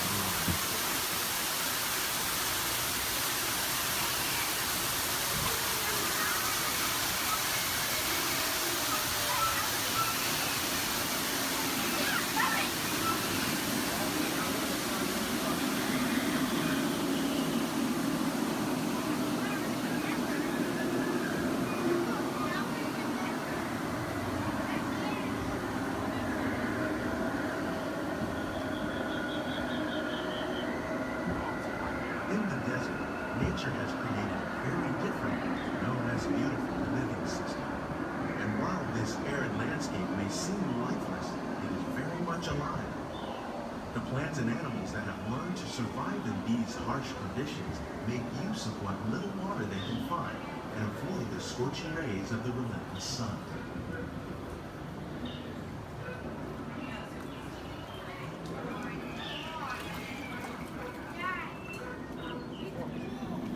The American prairie once appeared as desolate as the desert, but over time, rainwater and nutrients gradually penetrated the hard surface of this land.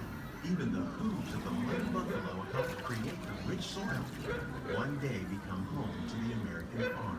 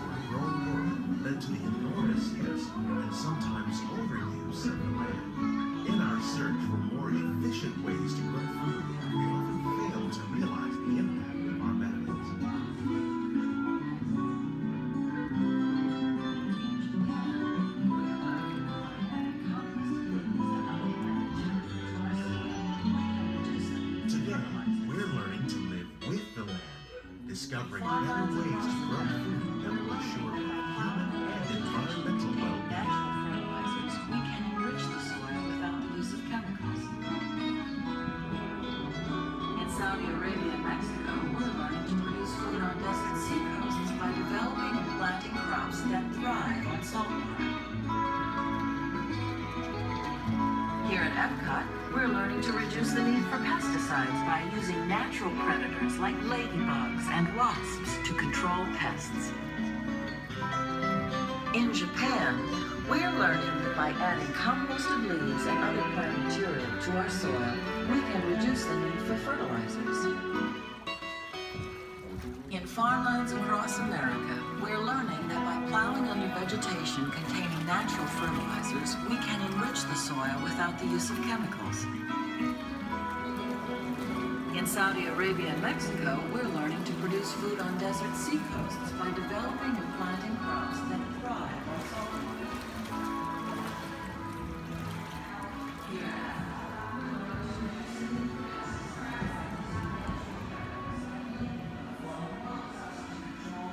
How will we meet tomorrow's growing needs for food production, yet still respect the needs of the land? Some of the answers are being discovered just ahead. To help us maintain these carefully controlled ecosystems, and for your safety, please remain seated in your boat at all times.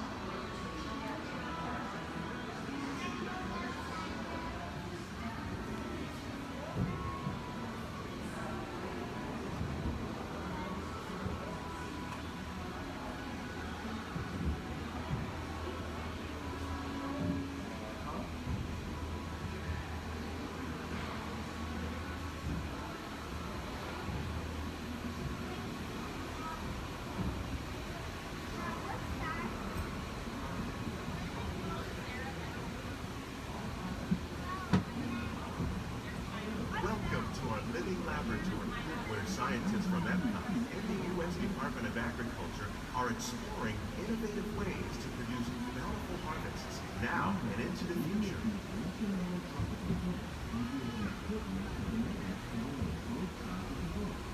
The tropics are home to the greatest diversity of plants on the planet. Many of these, like papaya, bananas, cacao, coffee, and rice, are well known around the world. These are just a few of the edible plants that have been an important source of nutrition for people living in the tropics. Many are rich in vitamins and minerals, while others are well adapted to growing in less than ideal conditions. Some, like the water lily, thrive in wet, swampy areas and waterways. All parts of this plant, even the flower petals, are edible. The starchy root of the plant has long been used to make flour for baking. One day, many of these lesser-known tropical plants may be as important as the bananas growing on both sides of the boat. More than 28 million tons of bananas are eaten annually, making it the most popular fruit in the world.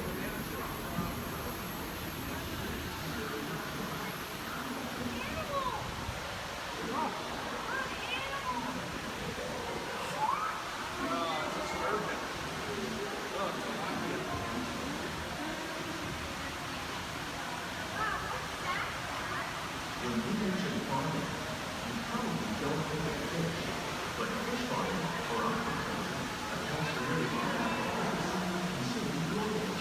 Tilapia, bass, and catfish, like the ones you see here, are three of the more popular crops raised by fish farming. The sustainable system we're using here recycles the water in the tanks. As a result, we're able to save millions of gallons each year. Our small fish farm produces nearly 5,000 pounds of fish each year to serve in restaurants around the nation. Innovations like this can play an important role in our efforts to produce bountiful harvests and still protect natural resources. Shrimp. That's a big shrimp.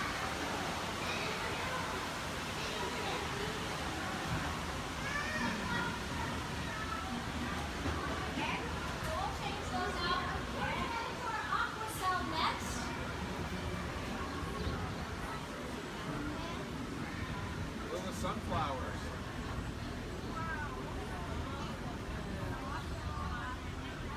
While there are more than 50,000 edible plant species in the hot world, peppers. most of us are only familiar with the handful that make up our everyday diet.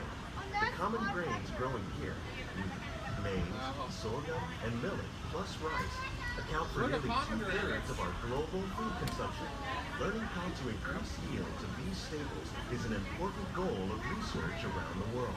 A blue agave. A monkey puzzle tree. These plants are definitely on their way up. Innovative growing techniques like these increase yields, while more efficient using resources like water, fertilizer, and pesticides. Another innovation at work here is our integrated pest management program. By populating our greenhouses with beneficial insects that prey on harmful pests, like aphids and flies, we are significantly reducing our reliance on conventional pesticides. We're growing these crops using our nutrient film system. This technique precisely controls and recycles water and nutrients. With it, we can produce over 27,000 heads of lettuce a year in this one small area. Look at the cucumbers.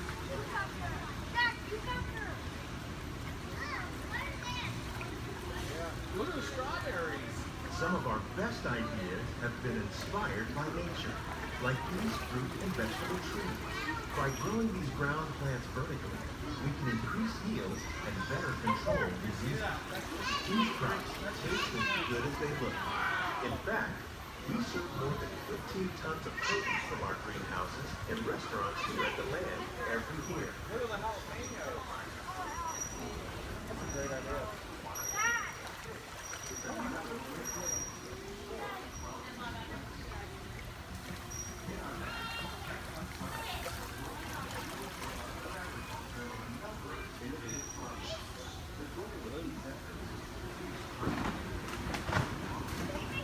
Of agriculture may include innovative ideas like this vertical growing system. Plants grown in this way use a fraction of the space required by traditional growing methods. That saves water and increases production. The aquaponics system on your left combines hydroponics with aquaculture. The fish provide a natural source of fertilizer for the plants, and the plants help keep the water clean for the fish. It's another great way to produce more while using less. In our labs, Epcot scientists are working with the U.S. Department of Agriculture on a number of innovative projects. The goal of these efforts is to produce higher yielding and better quality lives. Together, we can continue to find more ways to increase food production and protect our precious natural environment. Only then will we truly be living with the land.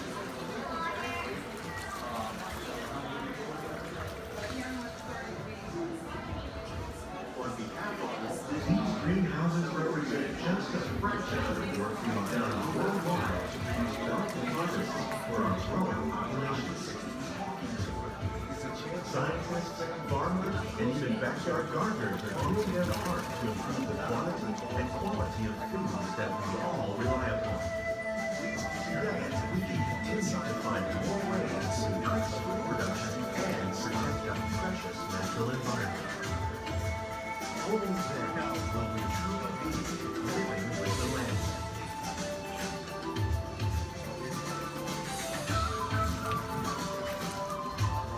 On behalf of Walt Disney World, we hope you've enjoyed this unique journey through our living laboratory.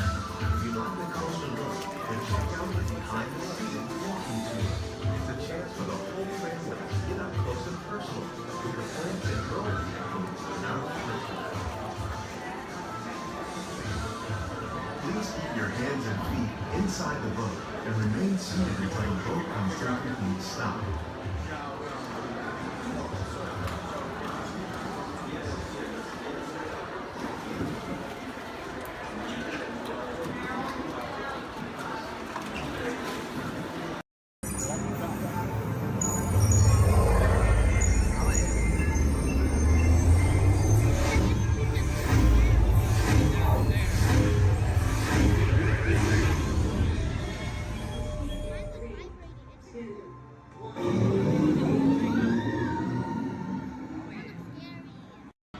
Y mantenga sus manos, brazos, pies y piernas dentro del tren. Cuide a sus pequeños. Muchas gracias. Howdy, partners. For your safety, remain seated with your hands, arms, feet, and legs inside the train, and be sure to watch your kids. If any of you folks are wearing hats or glasses, best remove them, because this here's the wildest ride in the wilderness.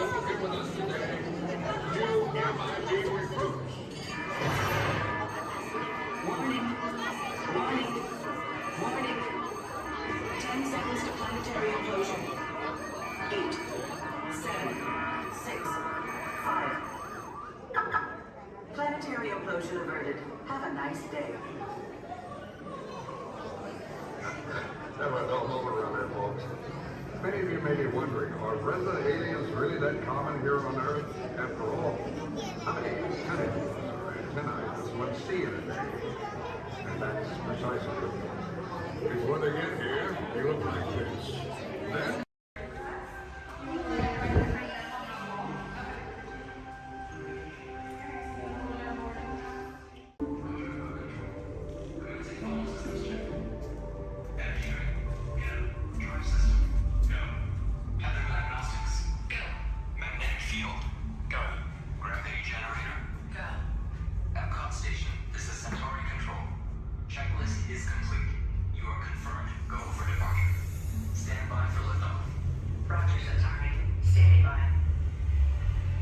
Welcome aboard this elevator.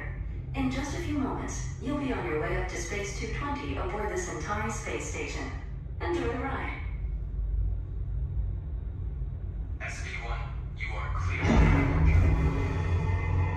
Initiating in 3, 2, 1, liftoff.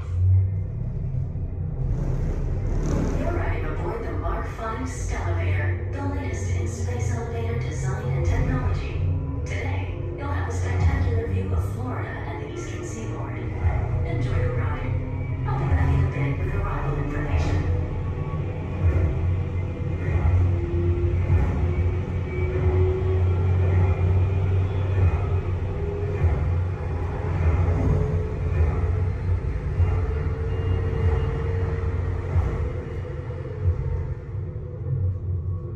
SV1, we are on our final approach. Roger that. If you look above, you'll see Centauri space station coming into view. Once we dock, gather your belongings and exit through the open airlock. A Space 220 agent will be waiting for you. SV1, cleared for arrival. Gravity generator active. Airlock activated. Docking complete.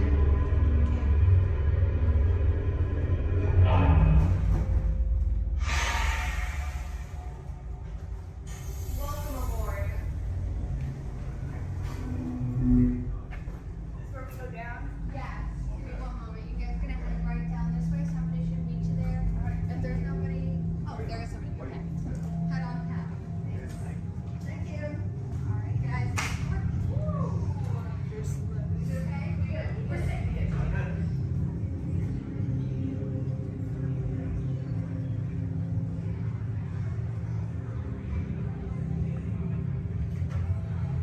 Hello guys. I'll Hello. take out boarding pass.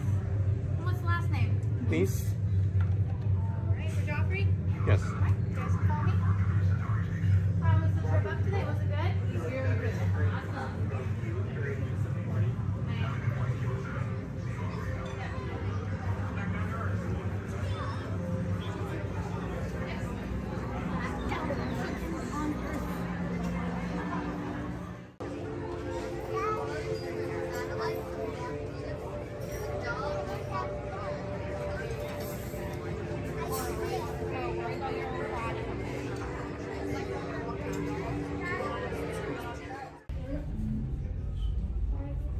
SV2, you are cleared for departure. Initiating descent in 3, 2, 1. Your journey back to Epcot will be a smooth and quick one today, so enjoy the ride.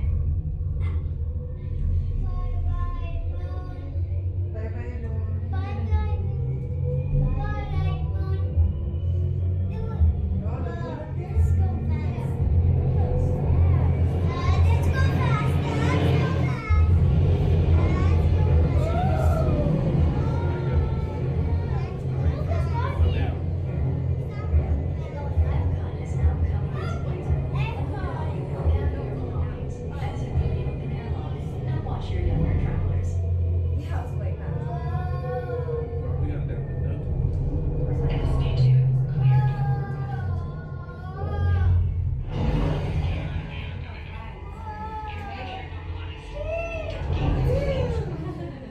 We hope you enjoyed your visit to Space 220 and look forward to seeing you again The soon. ground is on is in the sky.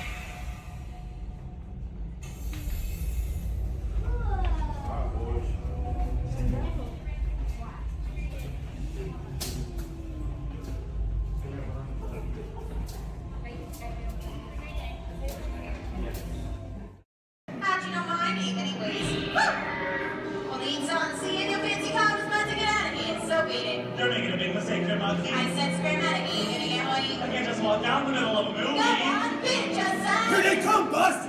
Get out your grinders! I'm gonna go by Mr. Osborne.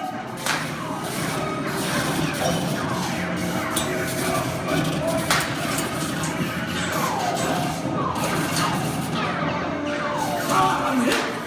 Hey, I'm hit! Foxy! They got spin! Foxy! Foxy! Please hit the man! Real again!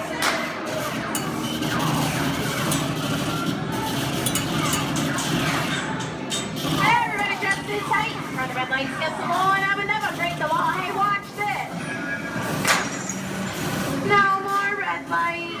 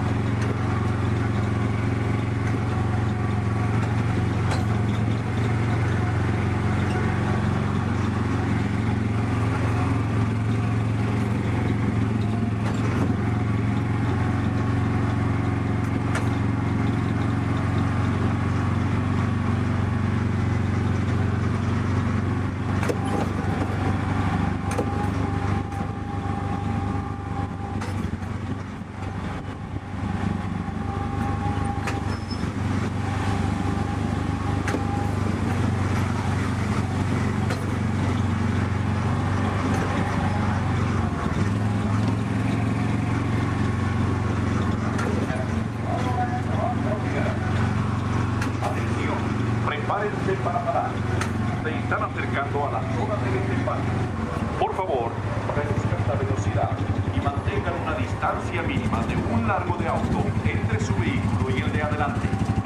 Para parar su auto, quiten el pie del pedal. Gracias.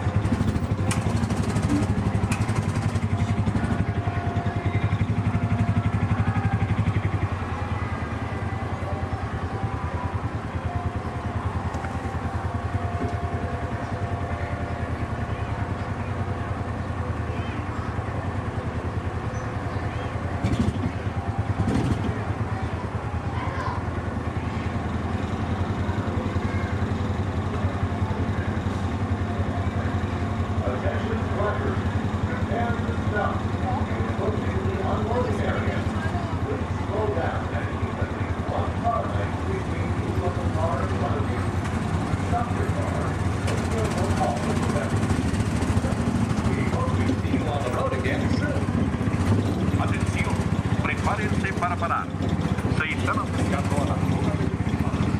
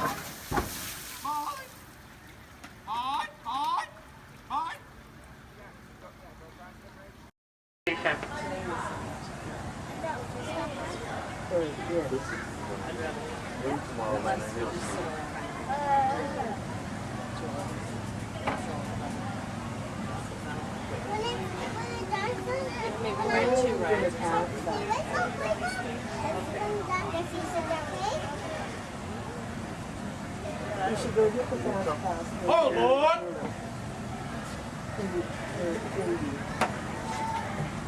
Because they're all right there.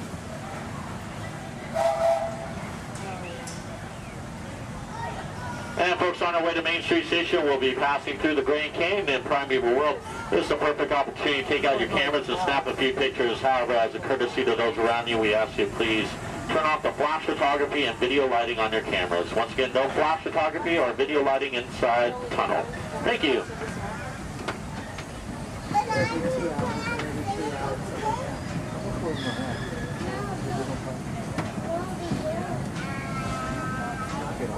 To those joining us, welcome aboard. The next leg of our journey will take us along the rim of the Grand Canyon. It's a mighty long drop to the canyon floor, so for your safety, stay seated with your hands, arms, feet, and legs inside the train. Be sure to watch your kids and no flash pictures, please. Para su seguridad, permanezca sentado y mantenga las manos, brazos, pies y piernas dentro del tren y cuide a los pequeños.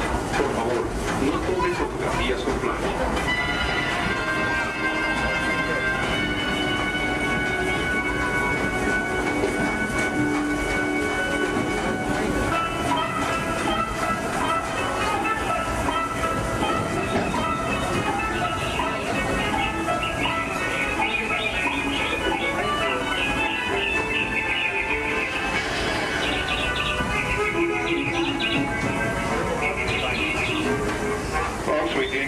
To please remain seated at all times. Thank you.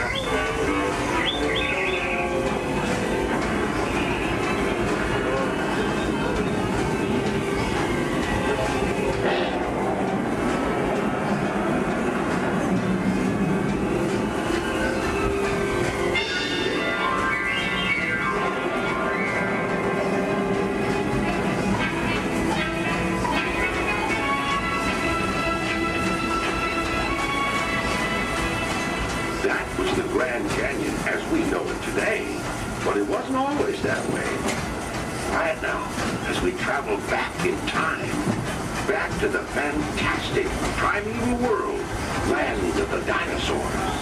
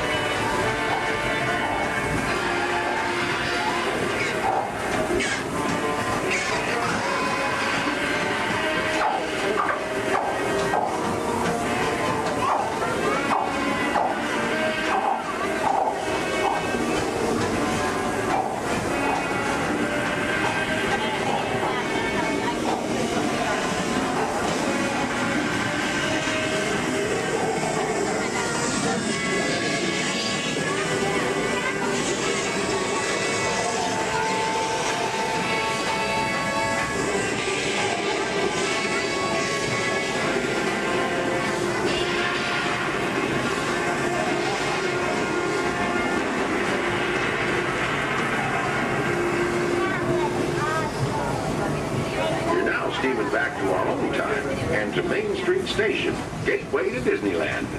If you'll be leaving us here, stay in your seat till we come to a full stop. And remember to gather all your personal belongings, including the young'uns if you got any, and step carefully from the train. I'd especially like to thank those of you who've been with me for the Grand Circle Tour of Disneyland. We surely hope you enjoyed your travels with us and that you'll come back and see us again real soon. For those of you traveling on, we'll be on our way again in just a few minutes. This is Main Street Station, Main Street, USA.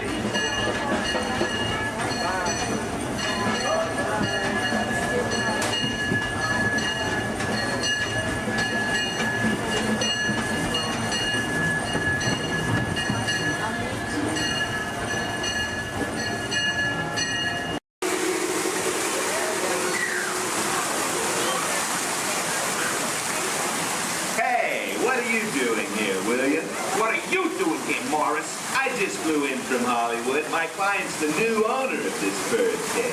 What? Are you cuckoo? My client's the new owner. Disney gave me an exclusive. Co-exclusive. Didn't read your contract. I gave it a bird's eye glance. And you call yourself a talent agent?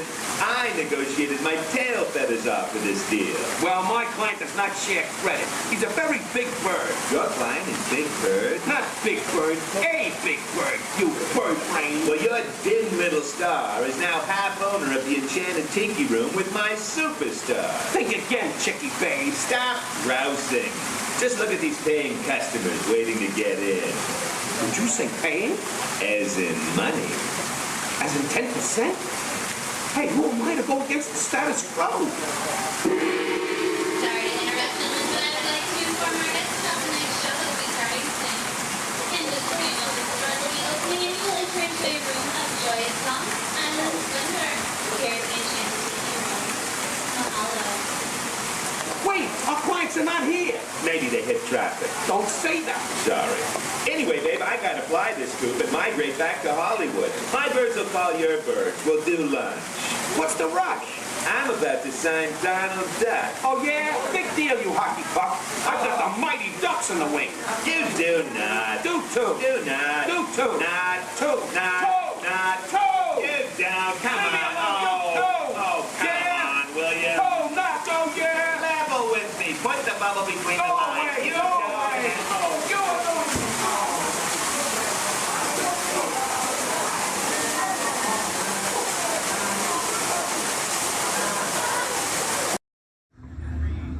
Okay, they're headed for the jump point.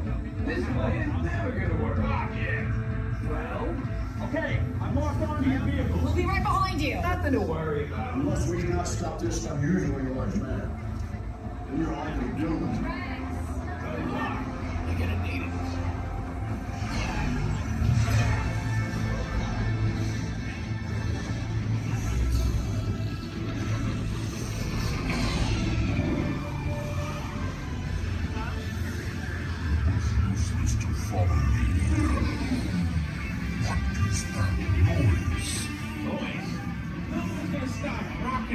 From existence.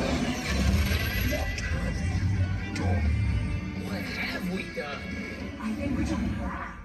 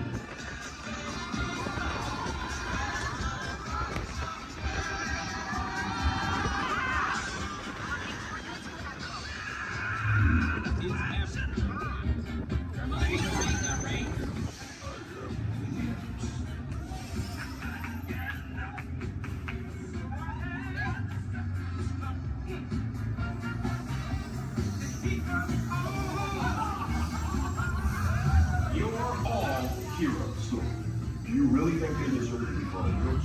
Do you see how they dress? It's just a figure of speech, Drax. You are lying to them. Now I understand. Welcome to the Guardians of the Galaxy.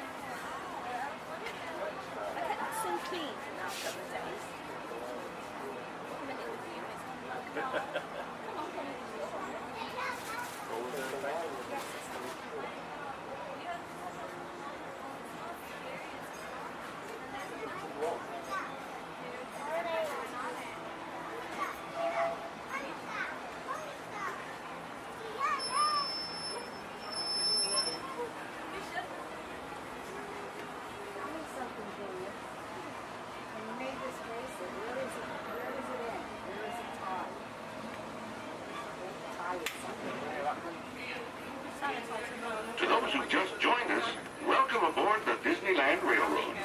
To ensure a safe ride, remember to stay seated with your hands, arms, feet, and legs inside the train. And please, watch your kids. Para su seguridad, permanezca sentado y mantenga las manos, brazos, pies y piernas dentro del tren. Y cuide a los pequeños. Gracias. We're now entering Splash Mountain, where every day is a zippity-doo-dah day. If you look real hard, you might just find your lap in the place.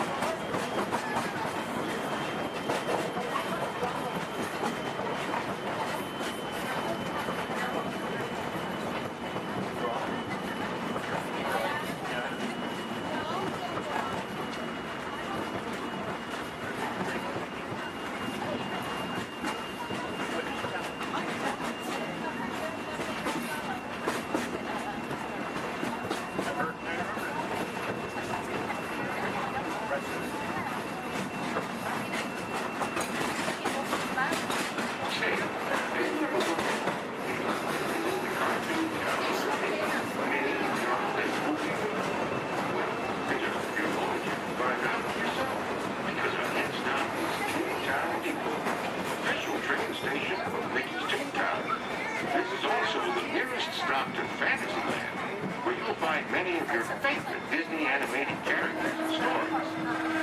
You can even leave us here. Please wait until the train comes to a full stop. Remember your personal belongings, then step carefully from the train. You all have fun and say hi to Mickey for me. For those of you continuing on with us, we'll be resuming our trip in just a moment. This is Toontown Depot.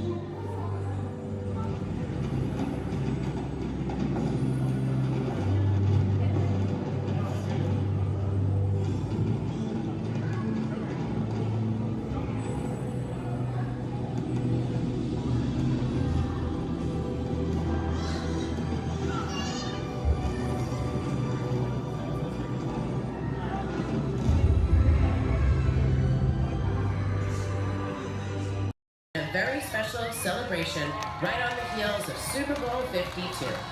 From the 2018 Super Bowl champion Philadelphia Eagles, please welcome Nick Foles, Super Bowl MVP.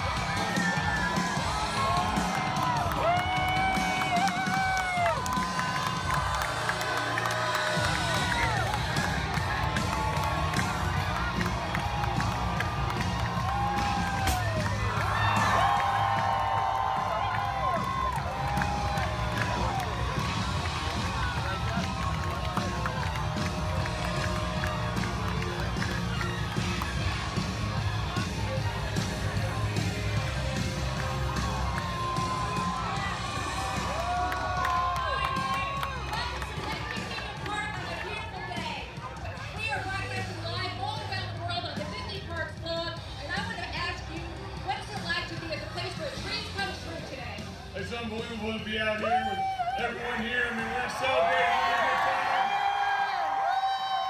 To be at Disney World, to be a part of this is unbelievable. Just to see everyone, to be here, unreal. So, tell me, your fans have lined the parade route from start to finish. What do you have to say to them? I mean, Philly fans are everywhere. I mean,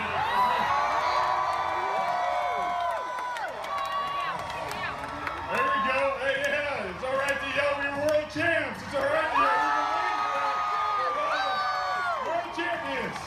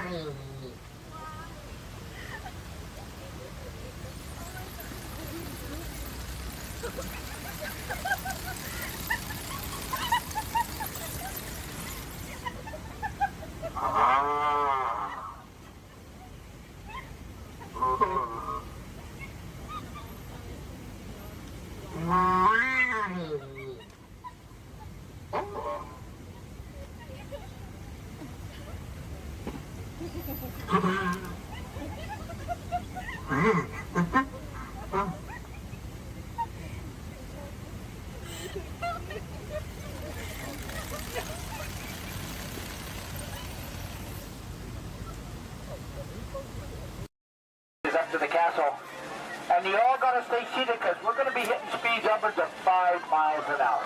Please stay seated. No eating on the bus, no drinking on the bus, and no dancing on the bus.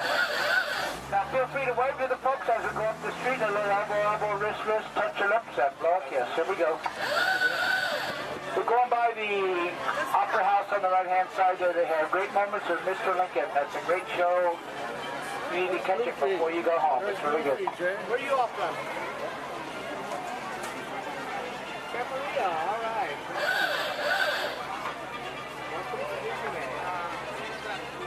Our folks are coming down to Main Street, USA, plus this here at Town Square, the characters come out throughout the day here at Town Square.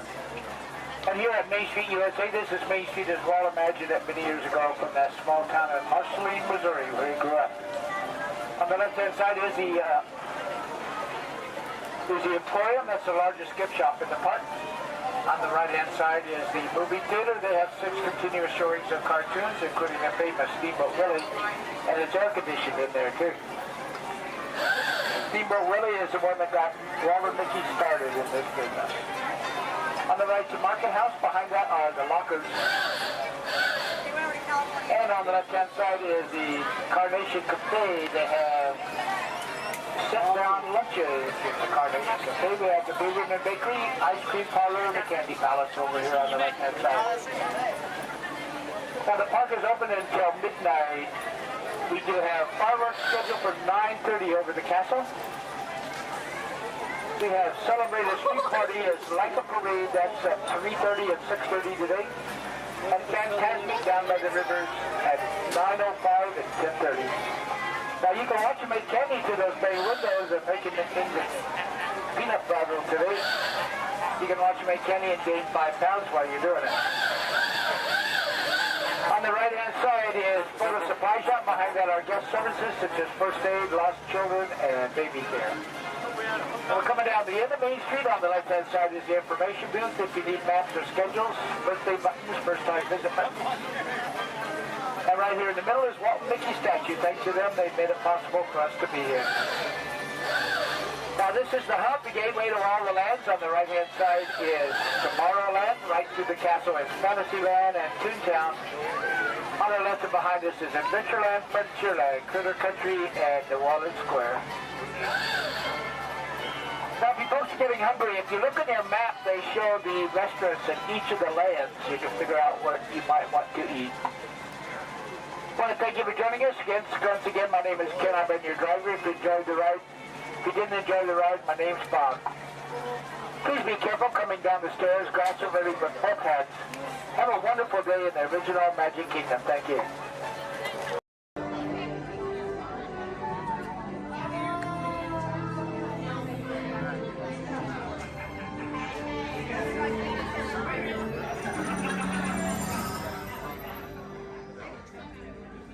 Greetings, Terrans. I am Nova Prime Irani Rayab, Commander of the Nova Corps. On behalf of all Xandarians, I hope you have enjoyed exploring the wonders of Xandar.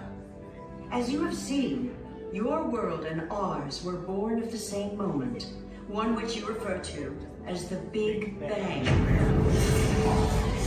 As such, we are all galactic neighbors in a vast universe which we and countless others share. For you to travel to Xandar would take 2.5 million years, assuming you had a ship that could fly at the speed of light.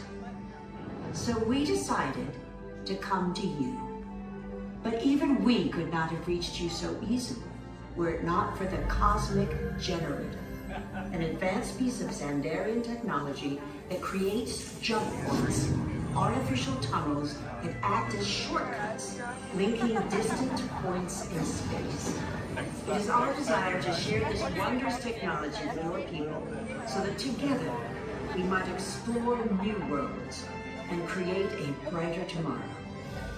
And now, as the culmination of the wonders of Xandar, you will be teleported to a Nova ship above your planet for a demonstration of the Cosmic Generator.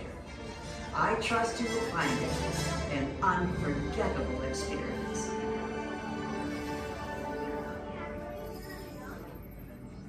Welcome, people of Epcot, Epcoters, Epcotians, citizens of Epcot. Does anyone know what they call themselves? What? Someone needs to tell me when I'm on. Welcome, Epcot Terrans. I am Centurion Tal Merrick, and we're just about ready to teleport you up to the ship for the demonstration. As you're about to enter a secure Nova area, I must ask you to put away your Terran communication devices at this time. Recording of any type is strictly prohibited. I am very serious about this. Now, please step forward into the chamber. You're gonna love this. You're on! That was the best. That was like probably highlight. You're on! Someone get that guy back. I should warn you that we have never teleported Terrans before. But since your molecular structure is very similar to Xandarians, it should work. It'll work. So long as you are standing inside the lighted ring. You do not want to know what happened last time someone did not stand where I told them to, okay? Stand by for teleportation. Here we go.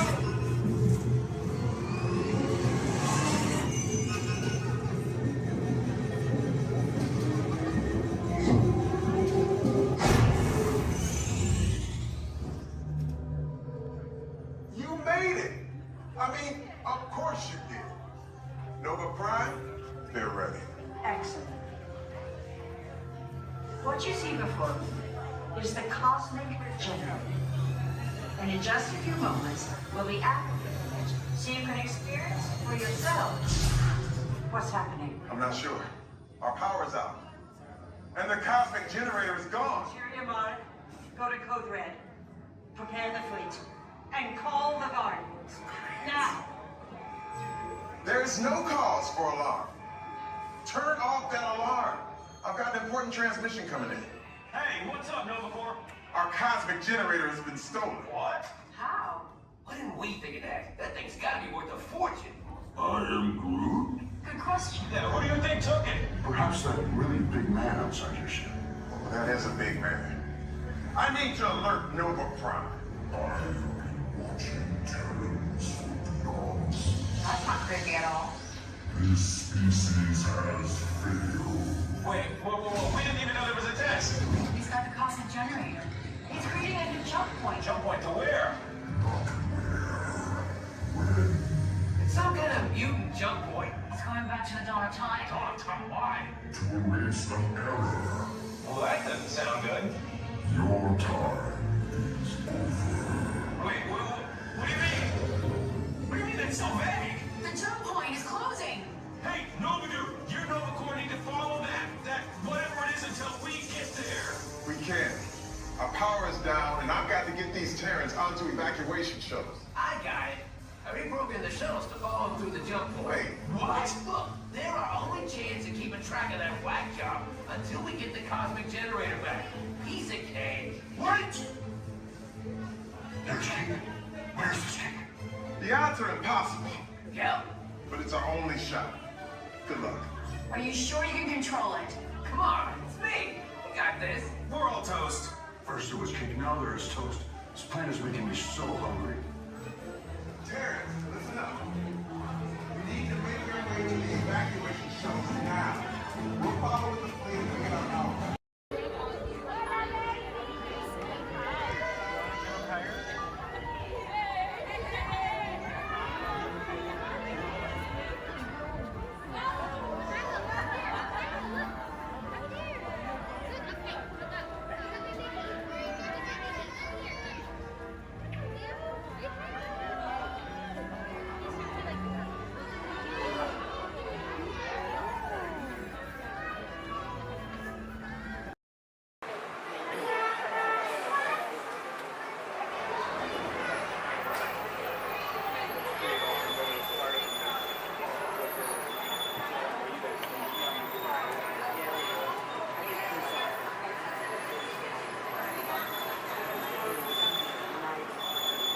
Hello everyone, my name's Don and welcome aboard.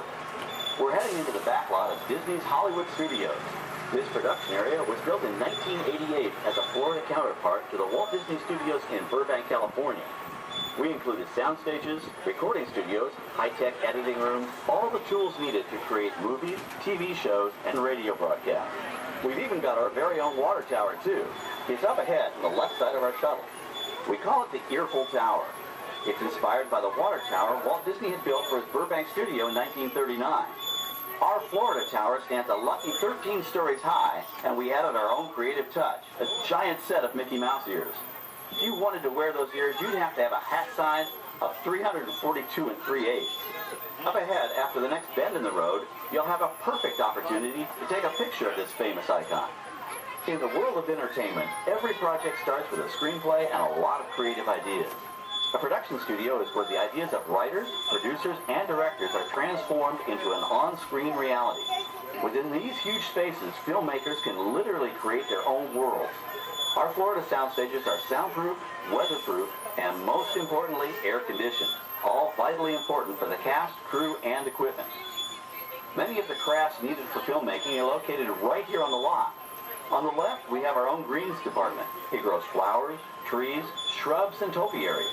A few well-placed plants can cover up empty spots in the set and add a touch of natural beauty to a scene. On the right are two of the aircraft from the 2001 blockbuster hit Pearl Harbor.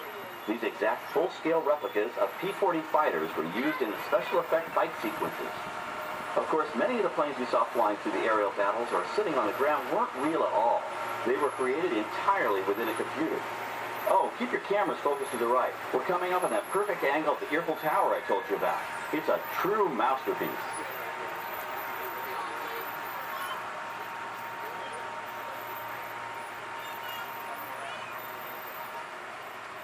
We're entering one of our most glamorous and colorful departments, creative costuming. Every star has to have just the right wardrobe, and it all begins here with a designer's sketch. Our team of designers, seamstresses, and tailors can turn 1.5 million yards of fabric into over 25,000 costumes every year. Many of these costumes will become part of the shows and attractions of the Walt Disney World Resort. In fact, here in Florida, we have the largest working wardrobe department in the world. Why, Mickey Mouse alone has over 175 different outfits to choose from, while Minnie Mouse keeps more than 200 unique costumes in her wardrobe. On the left are costumes worn by the stars in recent studio productions. You'll probably recognize some of those costumes from the big screen. Every story needs a setting, and our design staff can create just about any place a script calls for, from an urban city street to a remote desert canyon. On the left is our scenic shop where large-scale sets and props are built. Our team of set designers, carpenters, artists, and engineers has created caves and caverns, game show sets, even replicas of the U.S. Supreme Court and NASA's Mission Control, all on our sound stages. The shop also provides sets and props for our shows and parades here at Walt Disney World.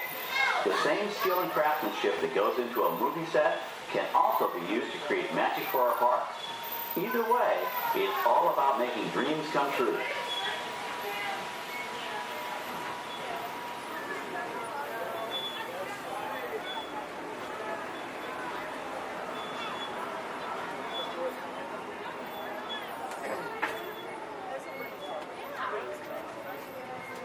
Now we're entering a zone we call the Boneyard.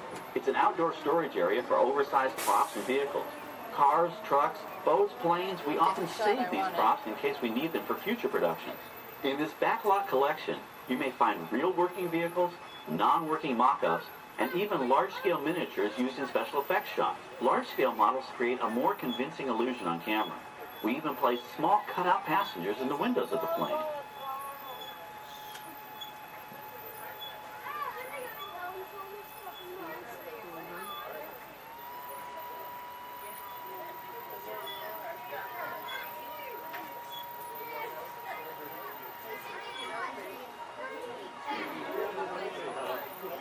We're now passing by the sets for our Lights, Motors, Action Extreme Stunt Show. On the left, you may catch a glimpse of the Mediterranean fishing village that sets the stage for this thrilling attraction. We'll get a closer look at it soon, but for now, we're approaching one of the largest standing sets on our back lot. It's over on the right. It may not look like much from this angle, but it's pretty spectacular on the other side.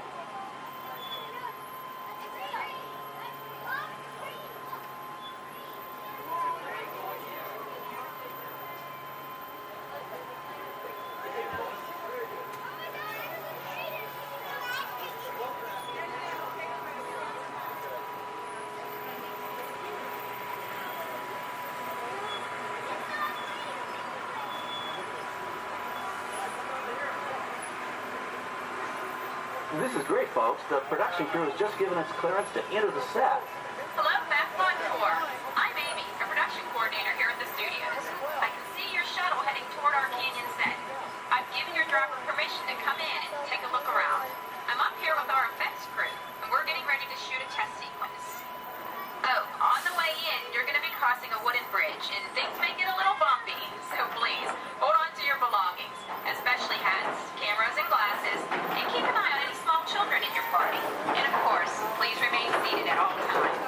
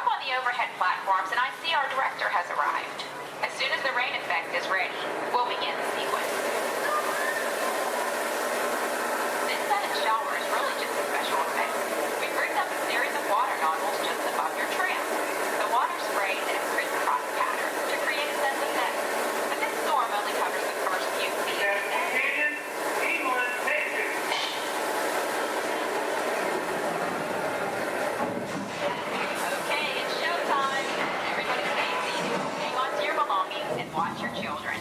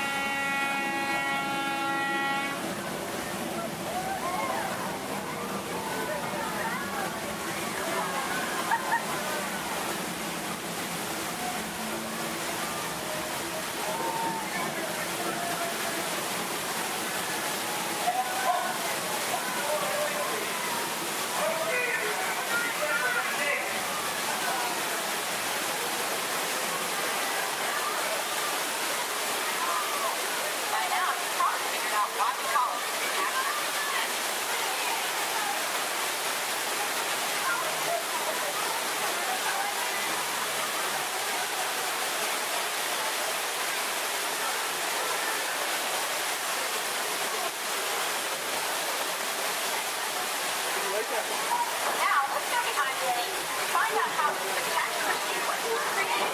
The canyon itself is a facade, a steel structure covered with wire mesh and layers of concrete, sculpted and painted to look like natural rock formations. Narrow yellow pipes carry propane gas to fuel explosions and fireplace. For the flash flood, we used 100% real water, about 70,000 gallons of it, dumped from overhead tanks. Oh, but don't worry, we recycle. All of that water will be pumped right back up to the top for the next take. We shoot some of the water through air cannons for an extra dynamic effect. Those air cannons are powerful enough to shoot a basketball over the top of a skyscraper the size of the Empire State Building. To top it off, our shuttle was sitting on hydraulic shaker tables. They provided the shaking, rattling, and rolling sensations for the scene. The entire sequence can be reset in 3.5 minutes.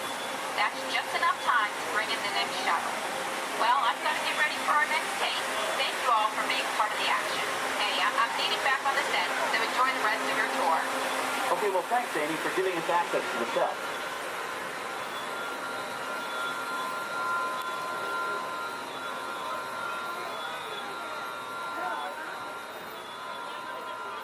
On the right, we have an authentic piece of Disney history. That Gulfstream 1 was known at airports across the country as November 234 Mickey Mouse, but we just call it the Mouse. In 1964, Walt Disney and his hand-picked team used this plane to scout locations for what he called the Florida Project. Soon, they secretly began purchasing thousands of acres of land, which became the Walt Disney World Resort in 1971. During the creation of the resort and later Epcot, the Mouse shuttled studio executives and Imagineers between Burbank and Orlando, making it the most used executive aircraft in the country. Appropriately, the Mouse retired here in 1992.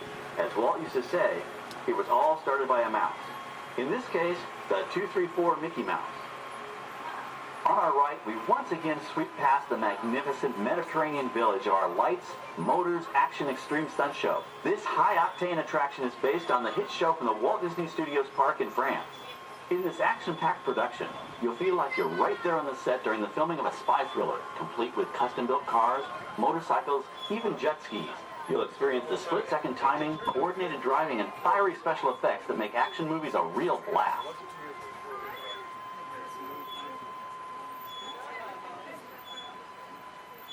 The staging area to our right is known as Acceleration Alley. Here, the custom-built stunt show vehicles rev their engines up to 70 miles an hour before making their high-speed entrances onto the stage for our lights, motors, action extreme stunt show. Of course, these are professional stunt drivers. We hope you'll enjoy their daring driving skills, but please, don't try them yourself.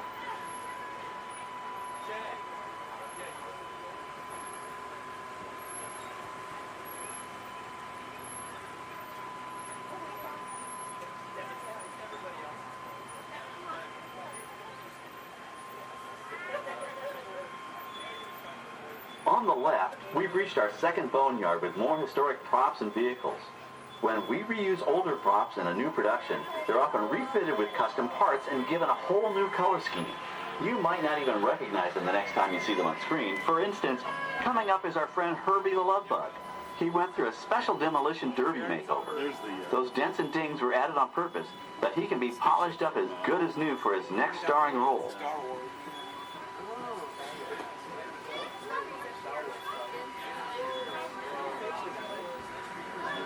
On our right, we now have a very different view of the fishing village set. From this point of view, you can see that there is no inside to the buildings. They are just false fronts or facades. In the movie business, set builders only create what the camera has to see. It's an old movie trick dating all the way back to the silent era. To add to the sense of realism and avoid the cost of set building, many of today's television shows and movies film on location in cities and towns across the U.S. But out in the real world, you've got to contend with noise, traffic, crowds, and various visual elements that may or may not belong in your film. Here on the backlot, we can avoid these problems because we created our very own flexible urban environment. Our Streets of America facades can stand in for a small town or a giant metropolis. As we come around the last corner on our route, you'll see the skyline of New York City in the distance. It's really a series of painted flats, expertly designed to fool the eye and the camera. We can dress and decorate these streets to look like any city we want, from Chicago to San Francisco. Depending on the choice of vehicles, props, and costumes, we can even turn back the clock and set our story in a different time. And what's more, these sets are built with Florida weather in mind. They're made to withstand 100-mile-an-hour winds. You're welcome to visit our Streets of America anytime during your visit today and get an up-close look at the skills of our set designers and builders. We've just about reached the end of our tour. Our final stop is the American Film Institute Showcase, where you can see the actual costumes and movie props used in some of Hollywood's most famous films. There are some pretty amazing items in there, so feel free to take all the time you like. Please stay seated until our tram comes to a complete stop and check around you for any personal items that may have fallen during our trip. Well, as they say in Hollywood, that's a wrap. Thanks for joining our backlot tour, and we hope you'll come back to visit us again soon. Alright, we're going to stop up here in just a moment. I'll open these doors. I'm going to exit out through those blue automatic doors into the Amplified Showcase tour. Just kidding, you'll never see them again. Yeah, but chances are you probably never saw them before, so who cares? Ladies and gentlemen, welcome aboard the world-famous Jungle Cruise. World-famous for being world-famous. My name is David, and I'll be your skipper, your tour guide, your social director, your dance instructor, and if you don't laugh at my jokes, your swimming instructor for the next 2 weeks. Alright, the first river we're entering is the Amazon River, where everything is larger than life. You can tell to the left and to the right of the boat by these butterflies coming up over here. Now, these butterflies, just to let you know, have a wingspan ranging between a mild and tiny 12 inches to a whopping and amazing 1 foot. And over here to the right is Inspiration Falls. Now, people usually ask me in unison, why do you call it Inspiration Falls? How odd of you guys to ask. Well, the longer you stare at it,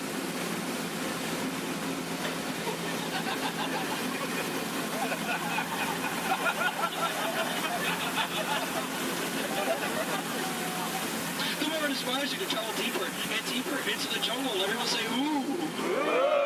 Everyone say, ah. That is an inspiration that I don't know what is. So let's keep going. We are now entering the Congo River, where we have a very special treat for you guys. A special welcoming party set up for you by the Pygmies. Ladies and gentlemen, here they are. The Pygmies! The Pygmies! Shh. This is not good. Usually they don't run off. Something really big must have scared them off. Yeah, that's not good. Okay, folks, no need to worry. That is a giant python. It spreads up to 24 feet, and it's actually quite friendly. So friendly, it might develop a crush on you. Now, let's see if we can scare off that bad boy by getting something over here from my cat home. Folks, please do me a favor. For any of you wearing yellow, please do not make us sound like a banana. They find it very appealing. Don't laugh, that's not cool. Yeah, the picture and everything. Okay. Alright, folks, we are now entering the Nile River, where it goes on for Niles and Niles and Niles and Niles and Niles and Niles and Niles. And if you don't believe me, well, you're in the Nile! Disbelief, but nice try, though. Alright, coming up over here is an African elephant. Now, this elephant is special because I taught it a really cool trick. Watch. Speak! In Spanish! Now spray the boat! I'm just kidding. I haven't taught him that yet. Over here to the right, you'll see a sandstone formation. Now, I like to point this out because most people take it for granted. Oh, come on! That joke rocks! Alright, we're now entering the African belt, where you'll find all sorts of animals such as wildebeest, impalas, zebras, giraffes, and lions. These lions over here are demonstrating the first law of the jungle, survival of the fittest. They're demonstrating it by protecting that sleeping zebra. Yeah, that zebra looks dead. Tired. Alright. And folks, it's a very special treat. The second law of the jungle, survival of the fastest, just up ahead. You know, I told these guys over here on the pole, you know, African rhinos are just as fast as horses. But they didn't believe me, and it looks like now they're about to get the point. In the end, oh dear.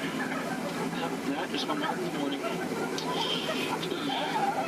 Alright, we are now entering crocodile country, where danger lurks in every corner. So please do me a favor, if you have any family members that you want to get rid of, now is the time to do it. Alright, over here to the right, on the left-hand side, you'll see Old Smiley. Now, Old Smiley is 75 years old, and he loves to take free handouts. Now, crocodiles are some of the dangers we have here in the jungle. We also have monsoons, whirlpools, hurricanes, rapids, and... waterfall, that's right. Ah! Okay, let's see if we can make this really tight turn over here, folks. Alright, just in case any odds, lead to the right! Lead to the right! Lead! I am so sorry. Lead to the right! Lead! We're not gonna make it! I'm good, okay. Alright, folks, thank you very much. Just to let you know, that was Schweitzer Falls, named after the world-renowned professor, Dr. Albert Falls. Now, people usually ask me, you know, David, how did you land your job here at the Jungle Cruise? Well, it's plain to see. I took a crash course, but now I'm just winging it. Yeah. Don't laugh. This is the story of my life. Yeah. Oh, no. Okay, folks, looks like we're still up on a full of hippos. Okay. Everyone, please do me a favor. Don't do anything stupid. I'm going to try to scare them up here. Oh, God, go away!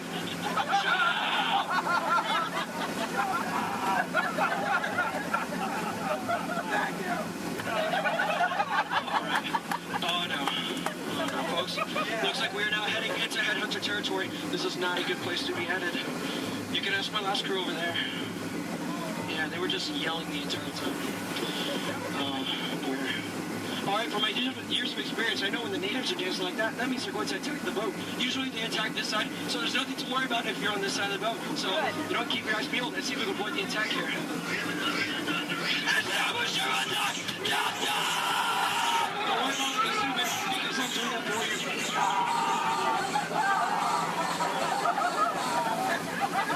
Is the coast clear? Alright, good. Ladies and gentlemen, here's something you don't see every day. What you've all been waiting for, the amazing, the stupendous, the colossal, the eighth wonder of the world.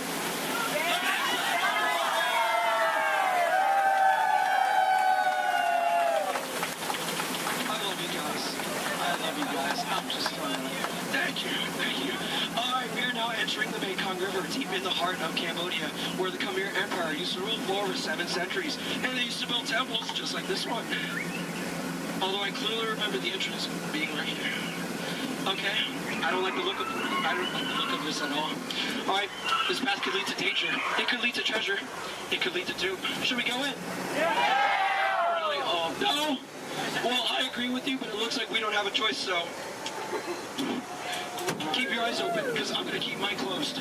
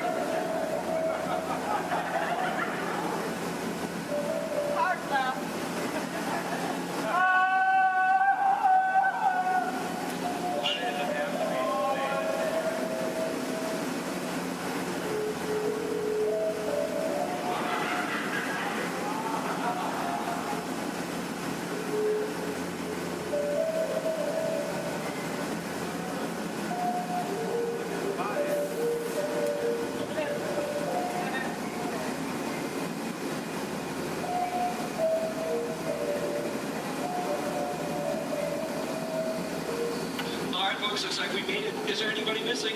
Please raise your hand if you're lost. Oh, cool, me too. Looks like we're on the same boat. Get it? Because we're, never mind. Okay, folks, looks like we stumbled upon a sacred Indian elfin bathing pool. It's right to take pictures because it looks like they have their trunks on. You know, people usually wonder, is that water coming out of their nose? Well, it's not. It's not. Hey guys, look, on a beautiful night we have a full moon. All right. Wait, what's he doing? What's he doing? No, bad one, no! He's gonna try to squirt the boat, so everyone on this side of the boat, get ready to duck. Duck. Ah! That was close. Hey, my friend, everyone on this side of the boat, duck. I'm just kidding, that's an elephant. All right, ladies and gentlemen, listen up. We are now entering the educational part of the tour, where I love to point out my favorite plant life. Ready? Listen up. Ready?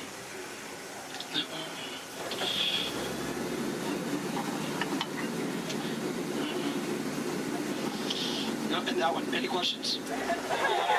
No? Which one's over here? The green one. All right, now over here is Trader Sam. Now, Trader Sam's a close friend of mine, and he has just been promoted to head salesman. Now, lately his sales have been shrinking, so he has a very special deal for you guys. 2 of his heads for one of yours. Any takers? No? Well, the way you slice it or dice it, you always come out ahead of the deal. All right, folks, now returning to the sad part of our journey, the return to civilization. So, I know, trust me, I feel your pain. All right, you want to go one more? I'm sorry. All right, now please listen up. This is very important. When exiting the boat, please exit the way you entered. Please do not cross these center crates over here. Trust me, it is a tripping hazard. You will trip, you will fall, and that would be 2 bad trips in one boat, and I'm only responsible for the first. And please remain seated at all times. Okay, everyone? Thank you so much for joining me. Now get out. I'm so sorry. Thank you so much. Standing ovation. Oh my goodness. Standing ovation. Clap. Oh my goodness. You guys made my night. Like really, you guys did. All right. Hope you guys enjoyed your time here at the world famous Jungle Cruise. My name is Skipper David, and if you didn't enjoy your time, well, my name is Tito, and I have no idea what I'm doing here. So, all right. Please watch your head and watch your step.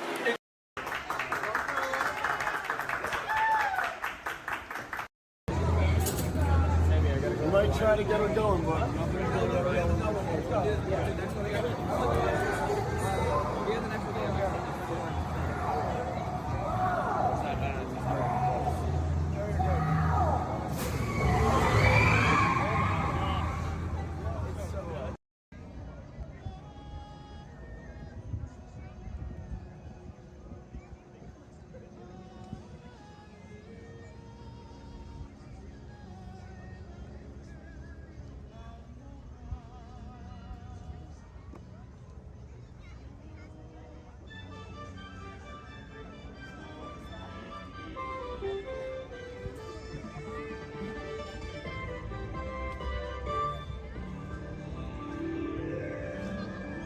Guests of Disney's Polynesian Village Resort, aloha! Since 1971, the electrical water pageant has lit up the shores of Bay Lake, entertaining generations of dreamers from the young to the young at heart. As we celebrate 50 years of magic here at Walt Disney World Resort, we invite you to join us in this time-honored tradition. Enjoy the lights, the music, the magic of Disney's electrical water pageant.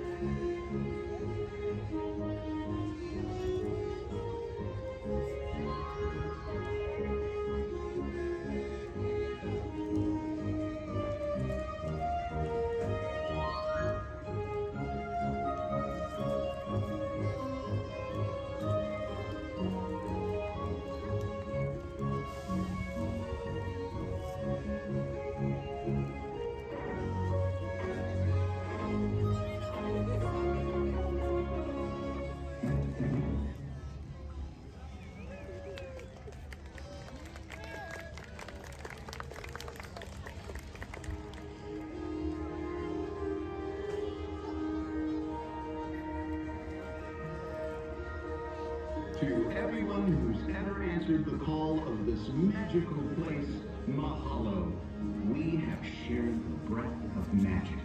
For 50 years, you have trusted us with your dreams, and tonight we hope you feel them twinkling in your eyes, enduring like the sparkle of Disney's electrical water patches. From all of us to all of you here at Disney's Polynesian Village Resort, we bid you aloha and hope you wake tomorrow to find your dreams are even brighter in the light of a new day.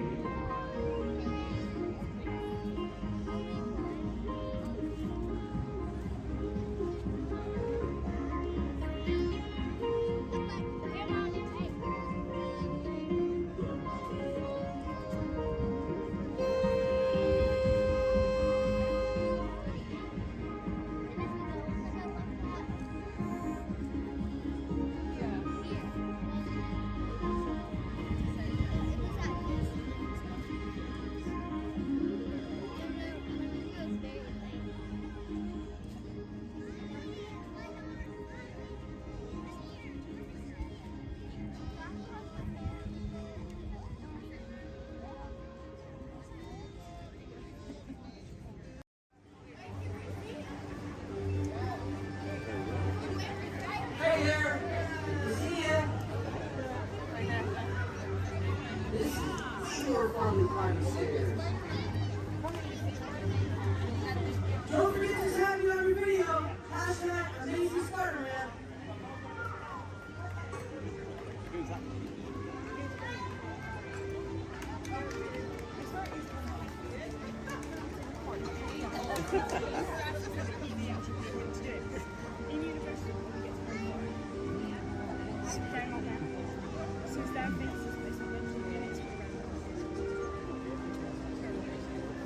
Hey everyone! Looking good down there! Wow, this is a friendly neighborhood.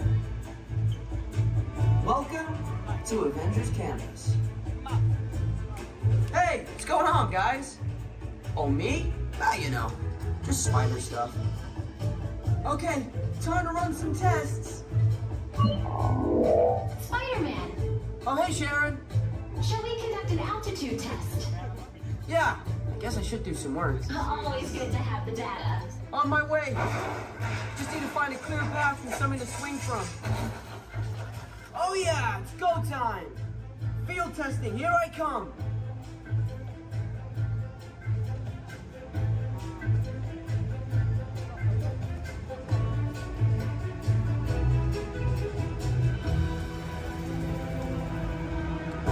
Time for some field testing.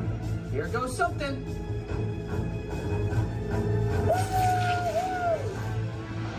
Brace for impact. What?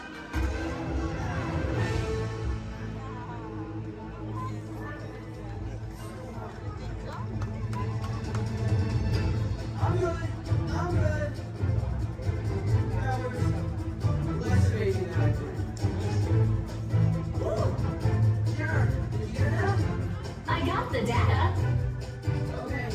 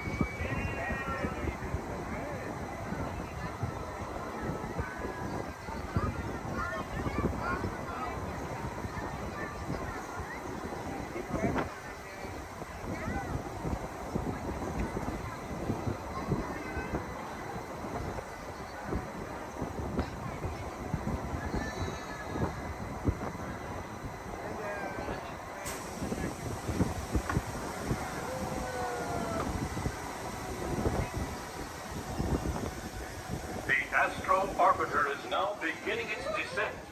Please remain seated until your rocket ship stops. Then follow the arrows to the flight deck. Welcome back, pilot.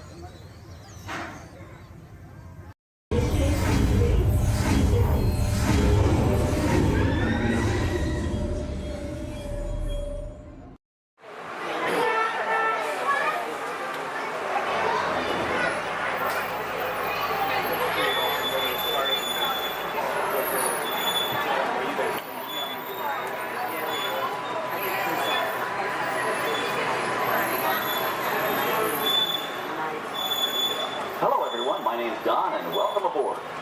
We're heading into the backlot of Disney's Hollywood Studios. This production area was built in 1988 as a Florida counterpart to the Walt Disney Studios in Burbank, California. We included sound stages, recording studios, high-tech editing rooms, all the tools needed to create movies, TV shows, and radio broadcasts. We've even got our very own water tower too.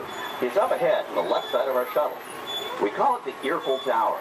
It's inspired by the water tower Walt Disney had built for his Burbank studio in 1939.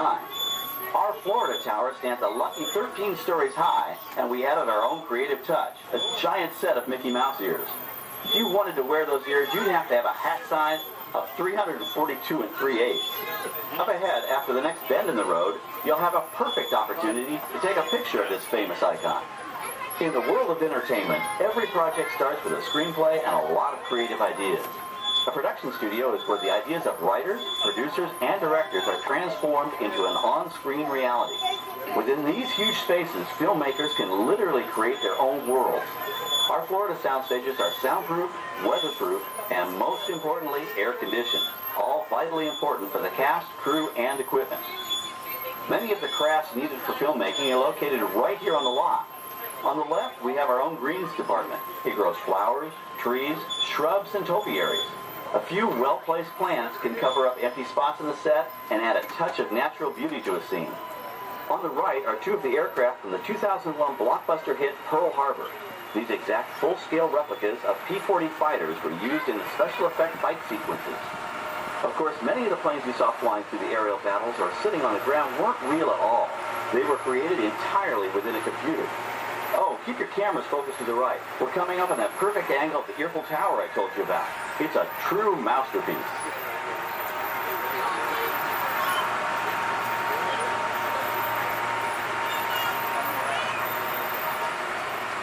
We're entering one of our most glamorous and colorful departments, creative costuming. Every star has to have just the right wardrobe, and it all begins here with a designer's sketch. Our team of designers, seamstresses, and tailors can turn 1.5 million yards of fabric into over 25,000 costumes every year. Many of these costumes will become part of the shows and attractions of the Walt Disney World Resort. In fact, here in Florida, we have the largest working wardrobe department in the world. Why, Mickey Mouse alone has over 175 different outfits to choose from, while Minnie Mouse keeps more than 200 unique costumes in her wardrobe. On the left are costumes worn by the stars in recent studio productions. You'll probably recognize some of those costumes from the big screen. Every story needs a setting, and our design staff can create just about any place a script calls for, from an urban city street to a remote desert canyon. On the left is our scenic shop where large-scale sets and props are built. Our team of set designers, carpenters, artists, and engineers has created caves and caverns, game show sets, even replicas of the U.S. Supreme Court and NASA's Mission Control, all on our sound stages. The shop also provides sets and props for our shows and parades here at Walt Disney World. The same skill and craftsmanship that goes into a movie set can also be used to create magic for our parks. Either way, it's all about making dreams come true.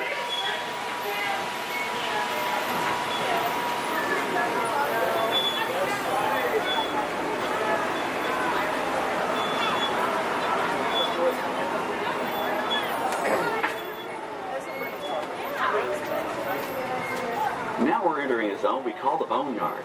It's an outdoor storage area for oversized props and vehicles. Cars, trucks, boats, planes, we often save these props in case we need them for future productions. In this backlot collection, you may find real working vehicles, non-working mock-ups, and even large-scale miniatures used in special effects shots. Large-scale models create a more convincing illusion on camera. We even placed small cutout passengers in the windows of the plane.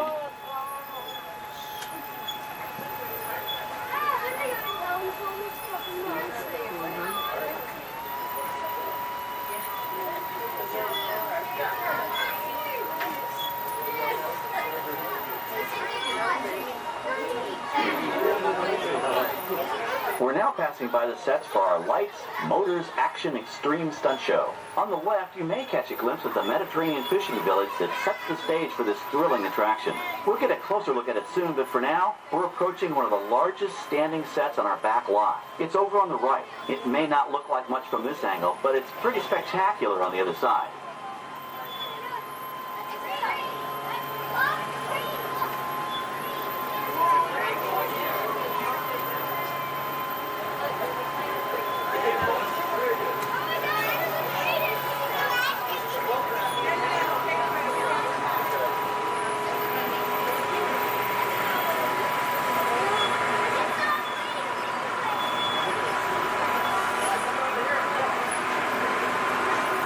This is great, folks. The production crew has just given us clearance to enter the set.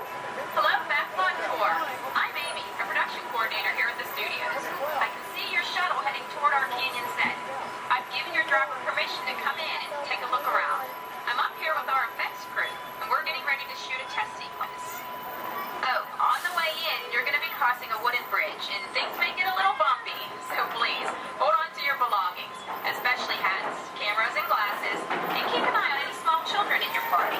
And of course, please remain seated at all times. Welcome to the set.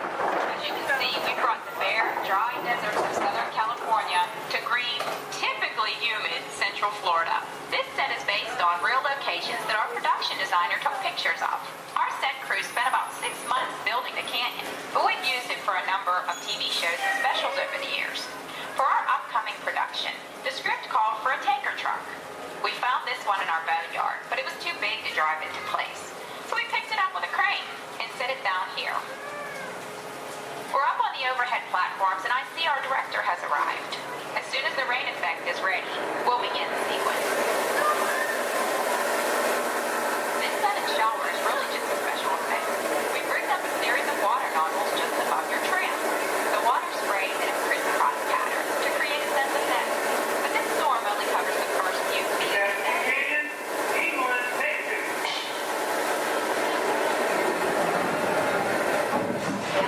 Okay, it's showtime. Everybody stay seated. Hang on to your belongings and watch your children.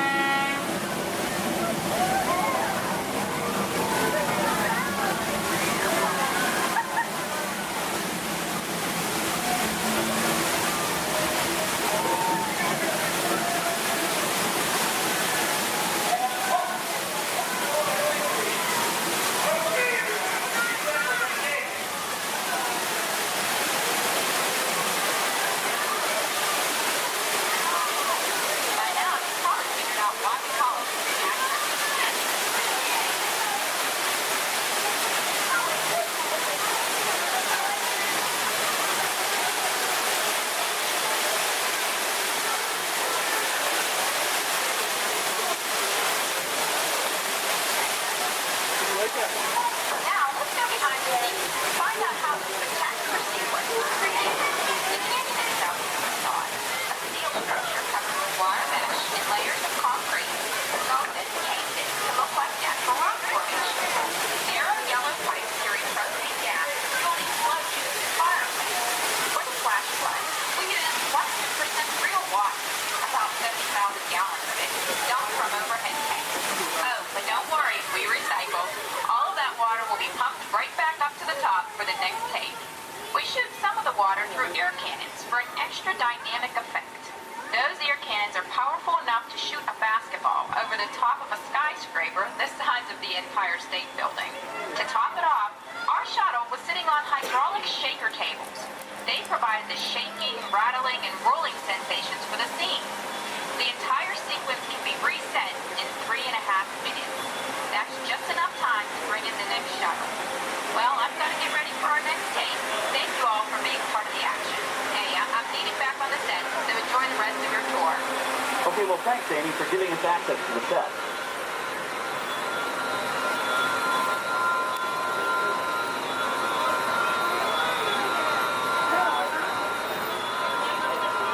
On the right, we have an authentic piece of Disney history. That Gulfstream 1 was known at airports across the country as November 234 Mickey Mouse, but we just call it the Mouse.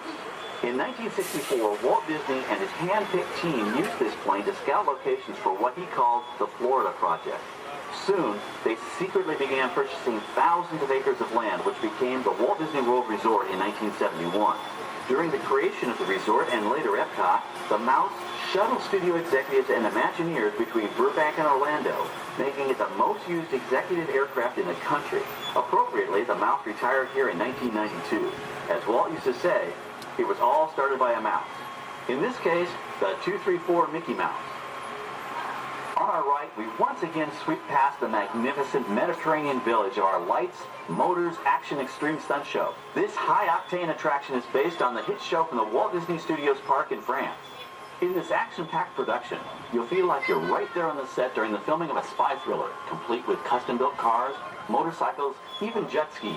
You'll experience the split-second timing, coordinated driving, and fiery special effects that make action movies a real blast.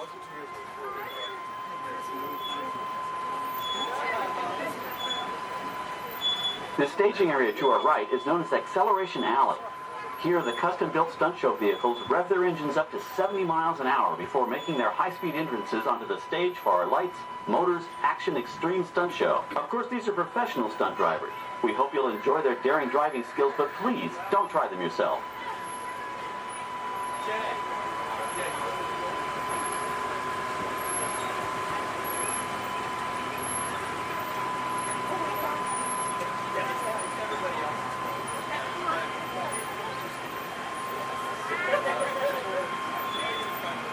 On the left, we've reached our second boneyard with more historic props and vehicles. When we reuse older props in a new production, they're often refitted with custom parts and given a whole new color scheme. You might not even recognize them the next time you see them on screen. For instance, coming up is our friend Herbie the Love Bug. He went through a special demolition derby makeover. Those dents and dings were added on purpose, but he can be polished up as good as new for his next starring role.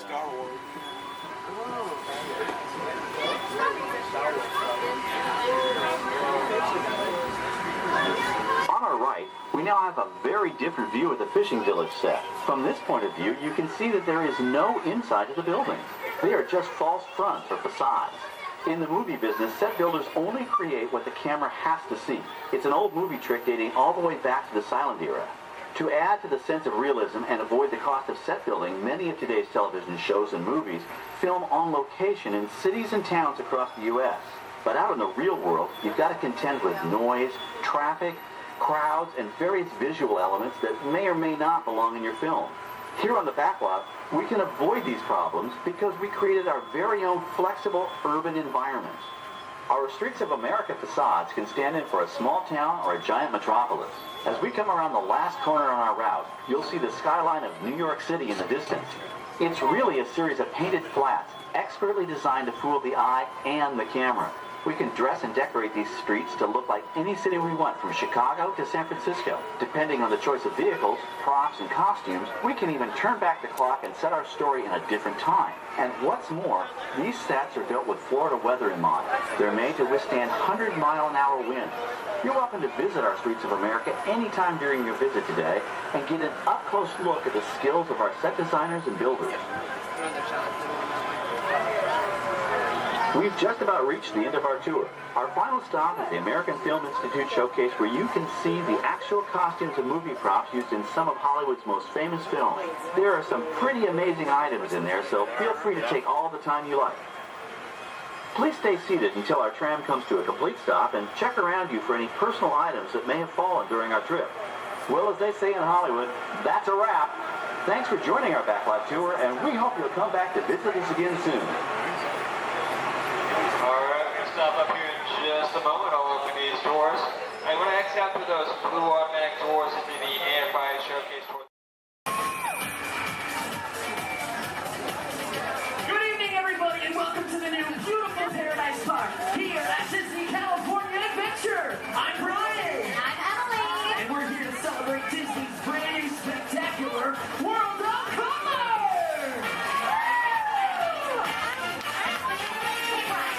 Do you think these people really know what kind of treat they're in for tonight? I don't know. Let's find out. How many of you have seen World of Color before? All right, so how many of you are seeing World of Color for the very first time? Woo! That's great, guys. All right, you know what? We won't spoil the surprise, but we can promise you this. Why don't you tell her, Brian? Something good is gonna happen to you tonight. Oh, yeah. Something real good gonna happen and it's all right. Something, something, something good. Something, something, something good. Something, something, something good. Something, something, something good. Something real good. All right, everybody, let's kick things off by everybody shouting out their favorite color on the count of three. Are you ready? 1, 2, 3! Oh, what did you hear over there? I heard a whole lot of yellow. All right, for all you yellow lovers in the audience, say yellow to our favorite candlestick. Look over there, it's Lumiere, everybody. Bonsoir. Is this where they're throwing the party? It sure is, and who better than you to brighten up the festivities? Ah, Madame's Monsieur. It's so good to see you. All right, put your hands together for Lumiere, everybody. Such a colorful celebration, don't you think? You can say that again. Such a colorful celebration, don't you think? Very nice, Lumiere. What service? I love this song. Okay, now whose favorite color out there is orange? Anybody? Well, gee, I sure wish I knew somebody orange who could kick this party up a notch. Well, I know somebody, and I'll give you a hint. He's orange and black, and he loves to bounce. That's right, it's not Tiger, it's a Tigger! It's time for a little bouncing. All right, everybody, now's your chance to get bouncing! There ain't nothing can bounce like the trigger. Except maybe you. Keep on bouncing. Bounce. All right, we've got yellow, we've got orange, now we need somebody green! Oh, don't stop. Here's it. No. Who's the other kid? Publix. Jiminy Cricket. Picture somebody larger and a little more round. Just picture a big billiard ball with one eye.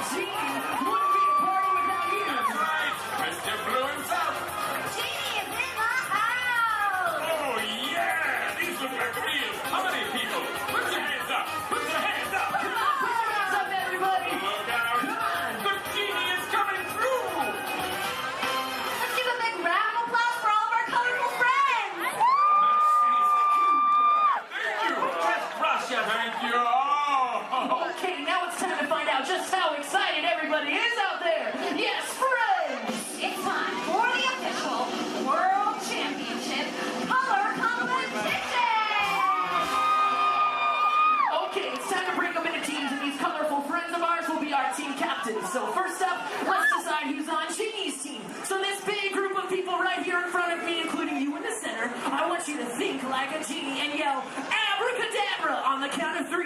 Are you ready? 1, 2, 3. Oh, come on, I said like a genie really loud this time. Ready? 1, 2, 3. Great. You guys are now Team Genie. Blue is the bomb! Oh, really? We'll see about that. Everybody back here hanging out with Mike. Let's collect some scream power. I want to hear a big green team scream on 3. Ready? 1, 2, 3. Fantastic! You guys are all now Team Wazowski. Good job, everyone! I'll be keeping my eye on you! Eye! Get it? Yeah, we get it, Mike. All right, now everyone around Lumiere, I want you to throw your candlesticks up in the air and wave them from side to side and make a little noise. Come on, guys. Oh, you can be louder than that. Come on. All right, you guys are now Team Lumiere. Merci, I am touched! All right, now everybody way over there by Tigger, and that includes everybody on the bridge. Let me see you jump up and down and make some noise. Perfect. You guys are now the Tigger team. That's terrific! Okay, looks like we have one team left. So everybody over here around Sebastian, and that includes everybody way over there. Let me see some booty shaking, and let me hear you. Move those canvases! Shake it. That's right. You guys are now Team Sebastian. I love it! Okay, does everybody know what team they're on? Do you know who your team captain is? All right, it's time to get the color competition started. And hey, if you don't know what team you're on, just pick one and join along, all right? All right, take it away, Emily. Okay, you guys, so what we're going to do is we're going to teach you part of an awesome song from the movie Tarzan. Then we're going to have each team help us out by singing it one at a time. Then we'll pick a winner. All right, let's hit it. Okay, so I'm going to say something first, and then you all repeat after me. Are you ready? Let's do it. Say do. Do. Bop. Pop. She. She. Do. All together now. Do. Bop. She. Do. Do. Pop. She. Do. Come on. Do. Bop. She. Do. Do. Pop. She. Do. Awesome. This time we're gonna sing it. Repeat after us. Do. Pop. She. Do. Do. Pop. She. Do. More time louder. Do. Pop. She. Do. All right, Emily. Do you think they're ready? Oh, they're ready, all right. All right, color crews, it's time to shine. Emily and I are going to call out a team. When you hear your team call, we want you to belt out that phrase as loud as you can, okay? Oh, and one other thing, you gotta sing the right notes for your section to win. Okay, guys? Team Z, your lines are up first. All right, watch Emily and I for your cue. Here we go. Shoo-doo-doo-da-ba-da-doo, da-ba-da-da-doo-da. Shoo-doo-doo-da-ba-da-doo, da-ba-da-da-doo. Oh, we're ready! Shoo-doo-doo-da-ba-da-doo. All right, Team Z. Bring it. Hey, that was cool. Give it up for Team Genie. Oh, wait, you want the team think you can do better? Let's give it a try. Team Wazowski, you guys are up. Write that team. Try to sing the right notes. Lead you in.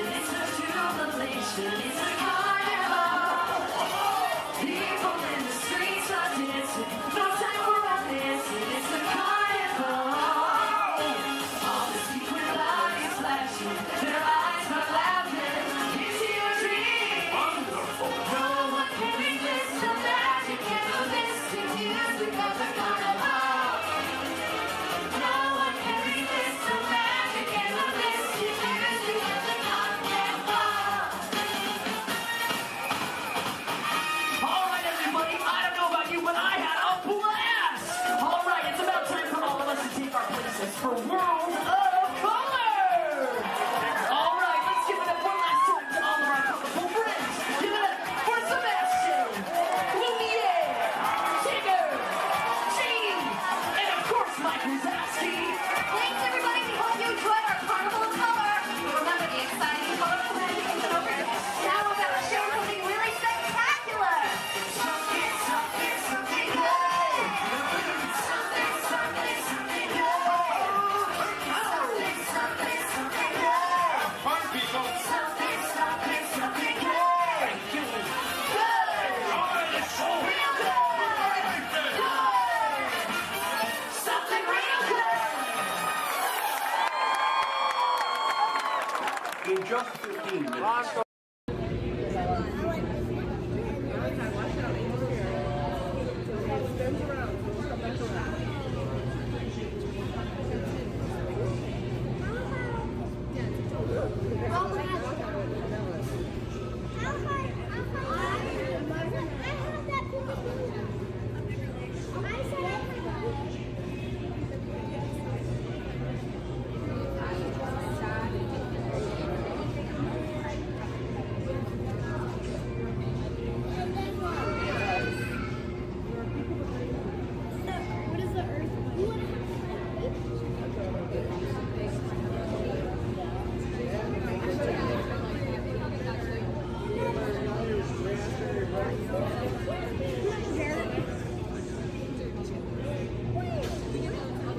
Where's the apple fritter?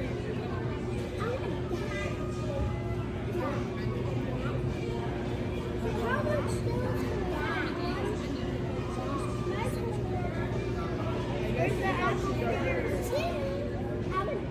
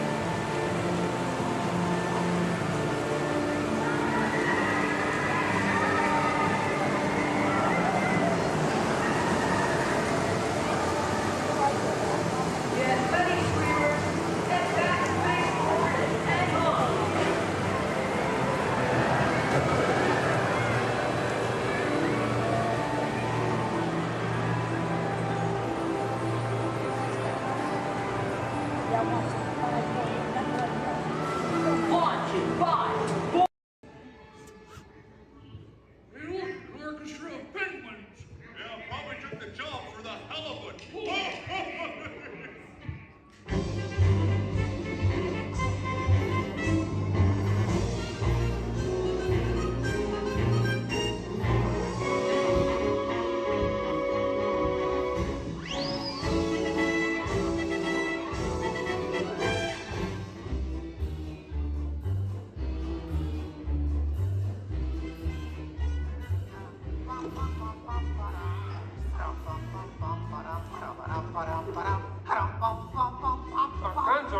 Gonzo? Oh. Sorry, boss. Hi-ho, Kermit Frog here, and welcome to Muppet Vision 3D. Now, let me show you around our research center. See, here in this modern high-tech facility... Hey! Be careful! Here in this modern high-tech facility, we have perfected Muppet Vision 3D, a new film process which we're about to demonstrate today.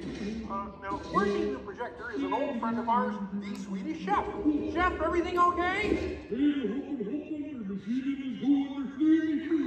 Exactly. And our demonstration includes a little song from this beginning. little? Did I say little?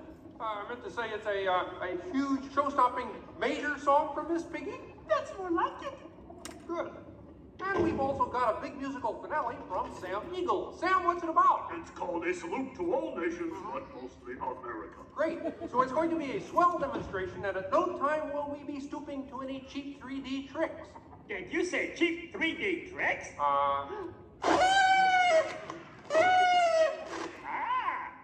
And here's something I wanted to spring on you. Walmart, it's that dumb bear again. Yeah. Hey, Bear, you're not even funny in 3D. Oh, not you guys. How did you get here? We entered a contest. Yeah, we lost. Oh, yeah? Well, my new 3DX gonna shower you all with humor. Waka waka. He's trying to drown us. What kind of act is that? An act of mercy. Listen, better luck next time, Fozzie. Okay? And now, if you'll come this way, I can show you our Seekers Laboratory. You see, we invited distinguished scientists from all over the world to come and work here. Unfortunately, none of them showed up. So instead, I'd like to introduce you to the guys who invented Muppet Vision, and they can show you some of their... right now, I'd like to turn you over to Dr. Bunsen Honeydew and his assistant, Beaker. Well, thank you, Mr. Kermit. Today, let's look at the advancements we've been working on for Muppet Vision. Beaker, would you turn on the machine?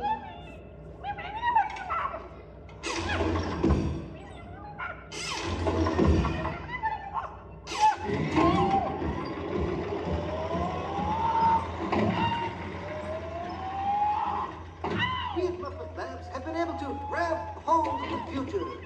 The wheels of progress turn swiftly here as we strike upon ways to bring science safely to you. This user-friendly machine will now generate the first living 3D effect just by flicking a simple switch.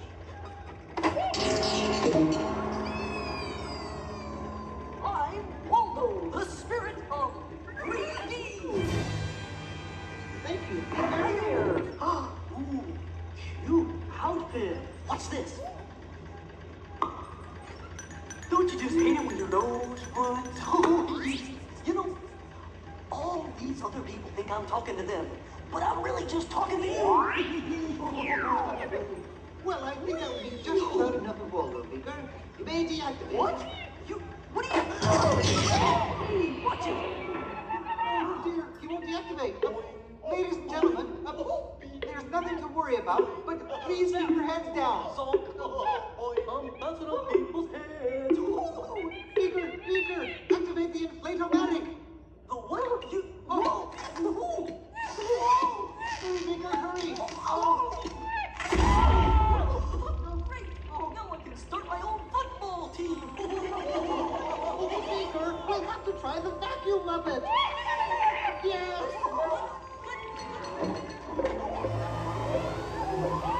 Ladies and gentlemen, for your own safety, please rescue our Miss family.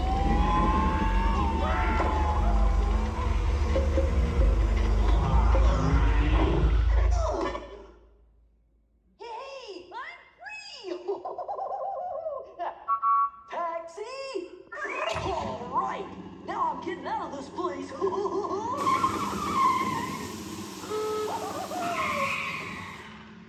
This way, folks. I'm sorry, but Muppet Labs seems to have been temporarily sucked up. But, what is that?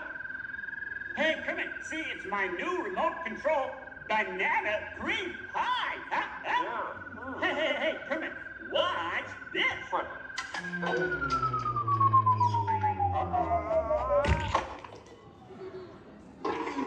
Ozzy, that's terrible. You're right. Needs more sugar. And now, ladies and gentlemen, for the first musical portion of our demonstration, we have Miss Piggy in a wonderful 3D number. That's you, penguins.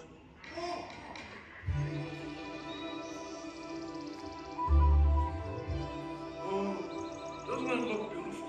Yeah, too bad they're gonna spoil it with a pig. La la la la la la. Oh,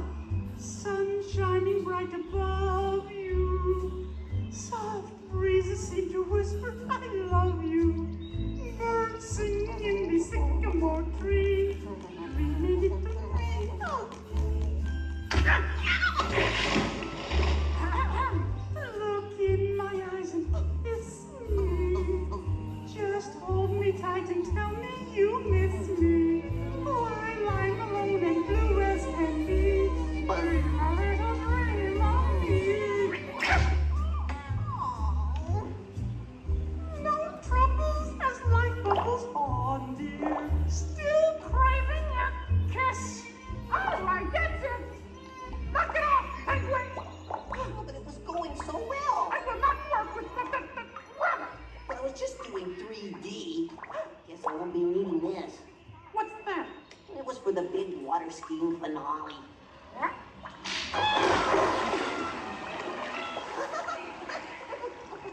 Peabody, what are you doing? What do you mean? You are ruining this film. Well, I was Get just out. trying to Get help. out. I didn't mean anything. Go away. Aw. Go away. Does anybody know the way out of this film? Hey, you got a map down there? Well, you can come with me if you like. I just got fired and I'm running away. Terrific!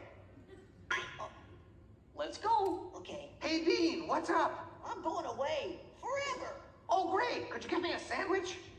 Would any of you people like anything? I mean, since he's going out, he could forever? Bean? Bean? Oh, Kermit! Kermit!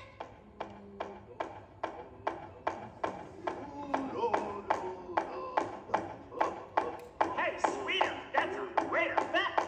Hey, Fuzzy, Kermit! What is it? Bean Bunny ran away! Oh, no. Yes, For goodness. Hey, we gotta find him. I know! All right, everybody spread out and look for Bean. Right, I'll go this way. Ladies and gentlemen, we'll continue the show in just a moment, but in the meantime, if you see a rabbit, holler. Bean. Bean? Oh, Bean. Bunny! Bean! Where are you? Bean? Bean? Bean?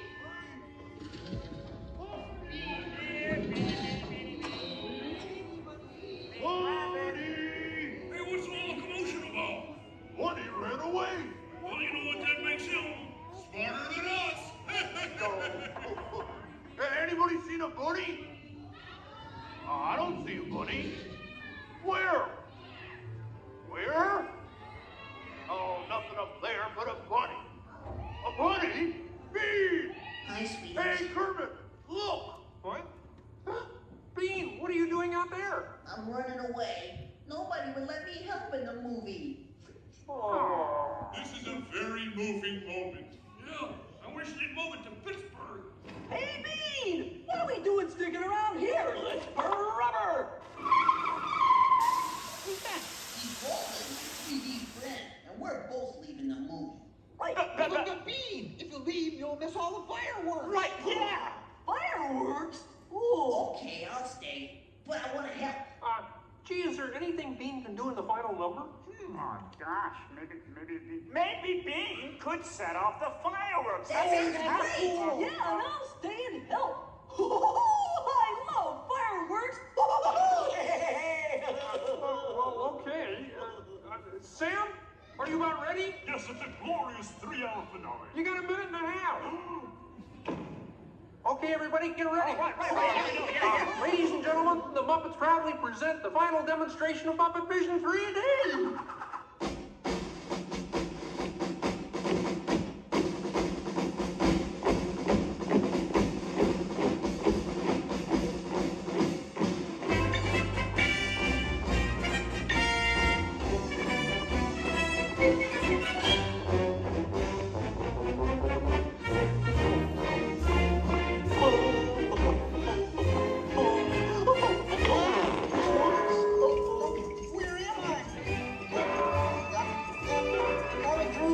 What are you doing? Get back into place. On me! Where's the tubing section? Oh boy. Whoa! Is it over yet? Can we start again? Sorry. Bean, the fireworks! On its way!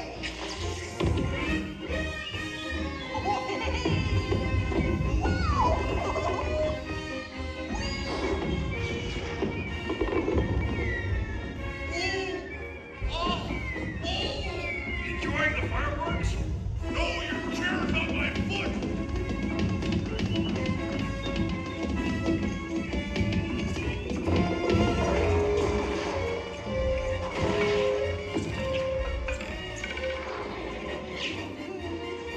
What's this?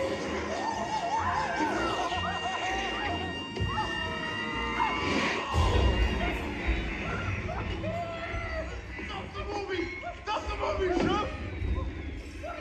Chef!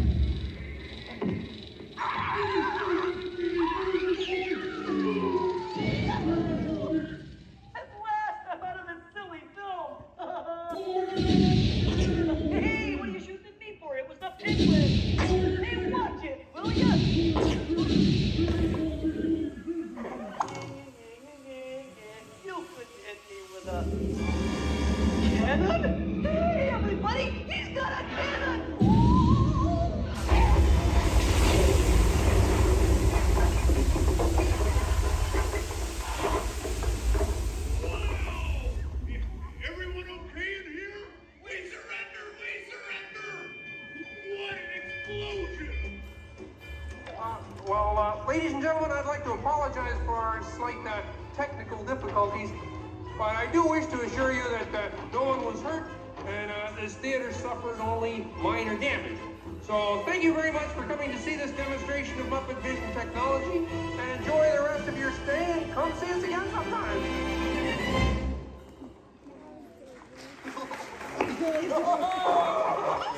They'll never recognize me now. Forward!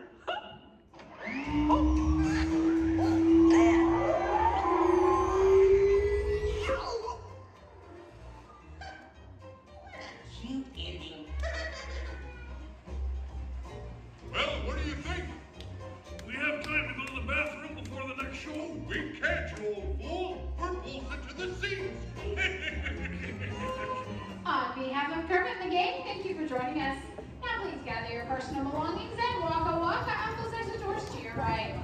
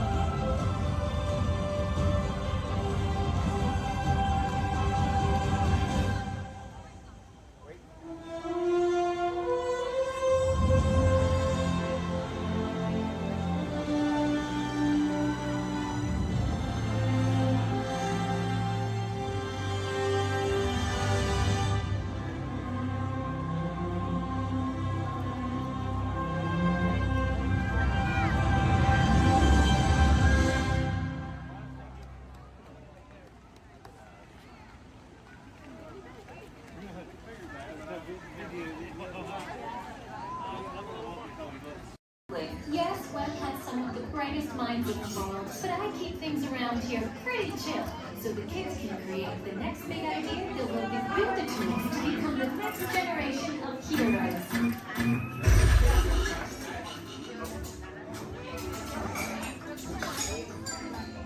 We hope you have a great time on your visit to the Worldwide Engineering Brigade Open House.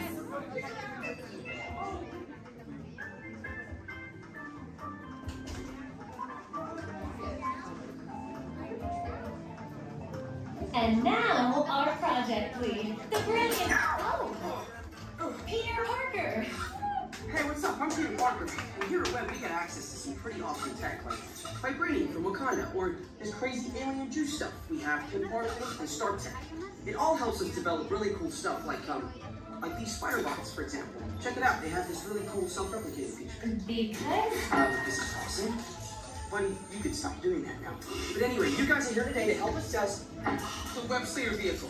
Using onboard tech, you will be able to sling webs just like my buddy Spider-Man. Peter, your presentation is getting away from you. Yeah, I'm aware of that, Sharon. If you could just initiate the safety protocols, it'd be great. Problem with that, So Peter. anyway, if you want to sling a web, all you gotta do is sling your arm in the direction you want to shoot the web, and that's it. It's awesome. Peter, your spider bots are continuing to replicate, and they're consuming everything in their path. They seem to be stuck in self-recognition mode. If you could just handle that for me, please. On it. Contacting Mr. Stark. Don't call Mr. Stark! Don't call Mr. Stark. Sorry, Michelle. Could you just call someone else? Ask them to do it. Okay. Contacting Spider-Man. Here?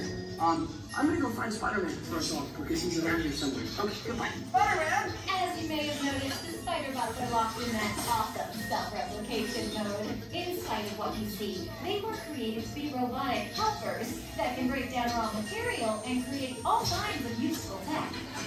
But because they are stuck in self-replication mode, the spider bots are currently consuming everything in sight and multiplying at an alarming rate. If left unchecked, my calculations predict this will lead to the devastation of the entire Avengers campus. It should be safe until Spider-Man gets here, as long as they don't get into the alien fluid. This is now a bigger problem. Activating threat level protocols. Hey guys, what's up? I hear you have no problem. I'm here to help. You made it. Great. Threat level is at exponential danger. You might need some help. Perhaps I'll call the Avengers? Don't worry, everyone. I got this. Okay, everybody. Open house is canceled. Wise idea. And I could use some help. Yes, you could. Sharon, prep the Slinger vehicle. Already on. Everyone head to the Slingers and we'll team up to stop the spider bots before they destroy the campus. It's easy. Okay, we have a plan. Please move quickly through the doors and down the hall to the Slinger vehicle bay. Your open house demo has been upgraded to a high-stakes mission to save the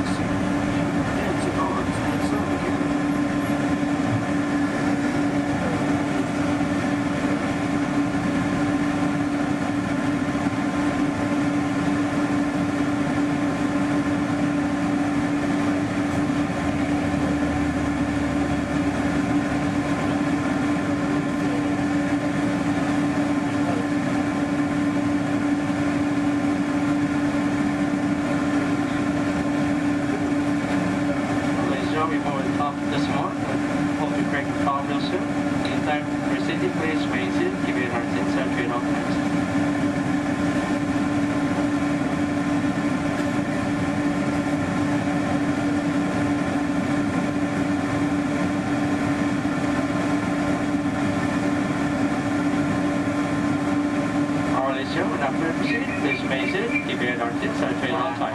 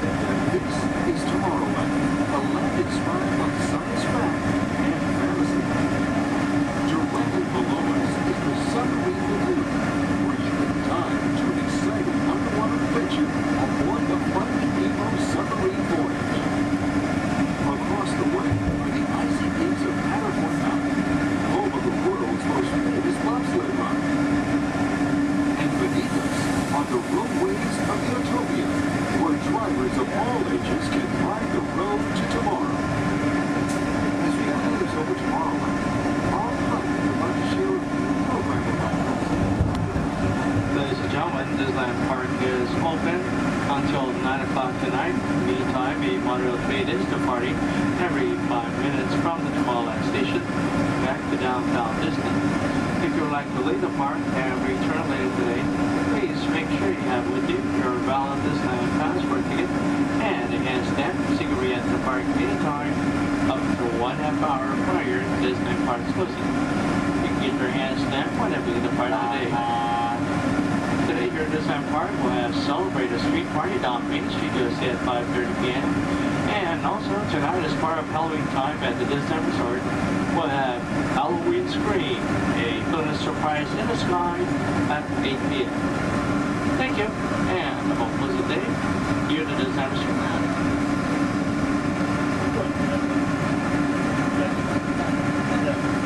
Just into the right of the train are the sparkling gold spires of one of Disney's most beloved attractions. It's a small world. Beyond it is the wacky world of Disney's classic cartoon characters, Mickey's Toontown. We're now riding alongside the happiest kingdom of them all, Fantasyland, home to Pinocchio, Snow White, Peter Pan, and other storybook characters.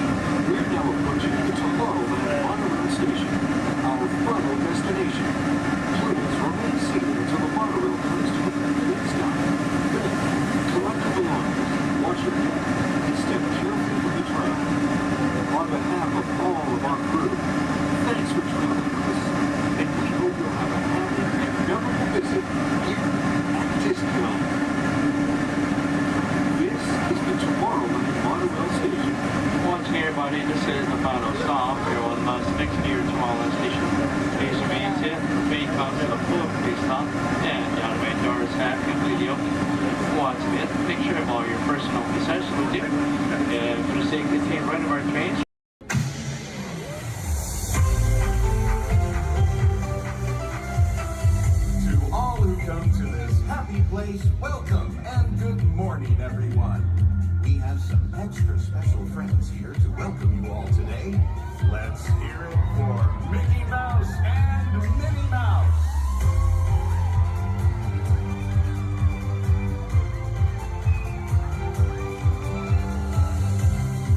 Well, hi, everybody. Good morning. Gosh, it sure is great to see so many amazing friends. It certainly is. Oh, I have a feeling today is going to be the best day ever. You said it, me. And now that we're all together, we've got a surprise for you. When everybody heard that you were going to be here, they just had to come and give you a great big Magic Kingdom welcome. And here we come now. Hot dog! Now that everybody's here, I think it's time to start the day. And that means we're going to need just a little bit of magic. I bet these folks can help with that. Oh, I know they can. count of 3, everybody shout, "Let the magic begin." Are you ready? 1, 2, 3. Let the magic begin. Welcome to a place where dreams come true.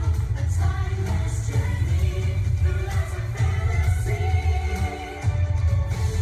Where only a wish creates things like this to appear.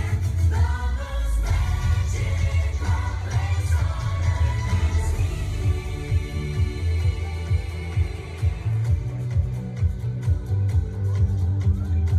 Well, what are we waiting for? Let's get going. Bye-bye, everyone. See ya real soon.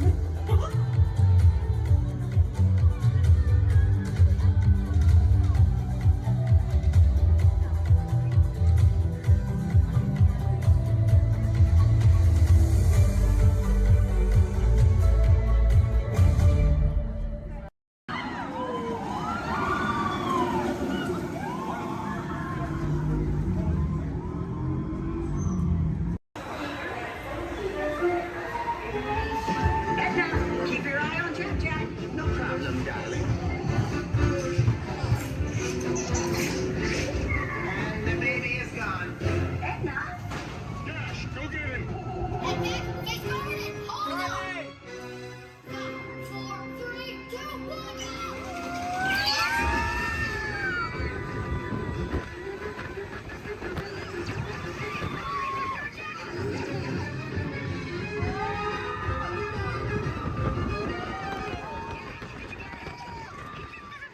The baby has teleported to an internal. Got it.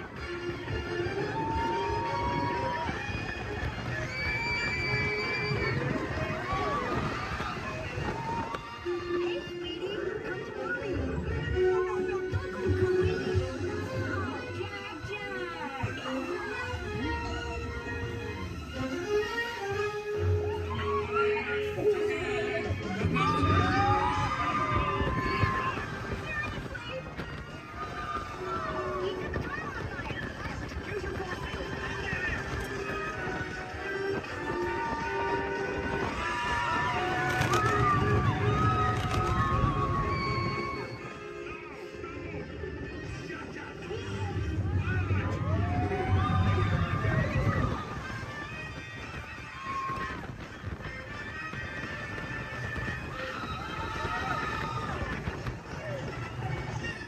Now he's multiplying.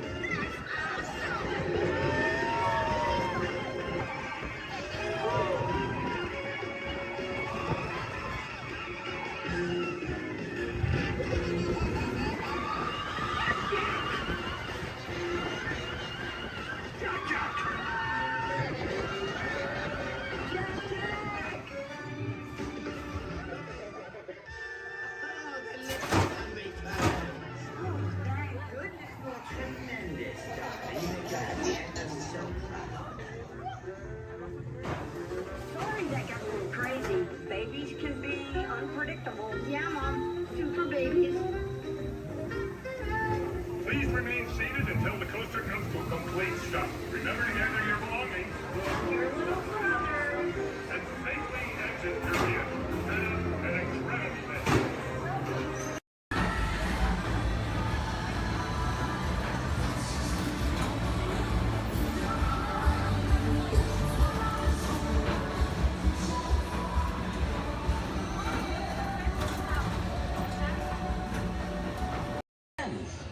Really, I just love to come down.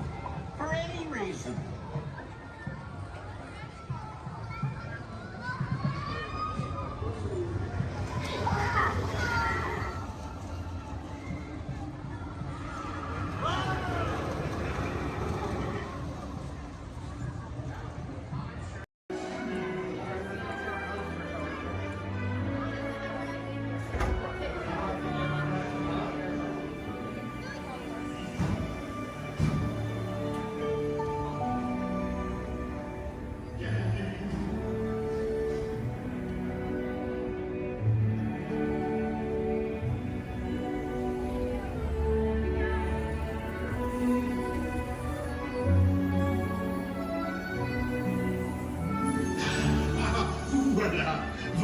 venez, venez. Suivez-moi, je vous prie. Le chef Rami is waiting for you. This way.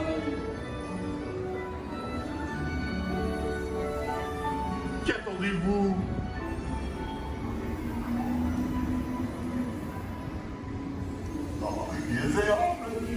Les invités pour le dîner. Yes, but what to prepare? Hein? Pour le repas idéal. Coq au vin? Non. A simple omelet? Too simple. What? Mais oui, that's it!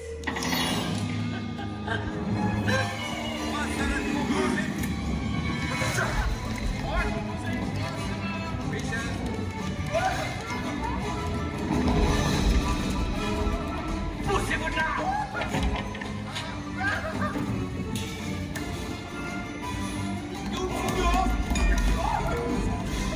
Vite, par ici!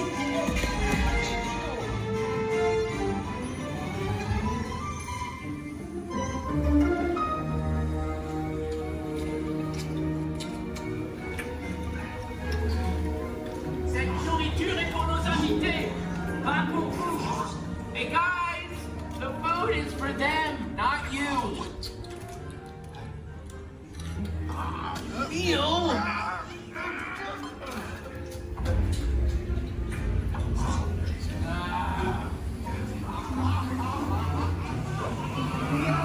Everything must be perfect! Echo est en salle. Et oui, what are you doing? Que manigancez-vous?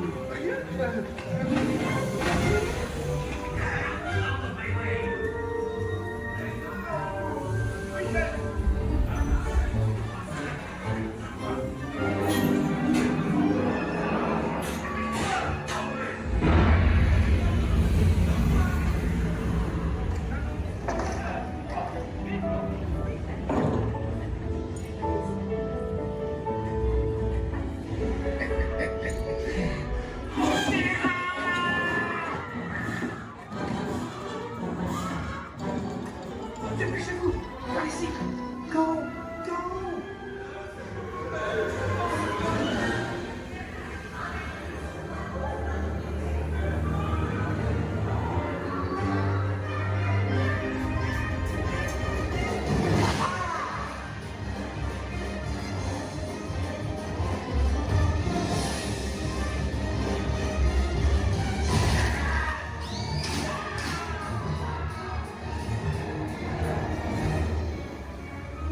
Come on!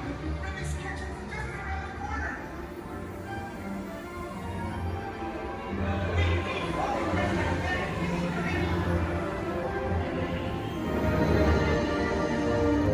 Trois entrecôtes pour la douce.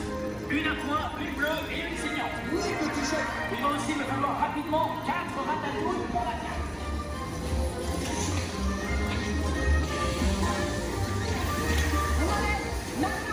Oui, ma chérie.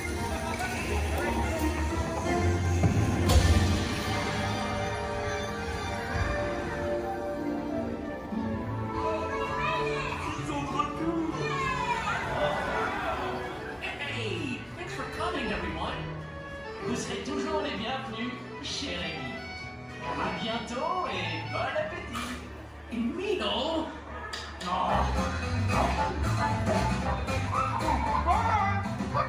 Au revoir. Voyons.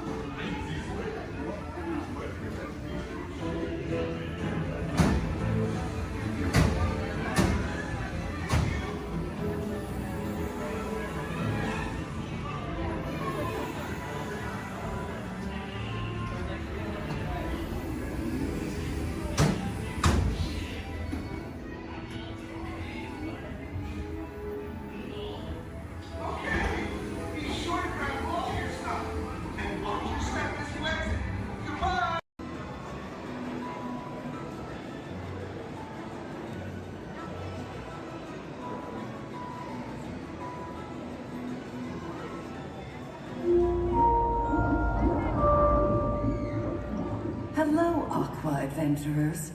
Here's a little fish food for thought. Sea turtles often confuse trash, like plastic bags, for food. But you can make a positive impact by recycling and limiting the use of single-use plastics.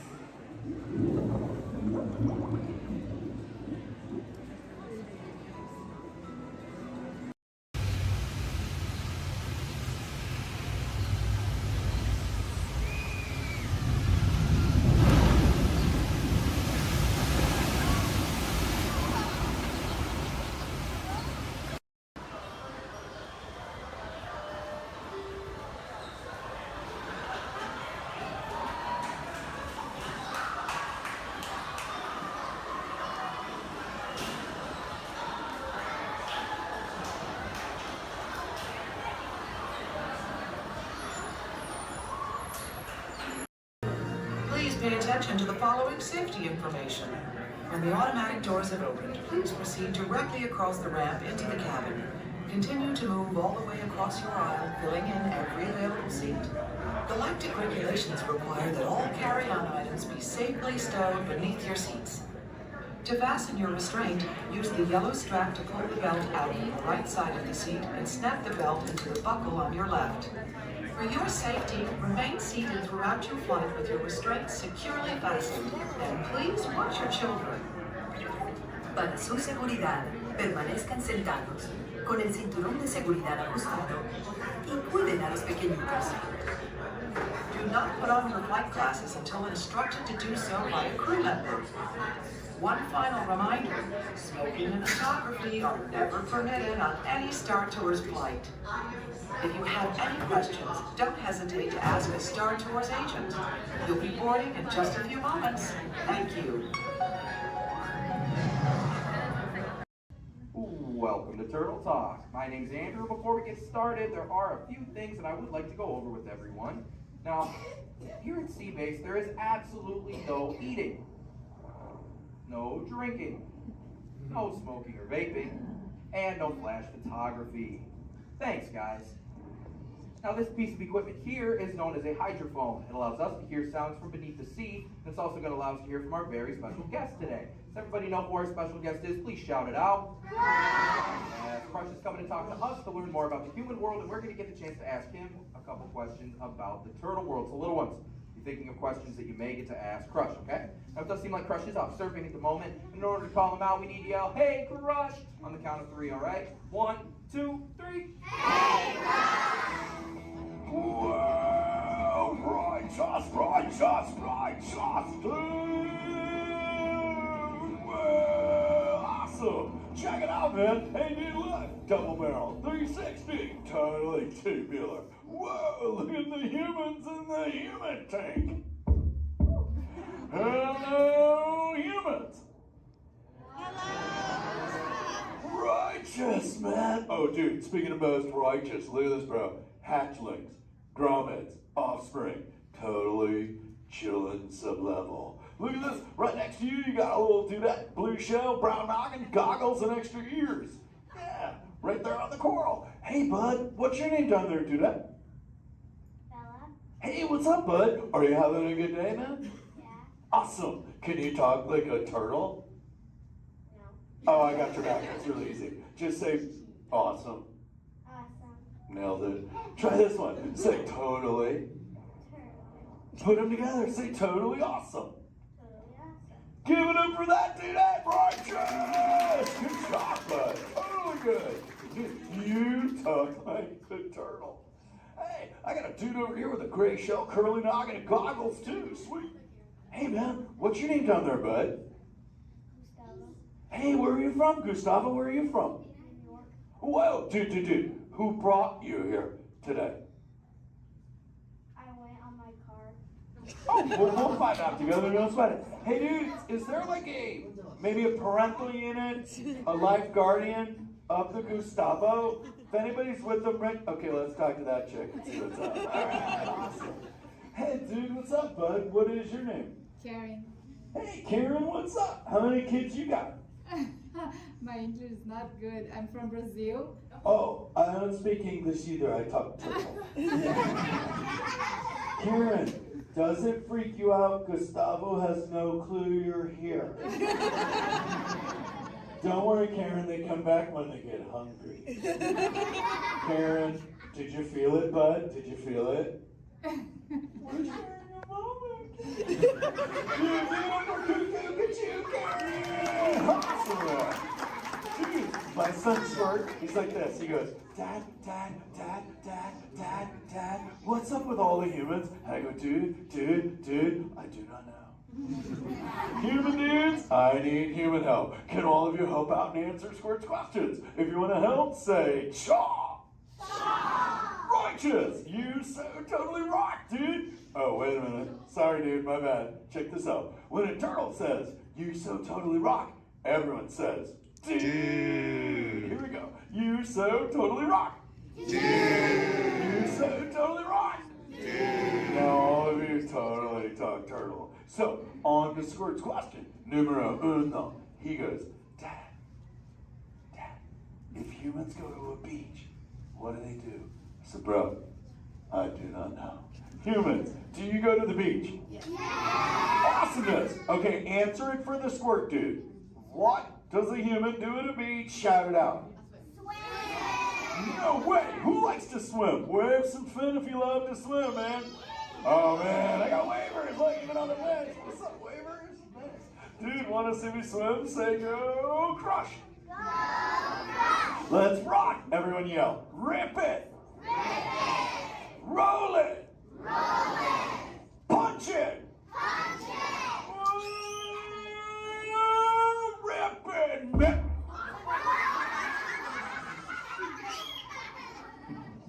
Hey, Crush, watch out for the glass. Hey, dude, thanks, Hank.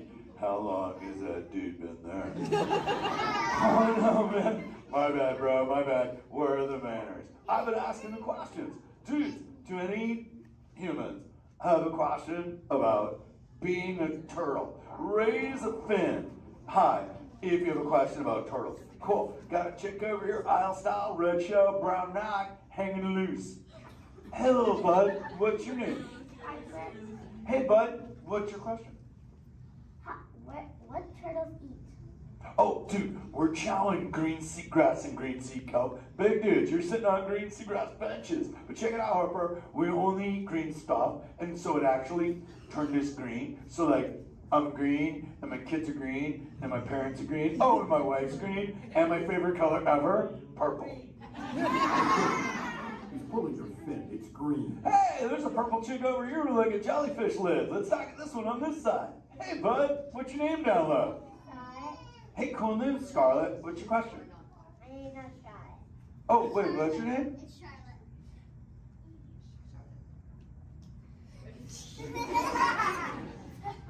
You don't have to tell me.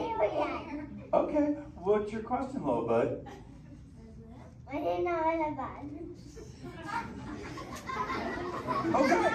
Hey, let's head over here. We got like a little friend on this side. Looks like a light blue shell, brown noggin. Let's talk to this bud. Hey, what's your name, dude? My name's Marley. Hey, Marley, what's up? What's your question?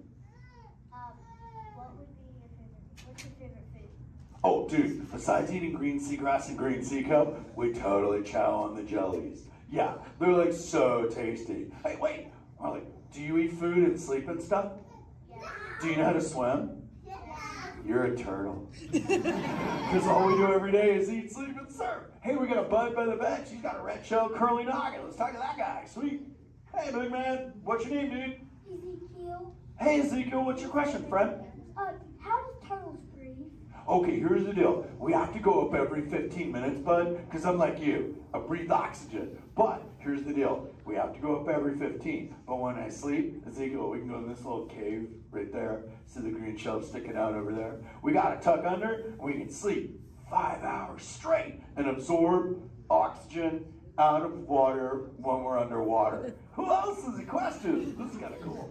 Oh, whoa, dude, check it out. We got like a little friend chilling on this side by the bench. Looks like a grayish blue shell, brown ox sitting on her own flips. Dude, what's your name over there, bud? Abby. Hey, Abs, what's your question, Abby?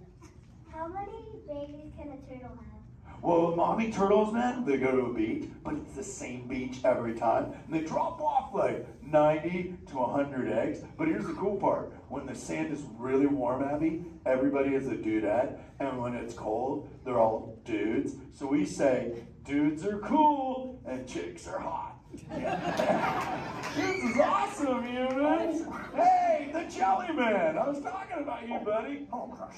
Hey, man. I'm trying to get away from a turtle pile. Marlin, turtle piles are a celebration. Everyone yell, turtle pile!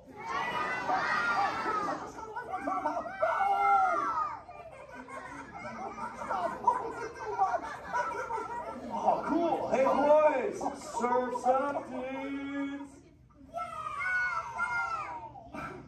Thanks a lot, Crush. For what? The turtle pile? Shout it out, humans!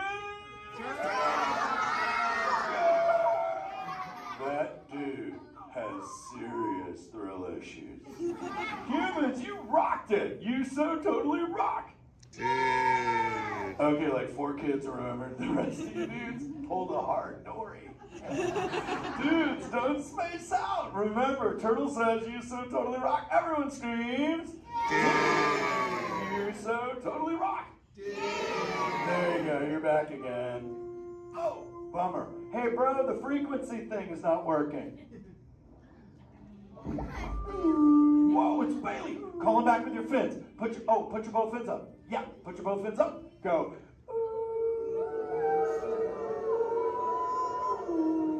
Crush. Hey, Bailey, look at my friends. They're humans. Oh my goodness, funny looking humans, huh? Hey, dude, stop. That's not cool. Those are my friends that can hear you. No, they can't. Watch this. Hi, humans. Oh, okay. Why didn't you tell me? Dude, I tried, man. You got stoked out. Wait. Yeah, that thing. I'm getting something. Ooh, wow. Some of you have 4 ears. Weird. I'm not judging. Humans. Later, Crush. Later, Bailey. Everyone say, later, Bailey, dude. Bailey's echolocation's awesome. We're going to do it. Everyone, both fins up. Go. Okay, sub-level. Really good. Back bench. Solid. Grandma, in the corner. This is where we put our fins up. Good job, Grandma. Good job. Fins up. Eyes closed. Go. How many fins am I holding up now? No, you gotta go. Yeah, you so totally rock. Squirt, come here. Squirt, look at this. Squirt, I just taught humans your ultimate favorite. Sweet. Dude, go for it. They'll blast you. You so totally rock. Yeah. Rock on, human dude. Rock on, Squirt. That's my son. I'm in a jam. Oh, wait. Remember this thing. You gotta be good to the oceans. And the oceans will be good to you. And slap the fins together for my man Andrew. Rocking the mic, man. Oh, righteous. Little dude. Use the word dude all day long. Because your parents will love you. Hey, Karen. You're welcome, Karen. Let's go. You so totally rock. Let's give it up for Crush. If you would like to learn more about Crush and his friends like green sea turtles, manatees, or sharks, you can do so up on the 2nd floor of Sea Base. Now, little ones, don't move until your adult comes to get you. Adults, please collect your belongings, collect your children, head on out to those 2 right rear exit doors. In order to safety, please don't stand up.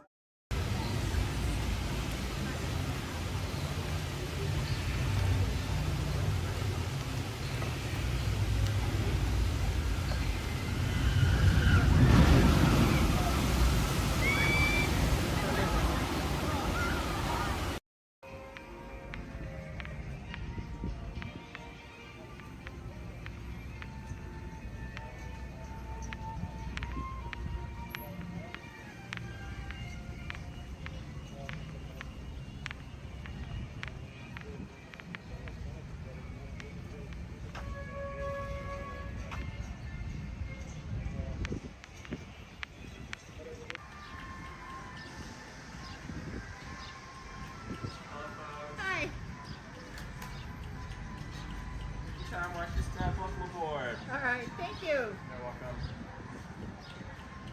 I'll see you on the other side. All right.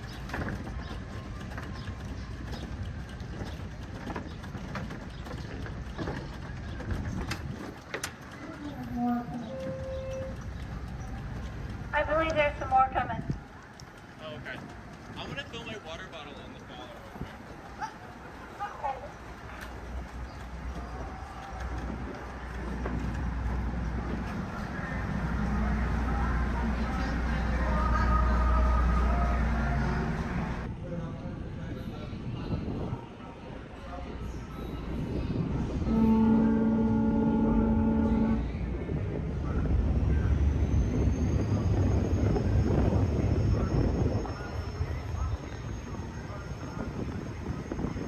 Ahoy, mate, and welcome aboard the Devil Joe Potter.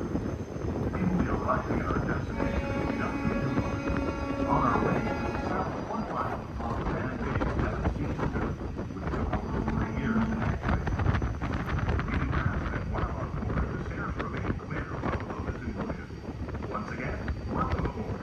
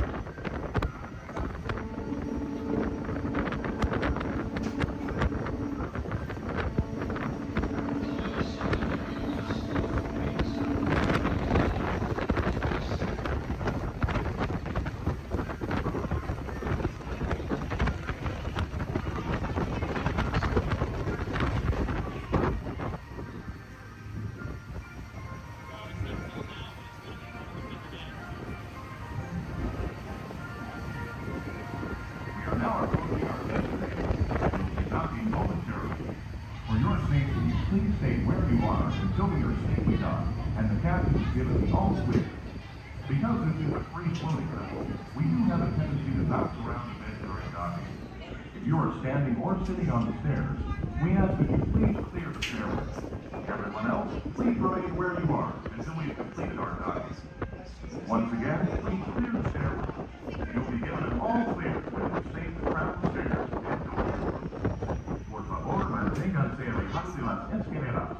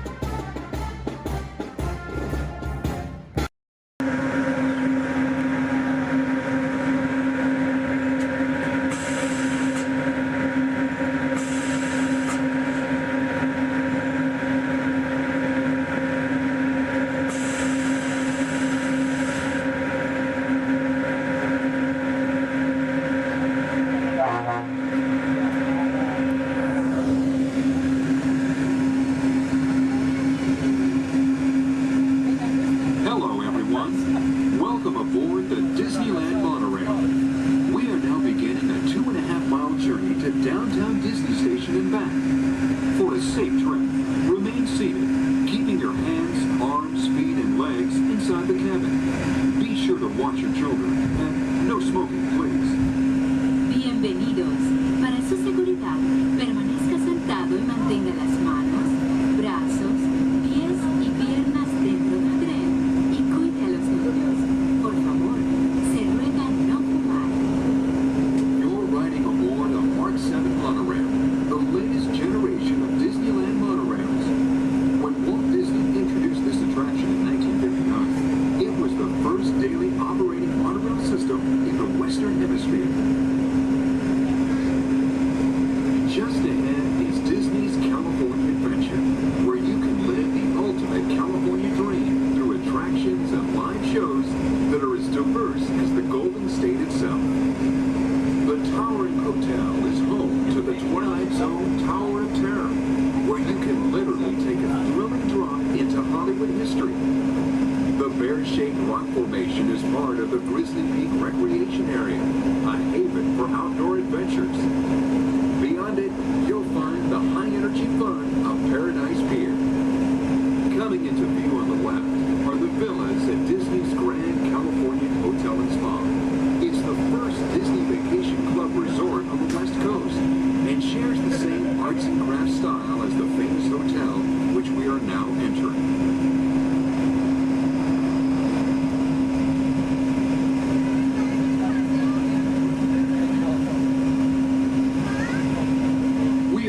Arriving at Downtown Disney Station, gateway to the Downtown Disney District and the Disneyland Resort Hotels.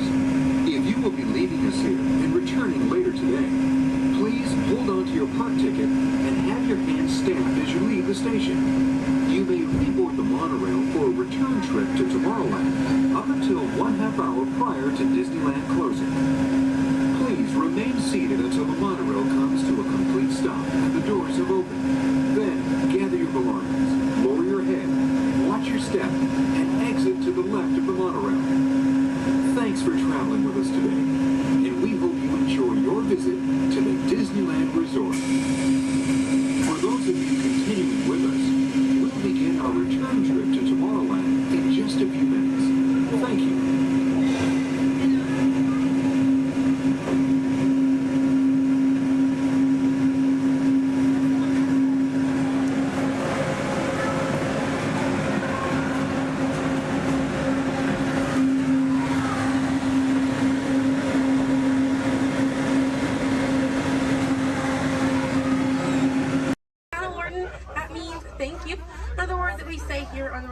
Is Twin Day, and Twin Day means let's go. Jumbo everyone, my name is Selena. I'm going to be your safari guide here today.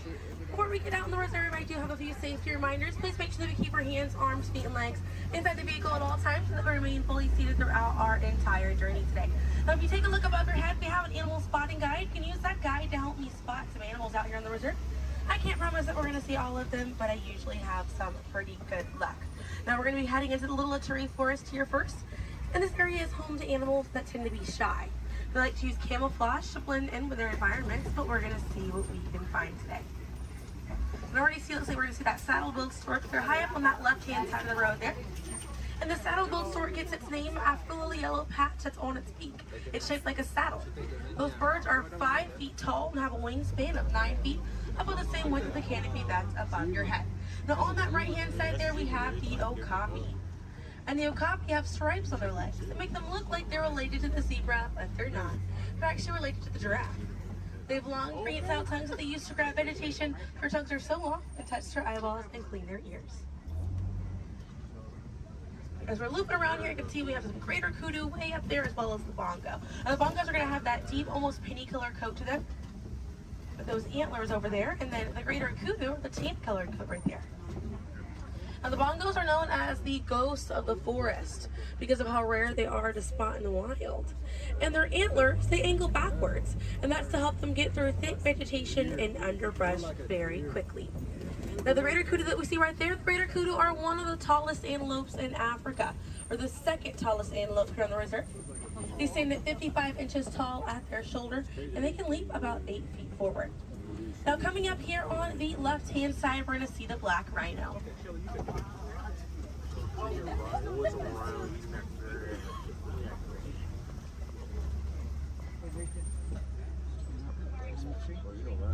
Now black rhinos are the smallest rhino in Africa. They weigh about 3,000 pounds. Rhinos are poacher hunted for their horns. Some people believe that they have medicinal value, but they do not. Their horns are not valuable at all, made out of keratin. And that's the same thing that our fingernails are made out of. Really good view of that bongo there on the right-hand side as we're passing by here.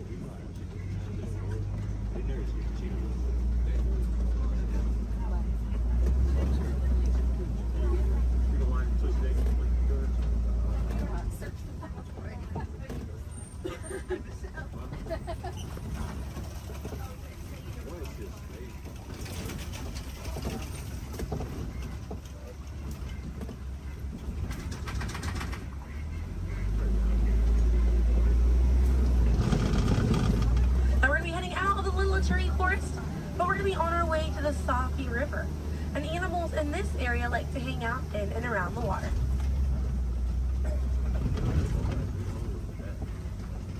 Now coming up on the right hand side, we're going to see some pink-back pelicans.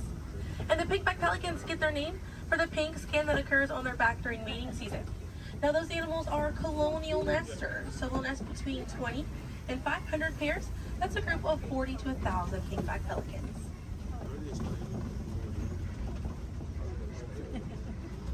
A view of the Safi River coming up on the left, and we have some Nile hippopotamuses.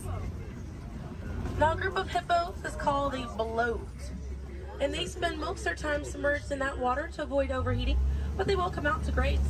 And they can stay submerged in that water up to 8 minutes at a time. And instead of swimming through the water, hippos will actually walk or run along the bottom of the riverbank, helps them glide through that water right there. One of the ways you can help out your waterways is by checking your sunscreen to see if it's reef safe. Another way is just being aware of how much water that you use and trying to conserve as much as possible.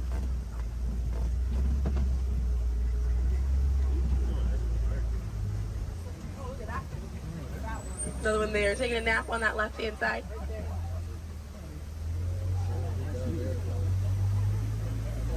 Now coming up on the left, we're going to see the Nile crocodiles.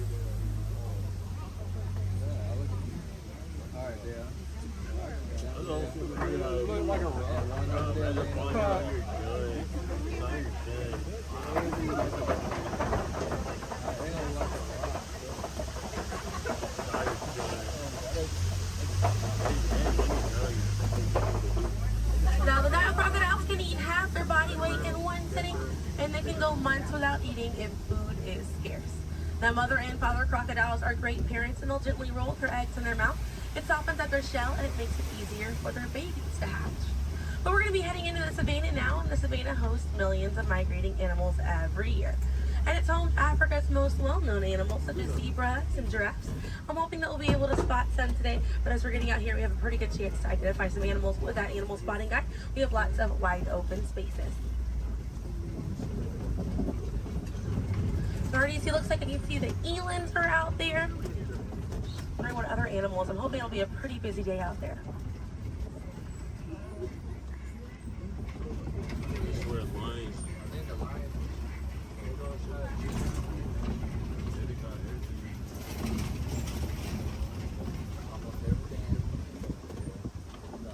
Let's see, also some springbok. It does look pretty busy out there.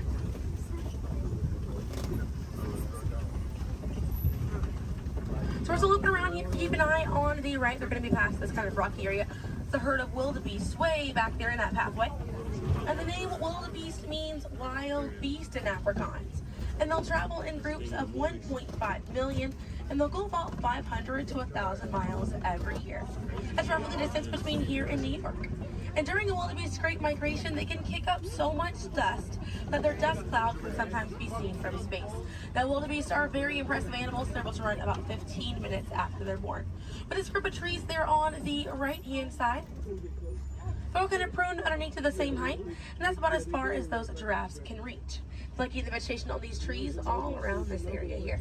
Now that's going to be the Maasai giraffe. And the Maasai giraffes have an irregular coat pattern. They don't have those clean lines around their spots like the reticulated giraffe that's on your animal spotting guide does.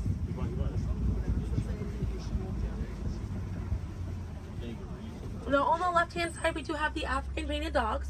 There might be a little bit more people once we're a little bit further up here. Now African painted dogs get their name after their fur pattern. It kind of looks like they have paint on them. It's unique to each animal and that's how they identify each other. African painted dogs are Africa's most successful hunters. They have a catch rate of 90%. Now right here on the left hand side we're going to have a really good view of the Ankole cattle. We're going to sneak on by here. The Ankole cattle are the only domestic cattle breed that we have here on the reserve. They're in the bovine family, same family as buffalo and bison. And their horns right there, they grow about 3 to 4 feet in length and they're filled with a honeycomb-like structure. It allows for blood circulation and it helps keep them cool on hot days. Now further back, that's a sable antelope in that back left corner. And the sable antelope are very special because of the symbol of the Harambe Wildlife Reserve, because of how courageous they are. So in a choice between fight or flight, the sable antelope will choose to fight, just how we should fight to protect these animals and the environment that they live in. And their antlers are angled backwards to deter animals like lions from jumping on their backs. And we have a really good view there of that Maasai giraffe. We're going to have another pretty good view there on the right up ahead too. Maasai giraffes stand about 18 to 20 feet tall when they're adults. And when they're born around 6 feet tall. They have about a 6-foot drop the moment that they're born. And just like the okapi, they do have those long prehensile tongues that they use to grab vegetation. They kind of use like how we use our fingers to grab food.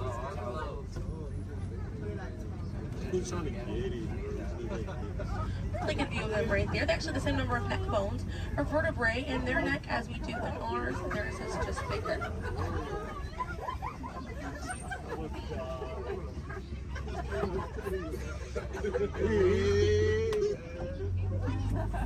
Group of giraffes is called a tower.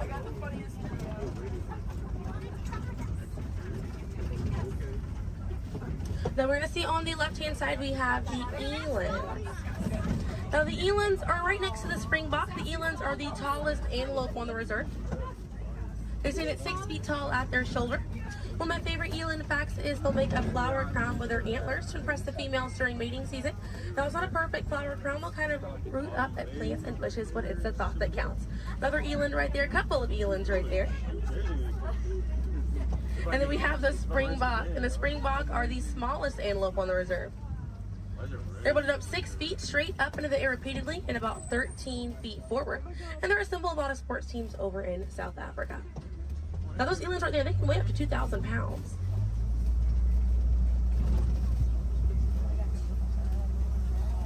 Another view of that Maasai giraffe right there.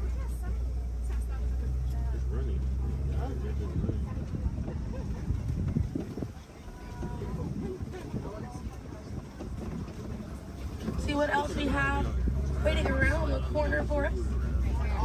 Another Maasai giraffe there. But a bit big for these giraffes.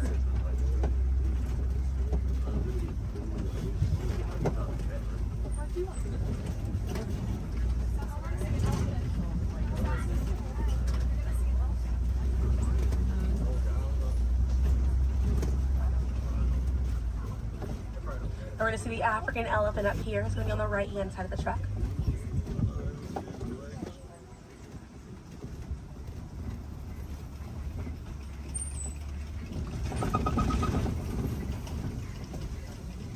Really good view of that African elephant there on the right hand side.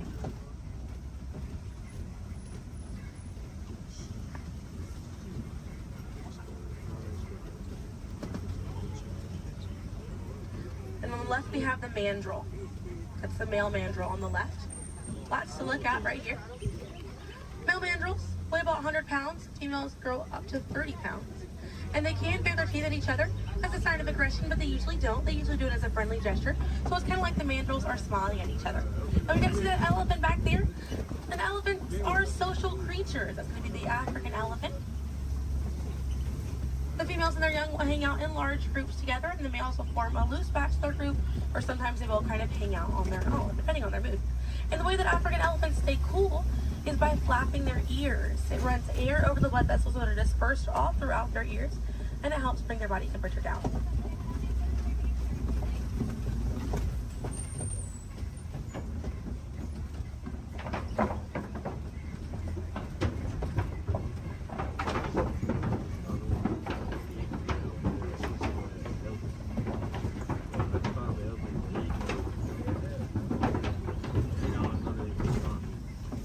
going to be looping around this area here. We have lots of red clay on this right hand side.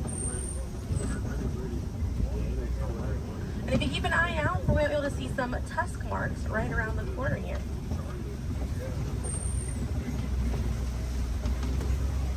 So those tusk marks on the right were caused by African elephants.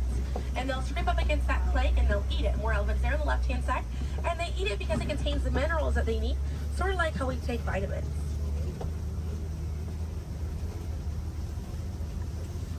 They're way off there on that left-hand side. They kind of look kind of tiny from here. We'll see if we can get another view of them a little bit further up.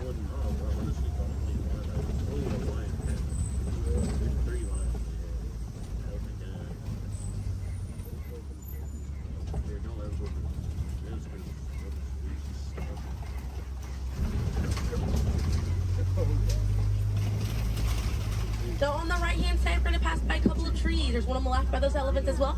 And these trees are baobab trees. And baobab trees survive by storing water in their trunk, and they stay leafless about 9 months out of the year. Now, baobab trees have a few different nicknames. One is the upside down tree, and the other one you might be familiar with is the tree of life.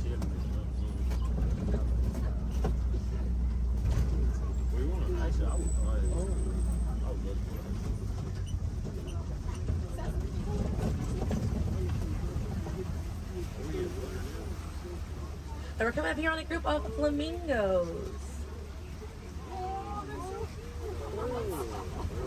Group of flamingos is called a flamboyant. So here we have that flamboyant of flamingo. Now this particular species is the greater flamingo species, and they're the lightest colored flamingo in their family. They get their color from the brine shrimp that they eat, and over time it turns their feathers pink. It takes about 1 to 2 years to get that full pink coloring right there. When they're born all gray and fluffy.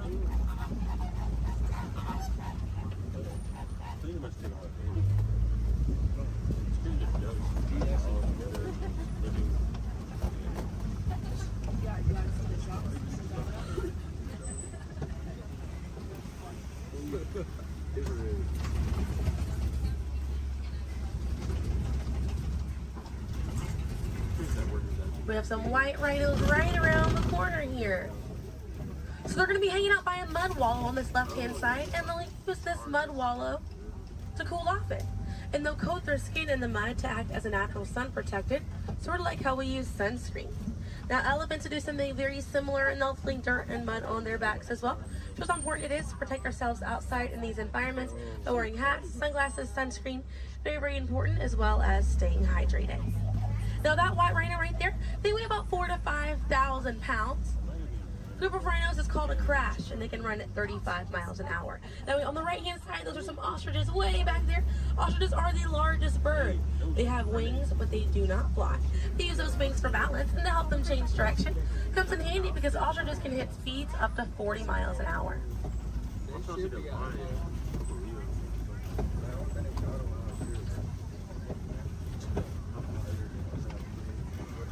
You see some cheetahs right around the bend here.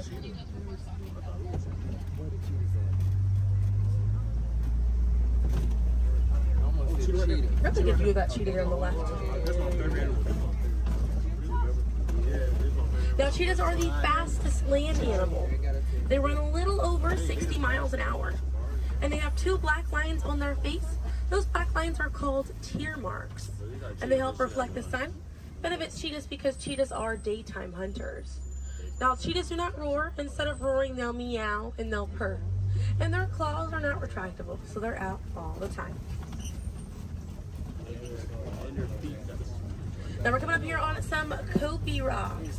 And Kopi rocks are rocks that jut out from the savannah. And a lot of times animals like lions will use these Kopi rocks as a vantage point to kind of scope out their territory and their prey. Really beautiful view of that male lion right there. Now at full volume, their roar can be heard up to 5 miles away. And they can sleep about 16 to 20 hours a day. Really impressive view of them posing right there. Now female lions will do most of the hunting for the group, and the male lions will stay back and kind of guard the territory and guard their cubs. And the Swahili word for lion you're probably already familiar with. The way that you say lion in Swahili is Simba. And we're going to see some more ostriches We have some white rhinos over here too, and the lioness is there on the left. Looks like she's posing for us as well.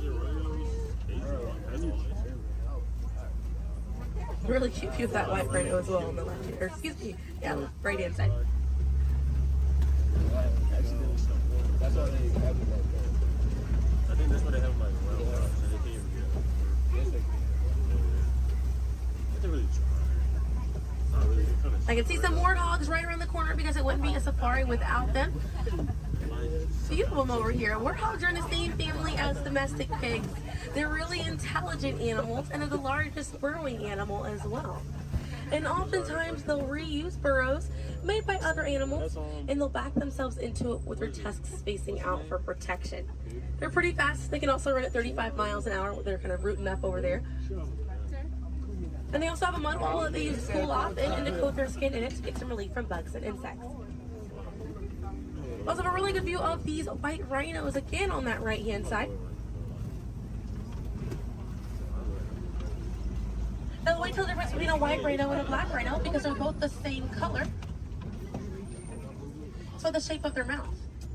White rhinos have a wide mouth and black rhinos have a V-shaped or pointed mouth. Original word for white rhino was vite. Vite means wide in Afrikaans, but over time it was misheard and mispronounced and it turns into the white rhino. I have a few of those warthogs as we're passing by on the left-hand side, but on the right we're going to see some ostrich eggs in that tall grassy area. And each one of those eggs right there weigh 3 pounds, and it's the equivalent of 2 dozen chicken eggs. Now those shells are so strong that the average man can stand on them and they will not break.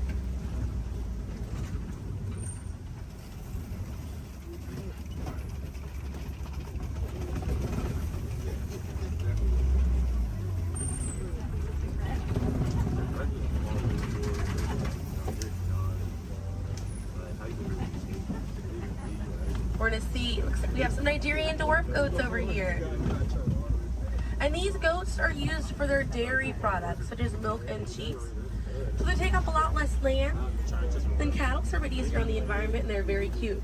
Now their milk is considered high value, so selling that milk helps take away the need to rely on wildlife. Now if you do want to see some more goats today, you can head over to Rafiki's Planet Watch. They have a petting zoo area, an animators area, and a kind of behind the scenes look at Disney's Animal Kingdom. Very, very cool. Definitely check it out if you have the time. They have a conservation station over there, and inside that they do have an animal hospital as well. Pretty cool. It's going to be a train right away through the Wildlife Express. Those trains are going to start running at 9:30. The last train leaves at 4:30 today. The petting zoo is going to close at 5 o'clock once you're over there, and the animators experience is going to close at 4:45. But we got to see a lot of really cool animals today. If you'd like to learn some more information, you can check out DisneyAnimals.com, or National Geographic is a really good resource. Some ways to help out these animals at home include volunteering at your local nature center, or a conservation organization, or even joining a local beach or river cleanup. Some more simple ways to help out at home include turning off the water while you brush your teeth, or using reusable water bottles instead of disposable ones. Now, those small changes really add up to make a big difference. And on behalf of Kilimanjaro Safaris, my name is Selena. I'm from Pensacola, Florida, and it was an honor to be your safari guide here today. I hope that you were able to see the importance of these animals and the environment that they live in. Now here in the reserve, we don't like to say goodbye because goodbyes are far too sad and far too final. So I will leave you with the Swahili word, kwaherini. And kwaherini means to go well, with the intentions of seeing each other again one day. So kwaherini, my friends. Another word that we say here on the reserve is asante sana. And again, that means thank you. So thank you for joining me here at Kilimanjaro Safaris. I'll be dropping you off right around the bend here, right where I picked you up, so we still have a bit more of a journey together.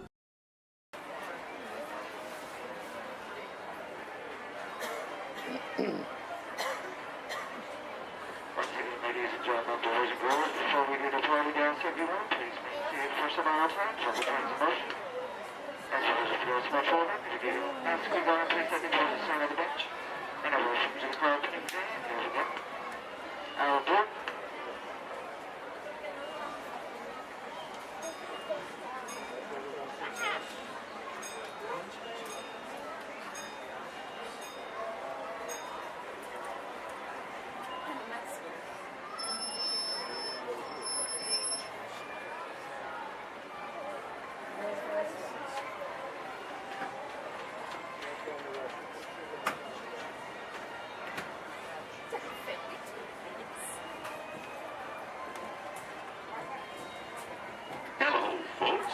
Welcome aboard the Disneyland Railroad.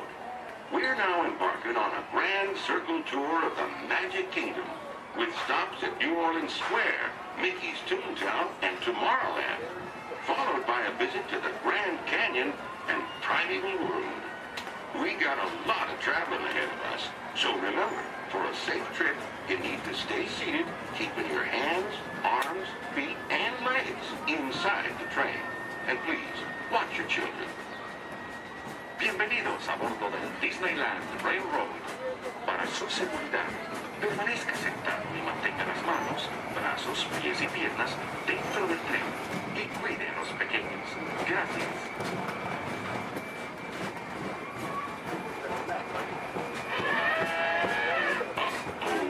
Did you folks hear that? Sounds to me like we've reached the wilds of Adventureland, where you just might run into a lot of savage critters out there, including lions and tigers and tiki birds. Everybody best be on the lookout. You never know just what may show up. We're approaching our first stop, New Orleans Square Station. This station serves Frontierland, New Orleans Square, and Critter Country. If you'll be leaving us here, please remain seated until the train comes to a complete stop. Then watch your step while getting on. Have a good time at the Frontier, yeah? For those of you continuing onwards, please resume our journey in just a moment. This is New Orleans Square.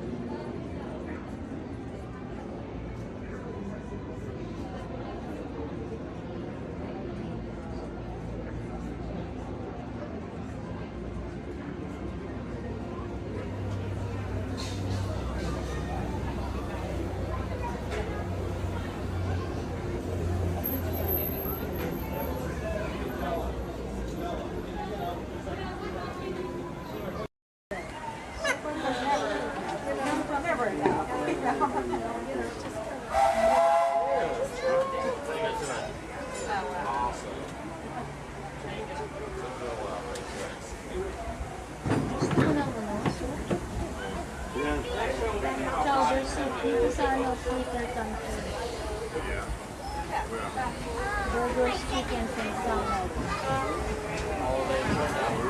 Barbecue. Hello, folks. Welcome aboard the Disneyland Railroad.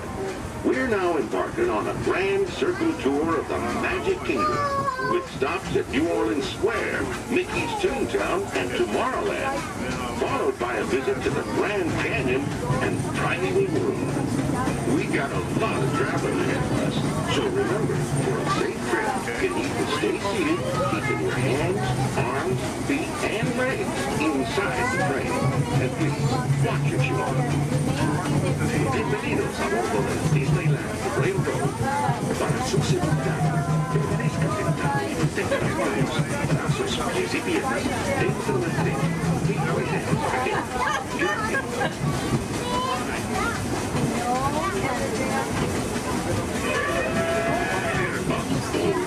Did you folks hear that? Sounds to me like we've reached the wilds of Adventureland. You just might run into a lot of savage critters out there, including lions and tigers and tiki birds. Everybody must be on the lookout. You never know just what could show up. We're approaching our first stop.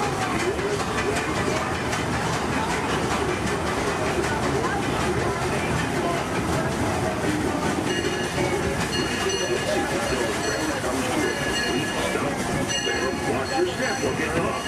Have a good time in the frontier, you hear? For those of you continuing on with us, we'll be resuming our trip in just a moment. This is New Orleans Square. Take a drink.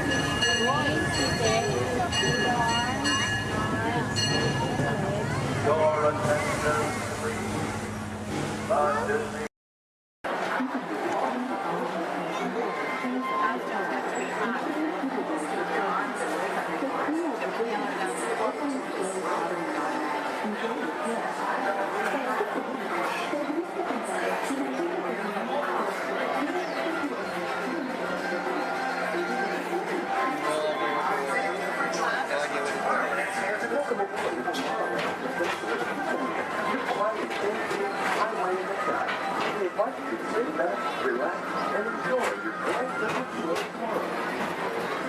Along the way, you can preview many of the exciting places you want to be sure to enjoy today while visiting Disneyland of Tomorrow.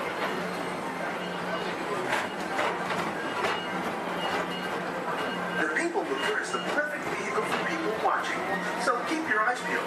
You never know who you might see.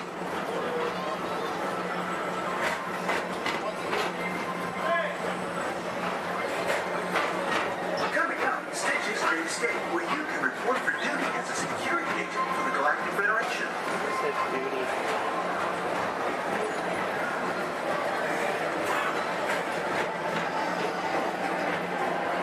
Your mission is to keep Experiment 626, the biggest little mischief maker in the galaxy, under control.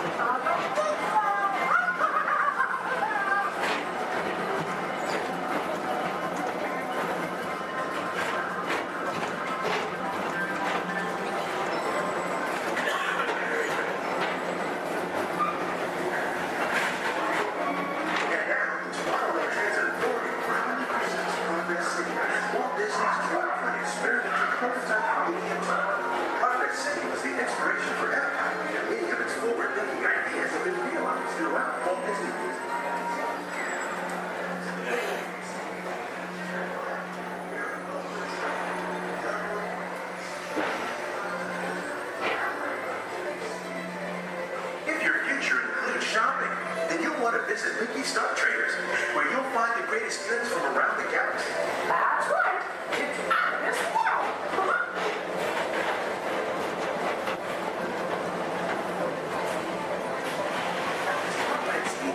With the pedal to the metal and speed towards the checkered flag in your very own race car. Young or old, this is your chance to drive in the fast lane without worrying about getting a speeding ticket.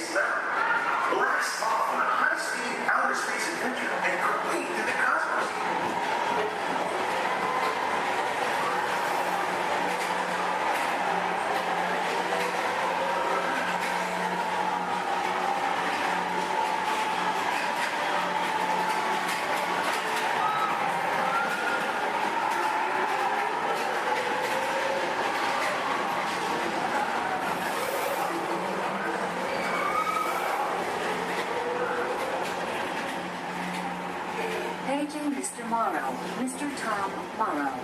Please contact Mr. Johnson in the control tower to confirm your flight to the moon.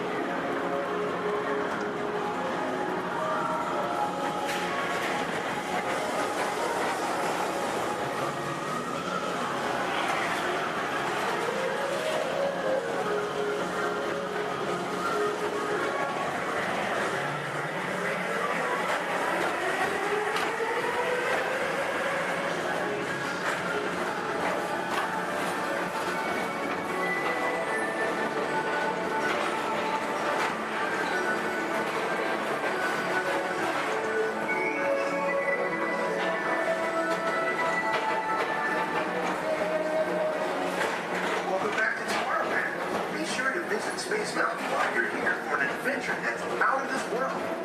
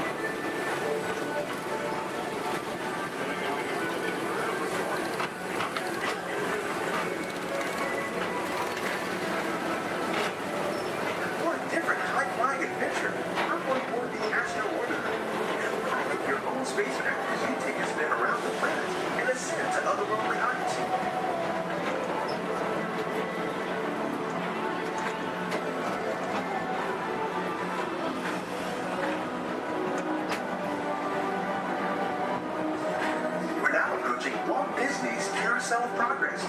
Inside this rotating theater, full families welcome you into their homes of yesterday and today, starting way back at the turn of the 20th century. First presented at the New York World's Fair, this legendary circular theater celebrates the progress that has made our lives better. It's a perfect reminder that there's always a great, big, beautiful tomorrow shining at the end of every day.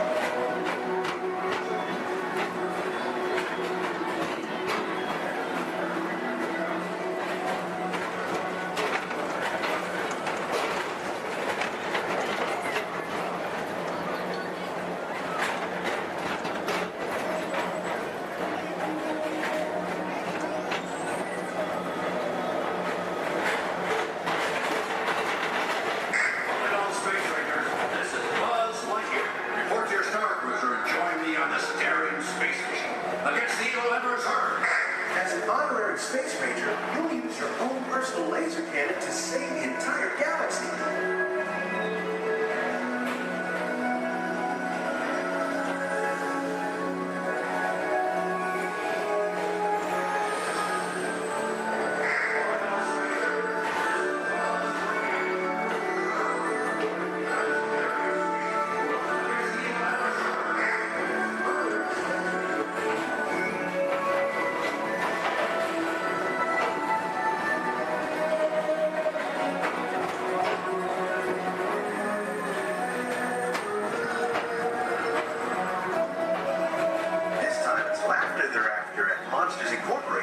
So drop in and join Mike Wazowski and all his pals at Monsters Incorporated Laugh Floor. Share the fun.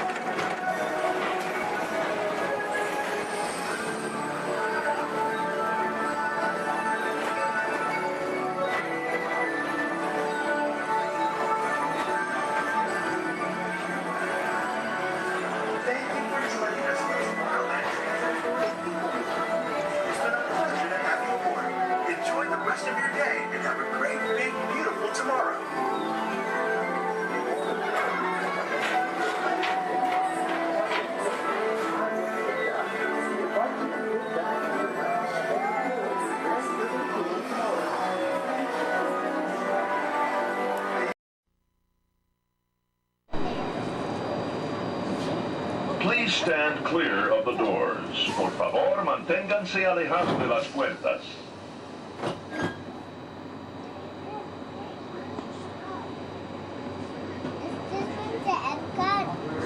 Welcome aboard the Walt Disney World monorail to Epcot. For those of you standing, please hold on to the handrails throughout our journey and stay clear of the doors. For the comfort of others, no smoking, please. Thank you. As we turn south, you can catch a glimpse of the spires of Space Mountain in the Magic Kingdom. Nearby is Disney's 8th-ranked contemporary resort. Where are we at? That's where we were just at.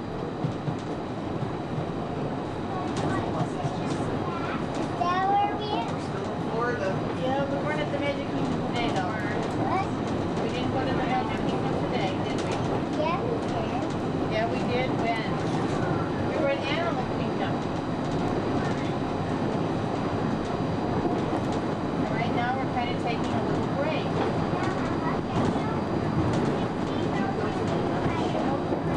What happened today? Yeah, we've seen it. Yeah. Earlier in the week,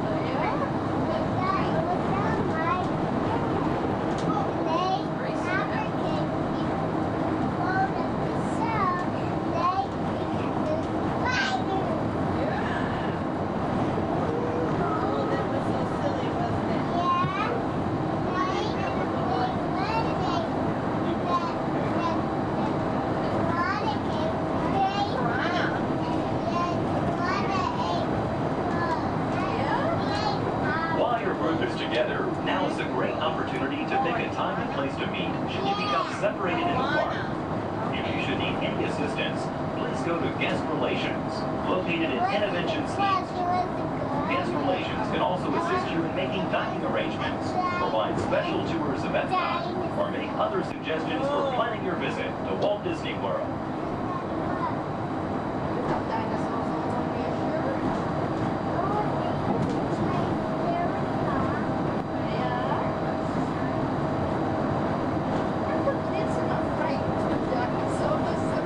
Every kid I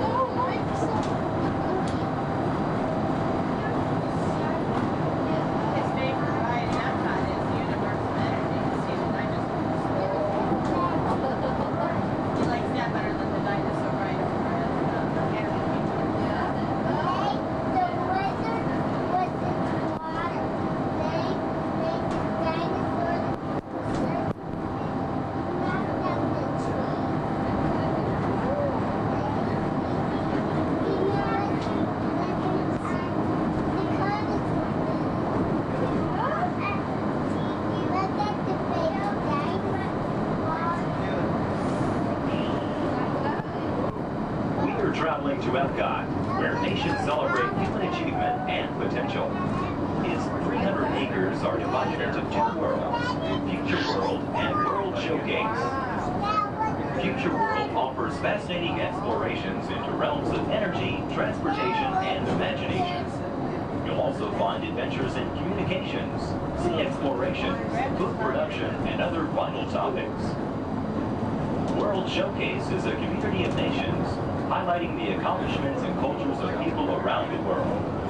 On the banks of the 40-acre World Showcase Lagoon are Mexico, Norway, China, Germany, Italy, the American Adventure, Japan, Morocco, France, United Kingdom, and Canada. Young adults from each nation represented in World Showcase are among your hosts, making this a true international exchange.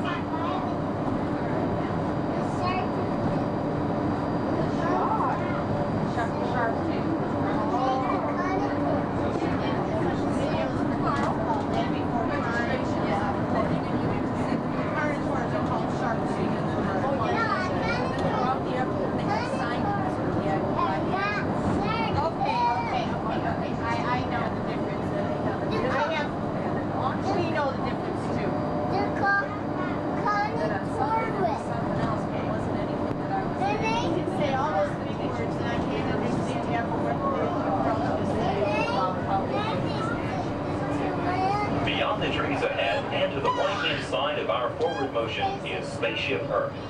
This 18-story geosphere marks the entrance to Epcot.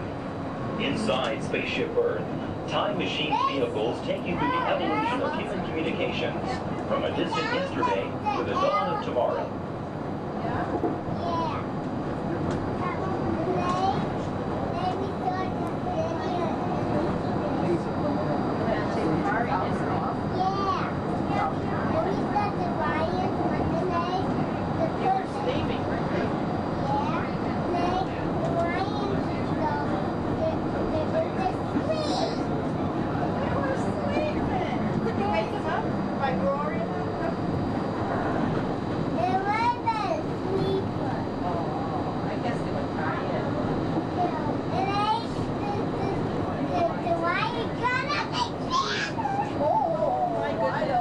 Coming up behind Spaceship Earth is Innovations. Inside this hands-on area, you can explore and interact with the ever-changing technologies and products for everyday living in the near future. To the opposite side is the universe of energy. Inside, you'll find Ellen's Energy Adventure, hosted by Ellen DeGeneres and Bill Nye the Science Guy. Next is the Wonders of Life, where you'll discover Body Wars, which takes you on an amazing trip through the human body. In Test Track, you can experience the exhilaration of test driving a vehicle on the fastest and longest ride ever created for Walt Disney World. Coming into view is World Showcase. Directly across from us on the far shore of the World Showcase Lagoon is our host pavilion, the American Adventure.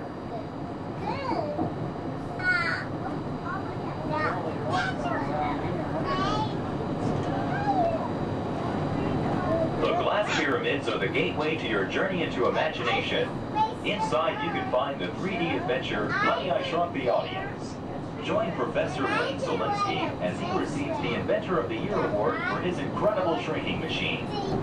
Next is the land, where you'll discover creative partnerships between people and the land around the world.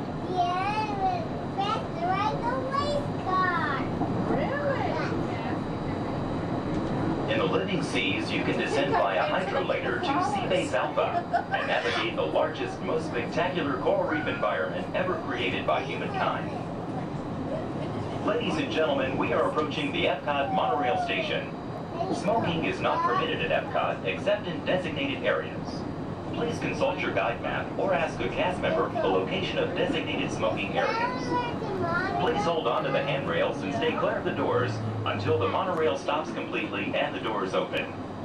On behalf of the cast of the Walt Disney World Resort, we'd like to welcome you to Epcot.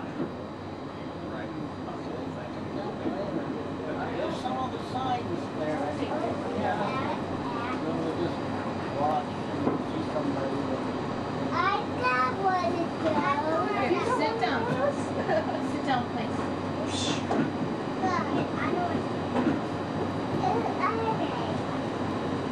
Ladies and gentlemen, please remember to collect your belongings and take young children by the hand. As you exit, please lower your head and watch your step. Thank you.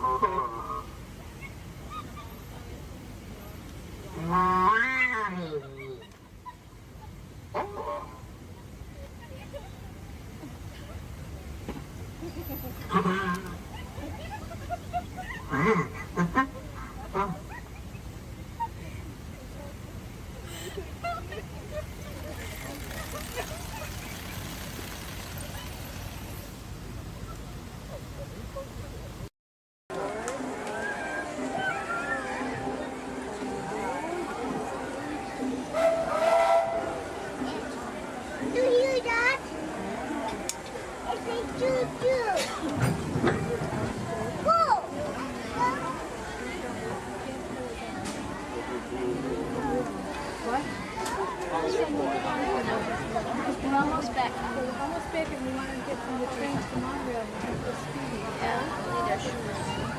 Hello, everyone. Thanks for joining us on the Disneyland Railroad. For a safe ride, remember to stay seated with your hands, feet, and legs inside the train. And please, watch your kids. ¿Qué tal, amigos? Y bienvenidos a bordo. Para su seguridad, permanezca sentado y mantenga las manos, brazos, pies y piernas dentro del tren. Y cuide a los pequeños. Gracias. As we steam on to Granite, one more look at the majestic Matterhorn Mountains and the happiest cruise of ever sailed. It's a small world.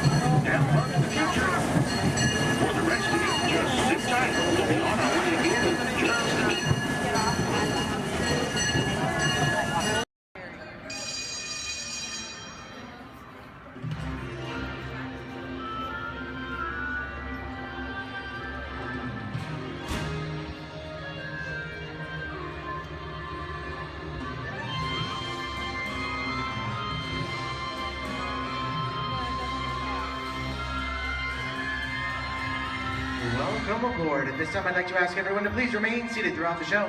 Please keep your arms, hands, legs, and feet inside the vehicle at all times. Don't forget to supervise your children. And for the safety of our cast, please refrain from the use of flash photography and external video lighting. Now that we've taken care of business, let's talk about me. My name is Justin, and I will be your guide for this magical journey into the movies. It's the perfect job for me because I love movies. Is everybody ready? Well, great, because it's showtime. Ready when you are, CB.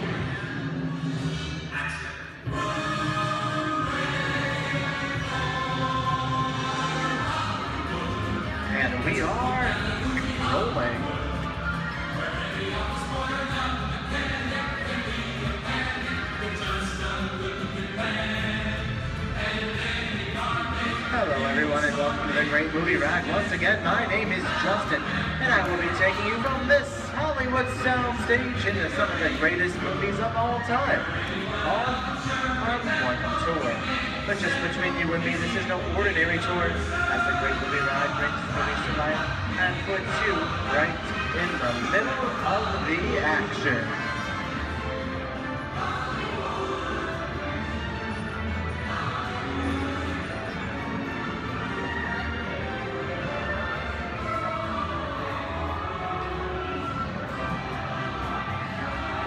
Well, I don't know about you folks, but I just love the great Hollywood musicals of the 1930s.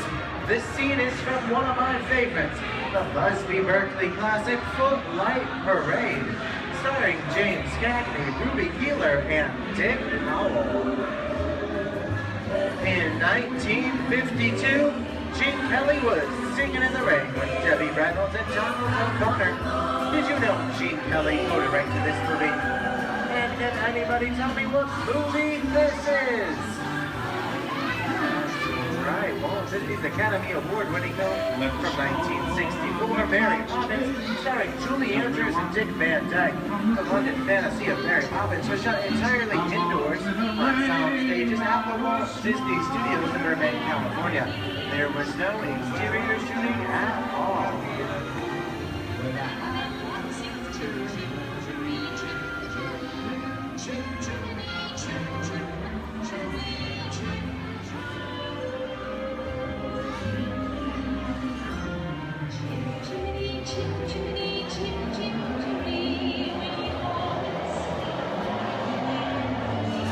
Hold on to those wallets and purses, folks.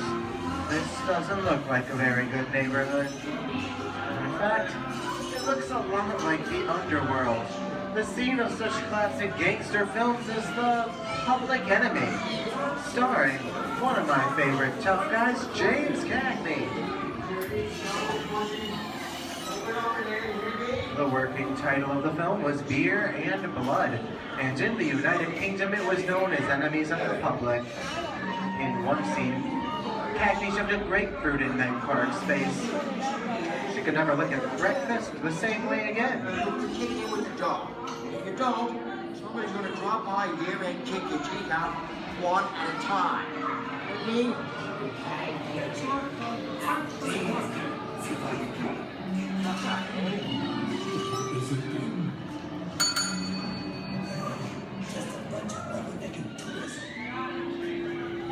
Sorry about the delay, folks, but I don't want to run a red light, even if it is just a movie. You talking to me? You talking to me?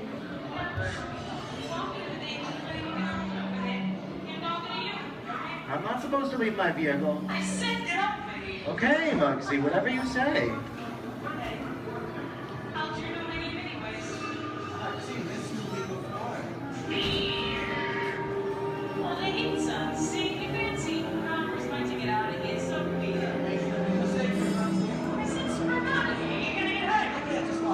Here they come, boss! Get out your grinders!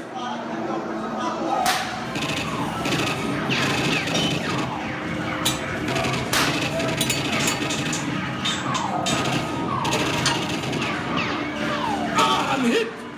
Hey, I'm hit! Muggsy! They got Squid! Muggsy! Muggsy! Squid's hit bad! Real bad!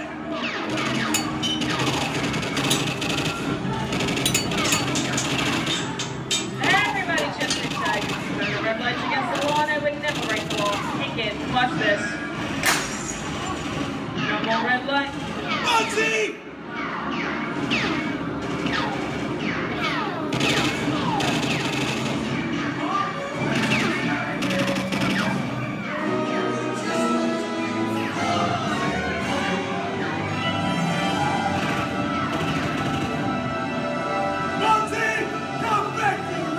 Sorry, boys. I'm making my getaway. I'll see you some change. Wait, what are you looking at? Everybody mind your P's and Q's, and maybe I won't get a... What's this? JC? And now, the Old West, and two of Hollywood's legendary stars, Clint Eastwood and John Wayne.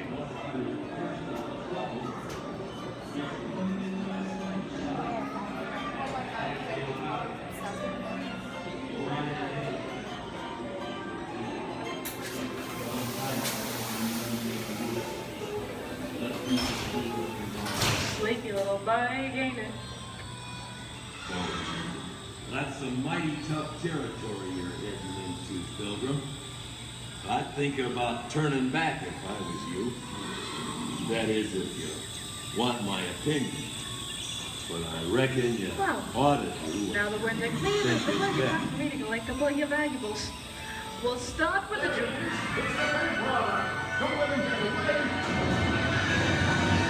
You're gonna have to catch me first, Papa. Give yourself up. The church will go easy. This is nuts and bolts. I'm getting out of here. For this. What are you doing? Nobody's taking my neck in a noose. Can't get any loose. Put a hole right in the star in your forehead. Okay. That's worse. I don't know about you guys. This is kind of creepy. What is this? This is alien. You are with Morning Reaper aboard the spaceship Nostromo. Something has gone wrong. One by one, the crew has vanished. And somewhere in the ship, a terrifying creature waits to claim its next mate. Look now, ain't the victim. Warning, remain in your vehicle. The area you are entering is extremely dangerous. Proceed with caution.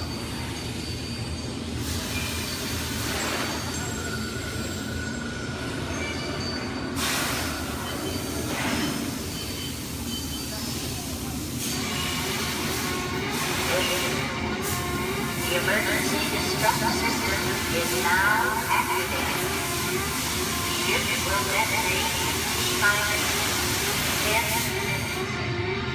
The option to override automatic detonation expires in 5 minutes.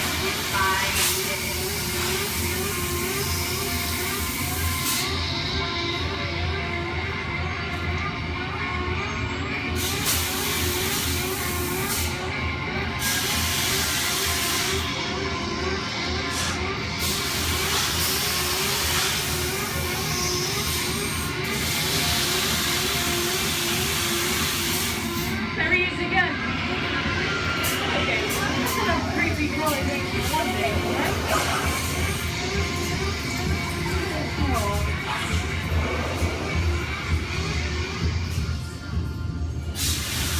Here in Raiders of the Lost Ark, amid 1,000 deadly snakes, Indiana Jones unearths a great treasure. Will Harrison Ford escape with his discovery? And what will be your fate? Beware. Snakes. Why did it have to be snakes?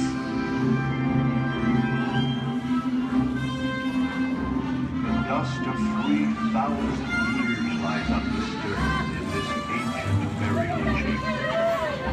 On the chest, the great stone god, priceless jewel.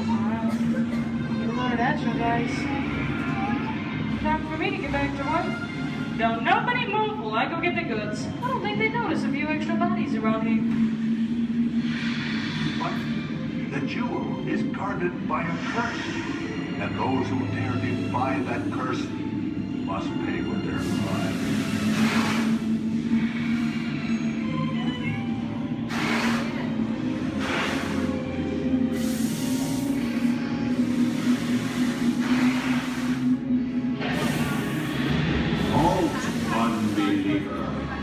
Disturb the treasure of the gods, and you shall all lose your lives.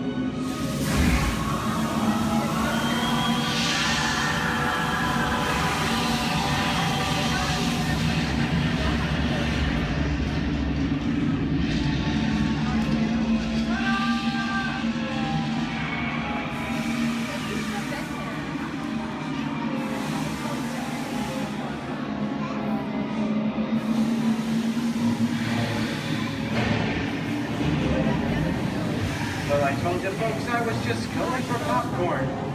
That just goes to show you anything can happen at the movies. So let's get on with the show. I see dead people. The horror movie is my all-time favorite genre. Some of the best horror films are produced in the 1930s and 40s, but monsters, mutants, and maniacs are still audience favorites and continue to haunt us today. Now that's what I call a wrap. We're now entering the jungle home of one of the most beloved characters of all time. And no, it's not George of the Jungle. Actually, it's Tarzan, played there by Johnny Weissmuller. Over here we have Marino Sullivan as Jane, and the one and only Cheetah as herself. Tarzan has appeared in nearly 50 film adaptations since 1918, including Disney's 37th animated feature.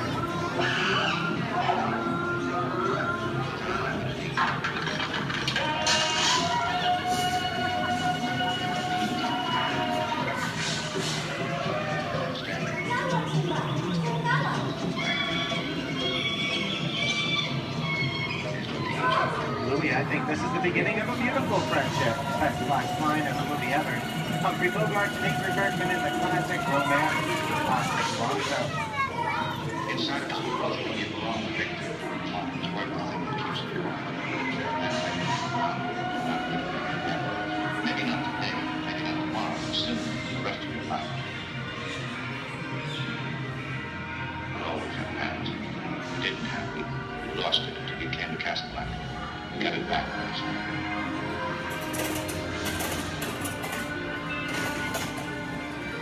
I've got a job to do too. Where I'm going, you can't follow. What I've got to do, you can't be any part of. Ilsa, I'm no good at being noble. Here's one of my favorite movie stars, Mickey Mouse in one of his greatest roles, the Sorcerer's Apprentice in Fantasia. When the movie came out in 1940, Walt Disney promised to add new musical sequences in the future. His nephew Roy kept that promise 60 years later with the release of Fantasia 2000. The sorcerer in the sequence was named Yensid, which is Disney spelled backwards.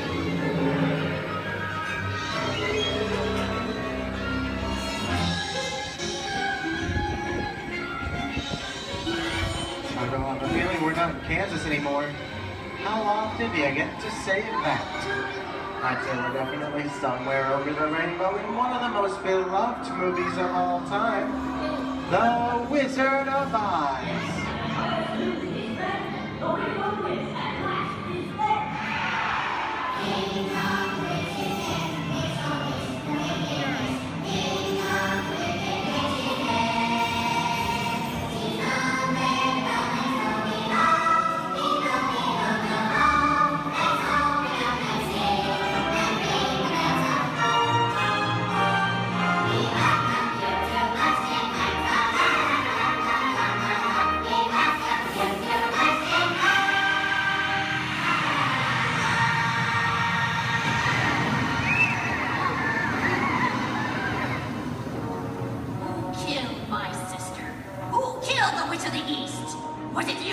No, it was an accident. I didn't mean to kill anybody. Well, my little pretty, I can cause accidents too. Oh, rubbish. You have no power here. Be gone before somebody drops a house on you, too.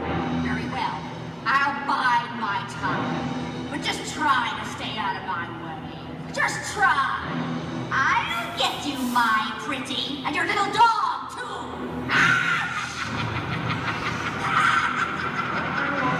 We get out of here. What do you folks think? Which way do we go? Follow the yellow brick road. Follow the yellow brick road? Now, why didn't I think of that? Sing along, folks. You know the words.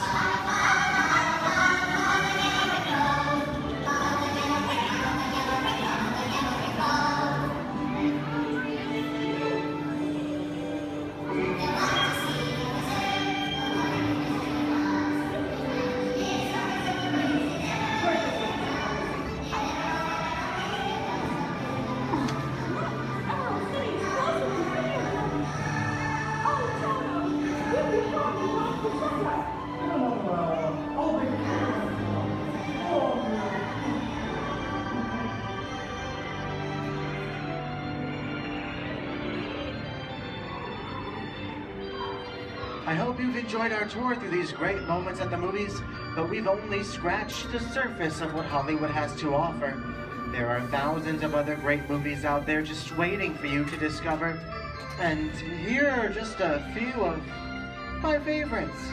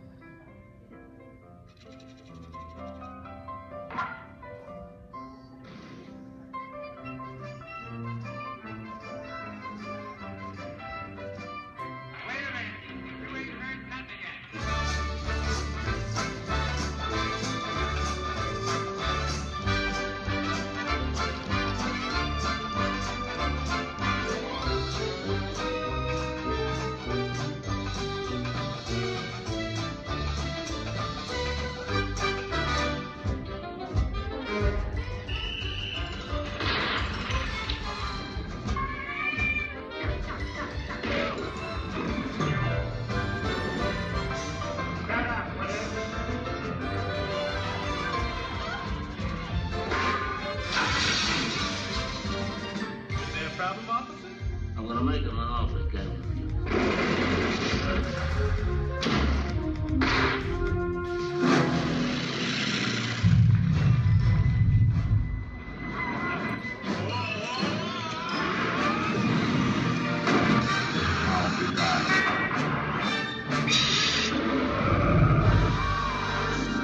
We're not in Kansas anymore.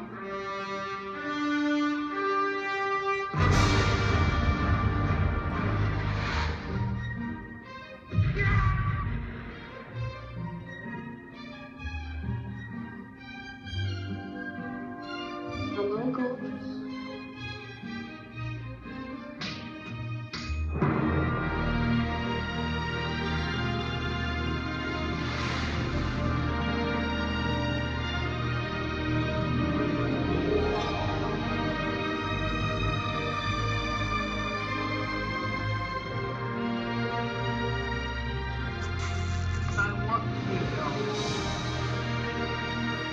We didn't need that. We had faces.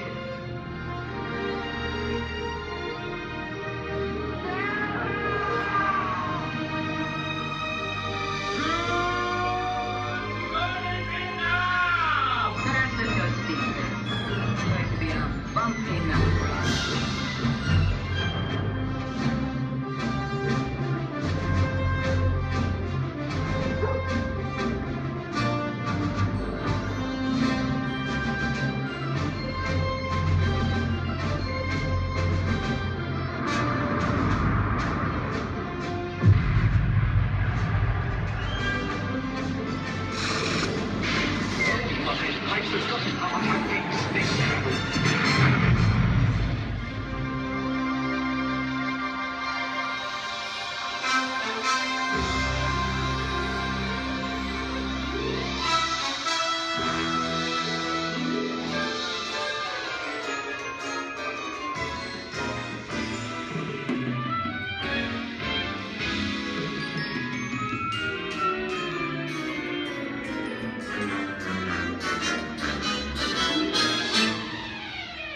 On behalf of Disney's Hollywood Studios, I'd like to thank you for joining us on the great movie ride.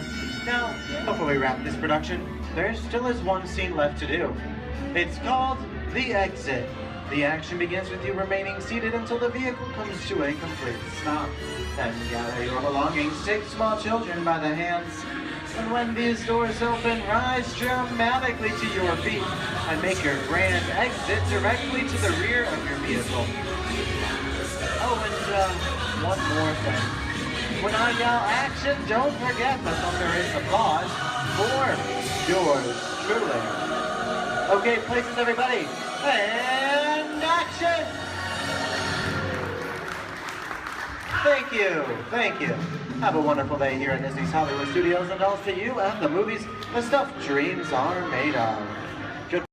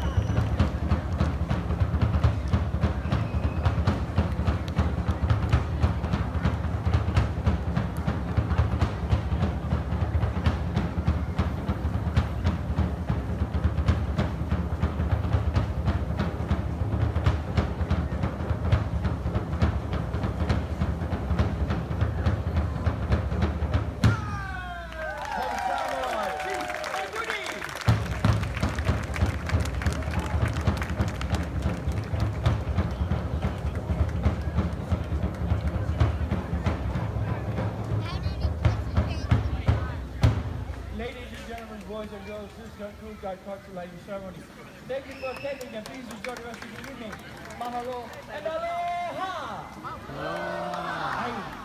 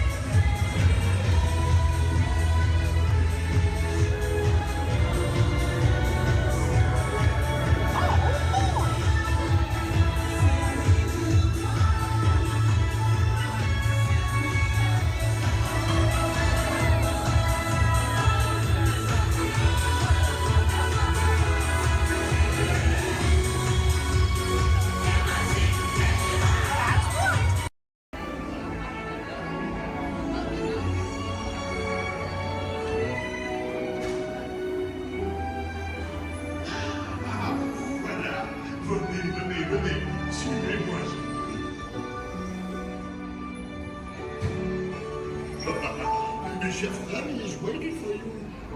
This way. Qu'attendez-vous?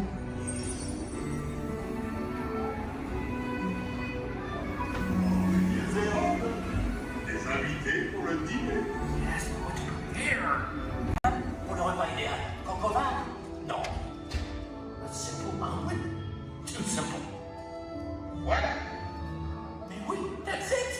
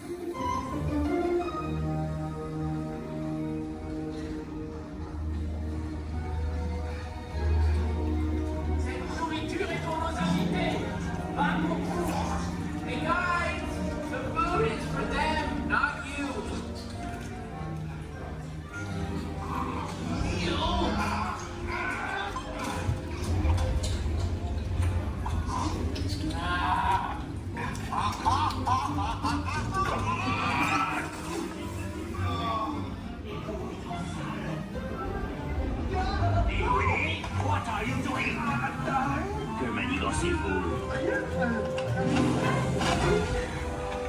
Out of my way!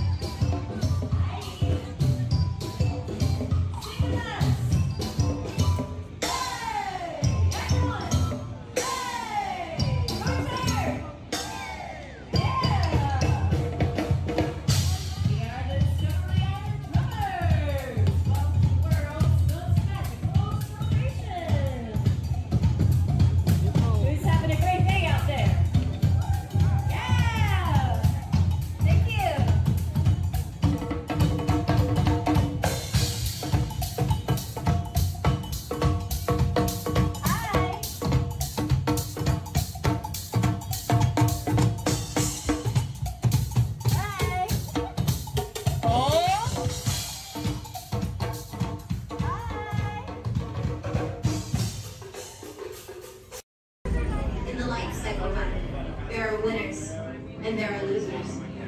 Who are you?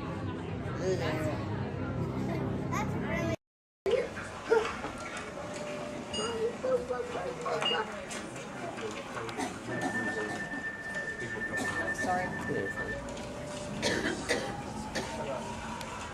Mommy, you wanted me to ride with you? Only if you want to. 'Cause otherwise, nobody's going to be there to hold your hand. You want to be able to hold my hand? Yeah. The next group's ready. Put my hands up in the car. You gotta get. Hi, everybody. Welcome to the test track. My name is Bill McHale. I'm up here in the control center. In just a couple of minutes, you're going to be out there on that track. But first, let's put together your test schedule. These are the same kinds of tests that are run at GM test facilities all over the world. Let's put up the 26-8 grade. You got it. Okay, we're going to start you off on an accelerated hill climb. Now, these steep grades give us a chance to evaluate the effects of heat and stress on your engine and on the transmission. Twisted germ blocks. Let's put up the blocks, German and Belgian. Next, your vehicle is going to go over a variety of rough road surfaces. These are designed to test the integrity of the suspension and the chassis. It's gonna get a bit bumpy. Yeah. Next, you're going to see and feel what it's like when your brakes lock up and you lose control of the steering. Hang in there because we're going to do the test one more time, this time with the ABS or the anti-lock brakes. Okay. What's next? Let's do some environmental tests. Put up 2, 5, and 7. 7? Yeah, 7. Okay. After that, we're going to subject your vehicle to some extremes in temperature, as well as corrosive conditions to see how it handles nature's worst. And finally, we'll take you out for some handling runs. Off-road or corner? Let's do the corner. I'm going to send you through some hairpin turns, and then we'll take you out and do the high-speed loops. And depending on how your vehicle and you hold up, we'll even throw a few surprise tests in there. Surprise test? Yeah. Pick one. Now, if this whole routine seems a bit extreme, you're absolutely right. That's what a test track is all about. The cars you drive at home are made up of over 15,000 different parts, and every one of them has to pass the test under very extreme conditions before we ever let it off that test track and out onto the road. Now, as you can imagine, safety is a big concern of ours, so we're going to insist that you buckle up your safety belt securely. You'll be glad you did. Oh, we're ready.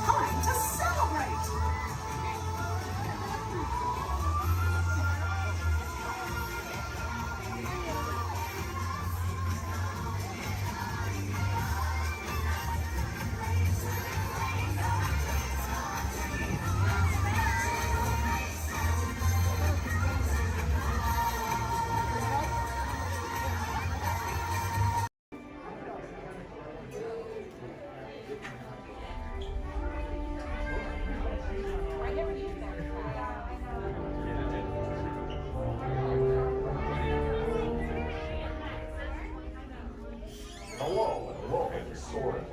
My name is Patrick, and I'll be your chief flight attendant today. We'll begin boarding in a few minutes, but first I'd like to acquaint you with some important safety information. When the doors to your flight open, please take a seat and store all carry-on items in the under-seat compartment. This includes cameras, purses, hats, and, of course, these little beauties. Next, fasten your seatbelts, inserting them into the buckle on your right. If smaller aviators don't measure up to the height indicator on the seat, just put the belt through the loop in the center strap before buckling it.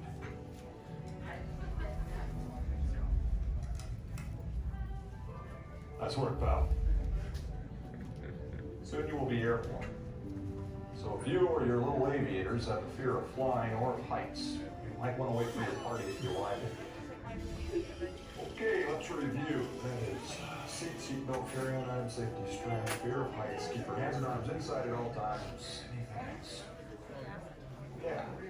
Have a nice flight. Alright, my friends, we're gonna load row 3, followed by 2, then 1. Row 3, please follow me. 2, you're gonna follow 3, 1, you're gonna follow 2. Long before the old Model T, round about the turn of the century, folks discovered a barrel of fun. Taking pictures by the light of the sun. Smile, hug, look at the camera, hold your breath and say cheese. Little did they realize back then they were making memories. Veggie, veggie, veggie, veggie, veggie, veggie, making memories, making memories. Taking pictures is making memories. Catching little pieces of time, making them yours and making them mine.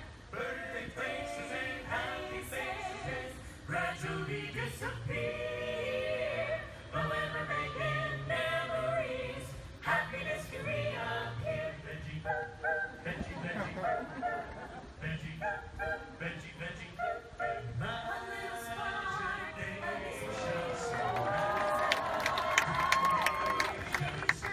a dream can be a dream come true. Which is the spark in me and you. We can dream it, then we can do it. Yes, we can. Yes, we can. If we can dream it, then we can do it. Yes, we can. Yes, we can. And it will be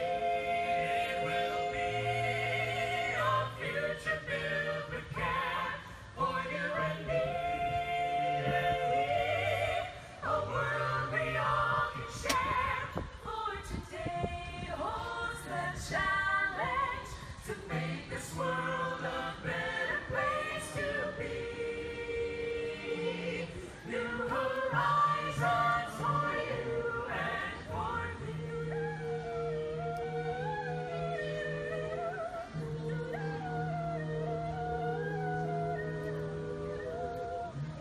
Just an ordinary day, all at once you're on your way to a place that cannot be. No one knows what turns the key. Magic journey.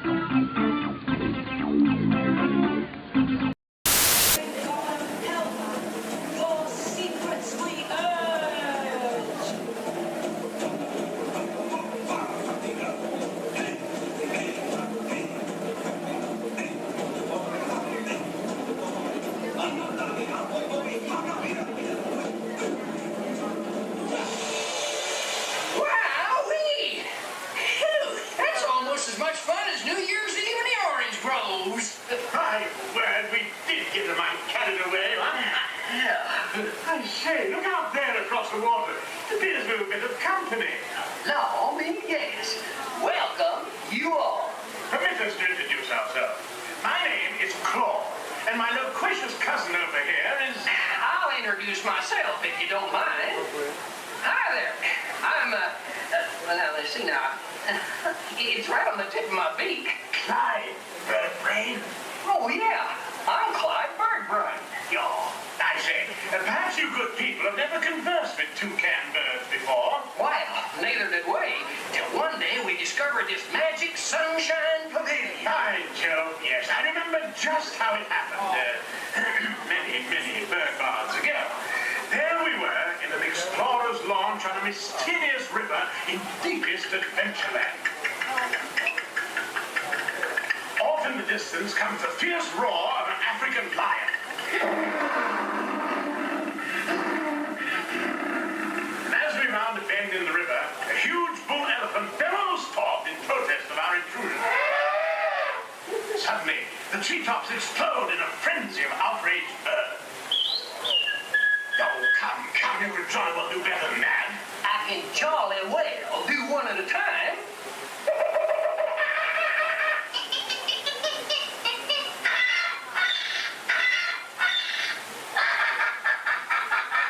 Meanwhile, shifty-eyed crocodiles lurk by the water's edge. Lurk, lurk, lurk. And the giant python slithers down from an overhanging limb. What's happened? What's wrong? I can't stand snakes. Don't be ridiculous. I'm only relating a story. Oh, all right, Clyde. Enough is enough. That wasn't me. I never even opened my beak. Huh? Excuse me, I hate to interrupt such an exciting story, but they're calling us for the show. God's sakes, it's already showtime? Glenn sakes, yes, it's already showtime. But I believe it's your turn to make the announcement. Righto. Ladies and gentlemen, boys and girls, gather up all your cameras, purses, and other articles, and now turn to your left towards the tall door. When the drums begin, they'll open magically to lead you right into the Sunshine Pavilion. Is everybody ready? I say, have a good show. A real tropical serenade.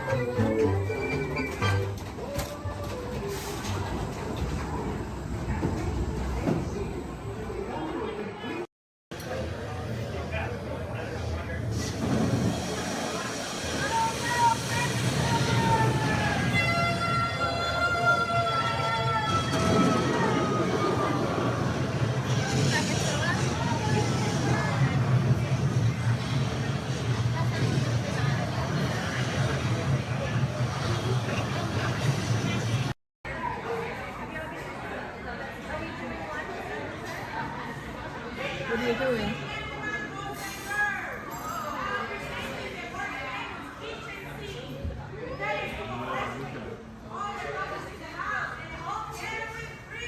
The whole can?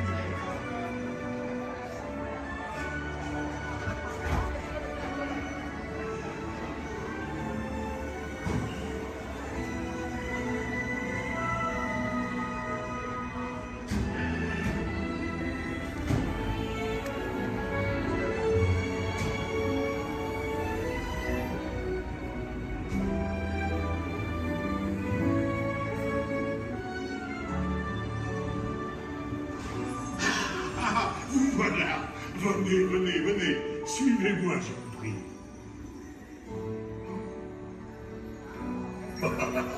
Chef Remy is waiting for you. This way.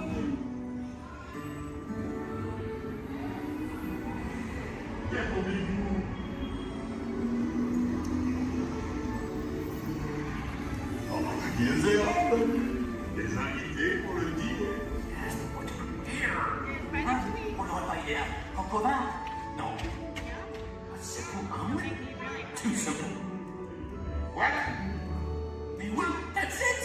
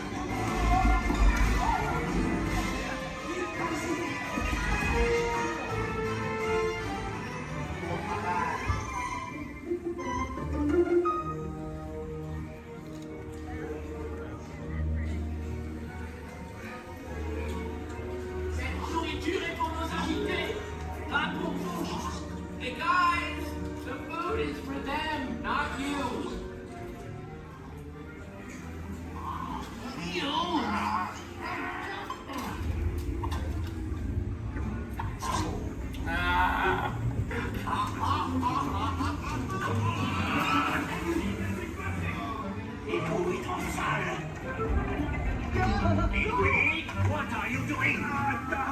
Que manigancez-vous? Out of my way!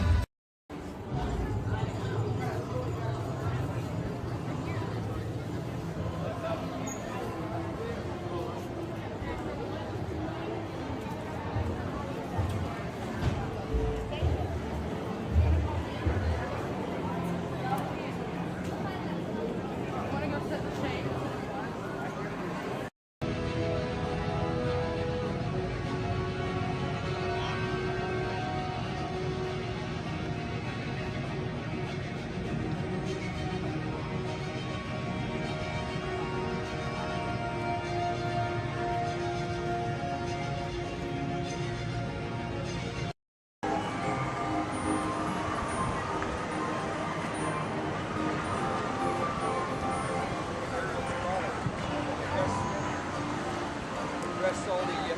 Hej, hej.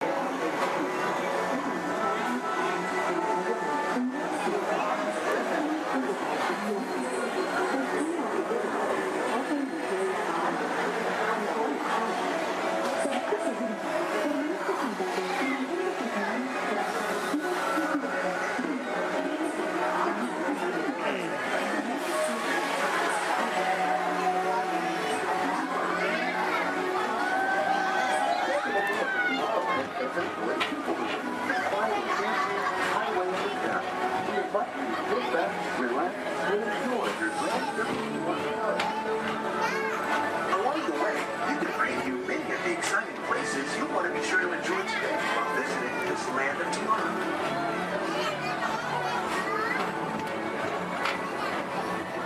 The People Mover is the perfect vehicle for people watching, so keep your eyes peeled. You never know who you might see.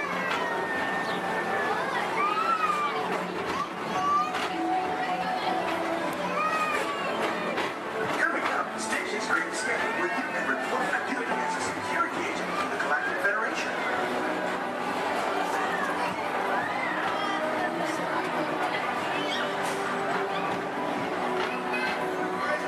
Emissions to Big 666, the biggest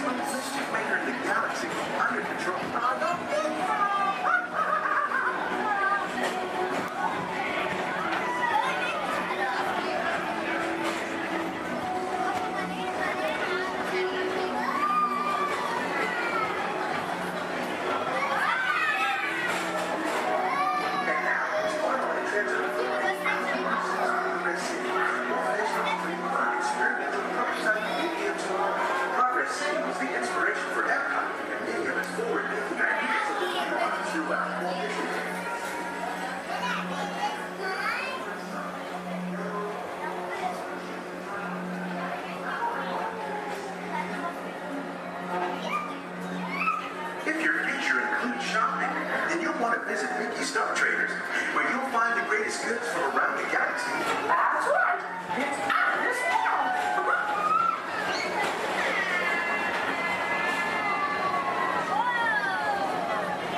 At the Disneyland Speedway, put the pedal to the metal and speed towards the checkered flag in your very own race car. Young or old, this is your chance to drive in the fast lane without worrying about getting a speeding ticket.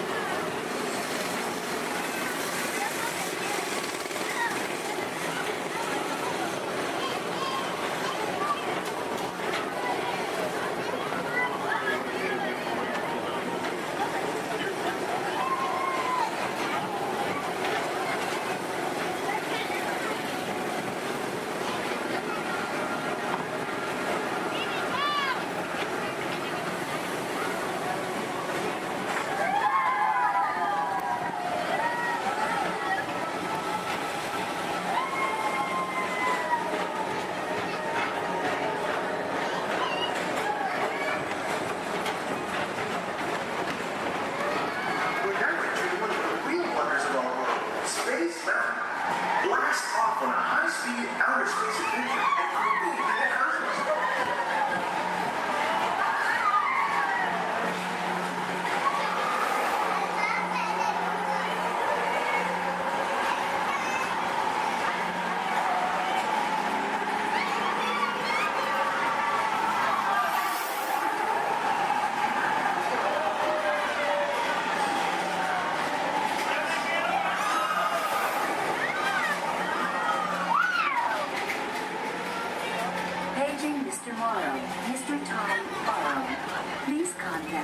Johnson in the control tower to confirm flight to the moon.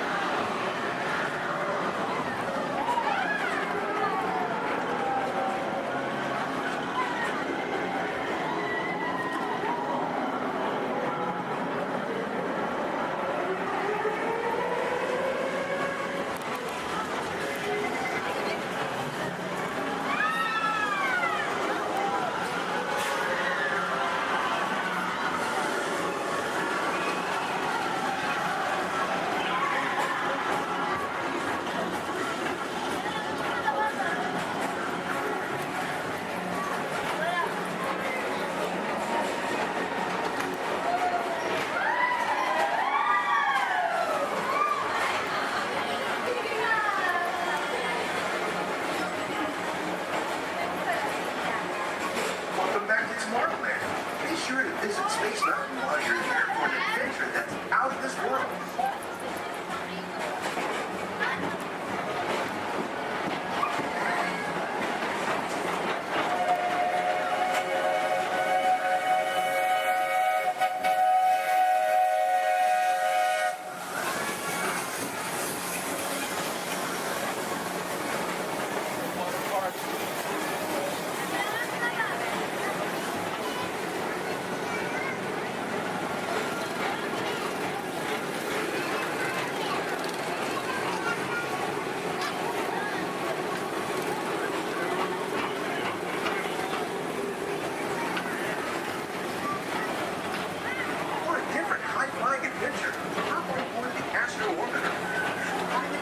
Spacecraft as you take a spin around the planet and ascend to otherworldly heights.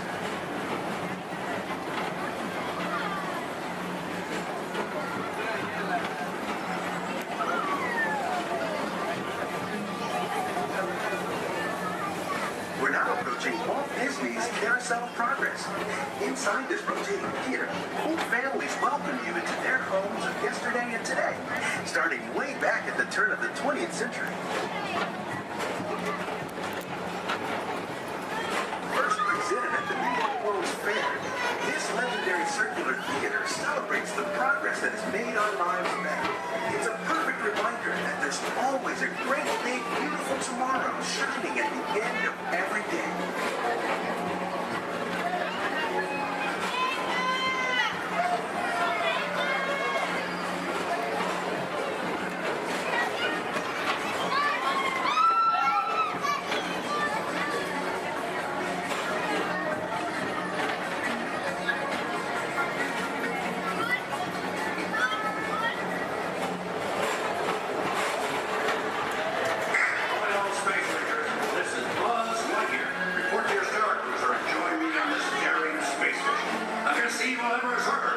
As an honorary space ranger, you'll use your own personal laser cannon to save the entire galaxy.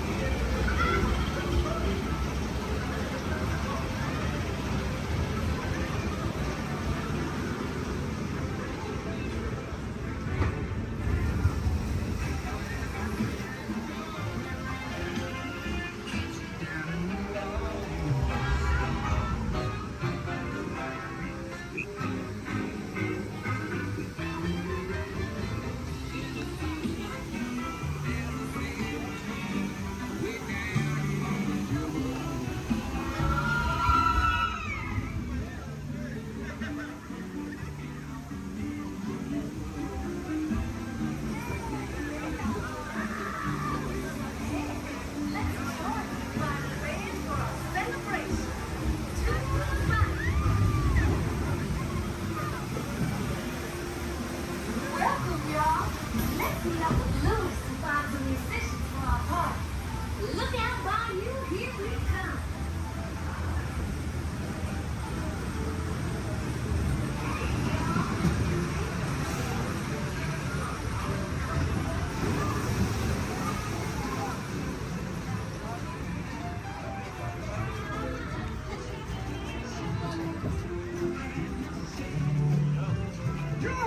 And it dance out here. Come out, wherever you are.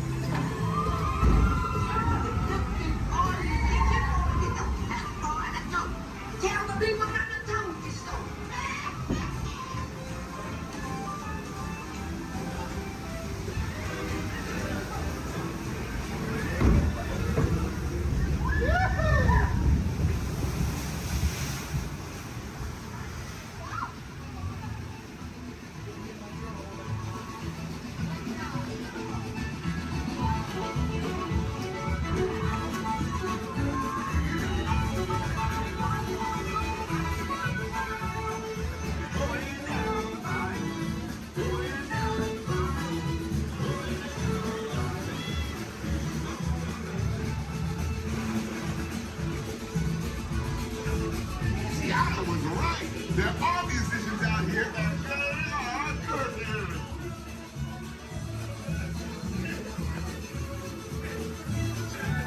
Seattle wasn't here, girl. It started over in She-Brown. No doubt. We'll ask them to join the band for sure.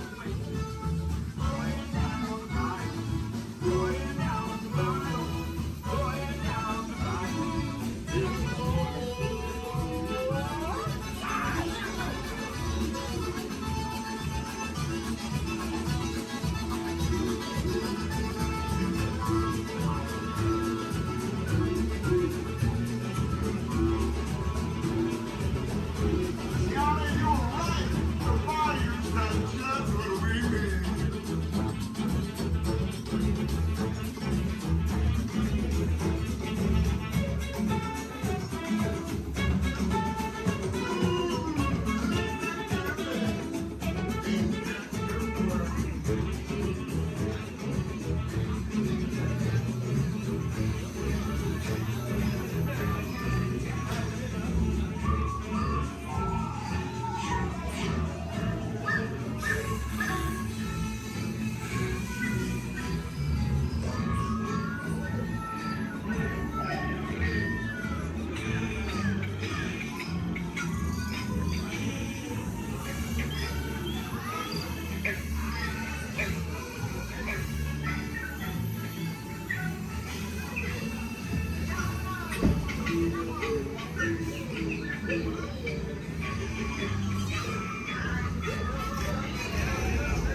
I'm asking all of them to play in the party, but we've got to keep searching high and low. How low can I go?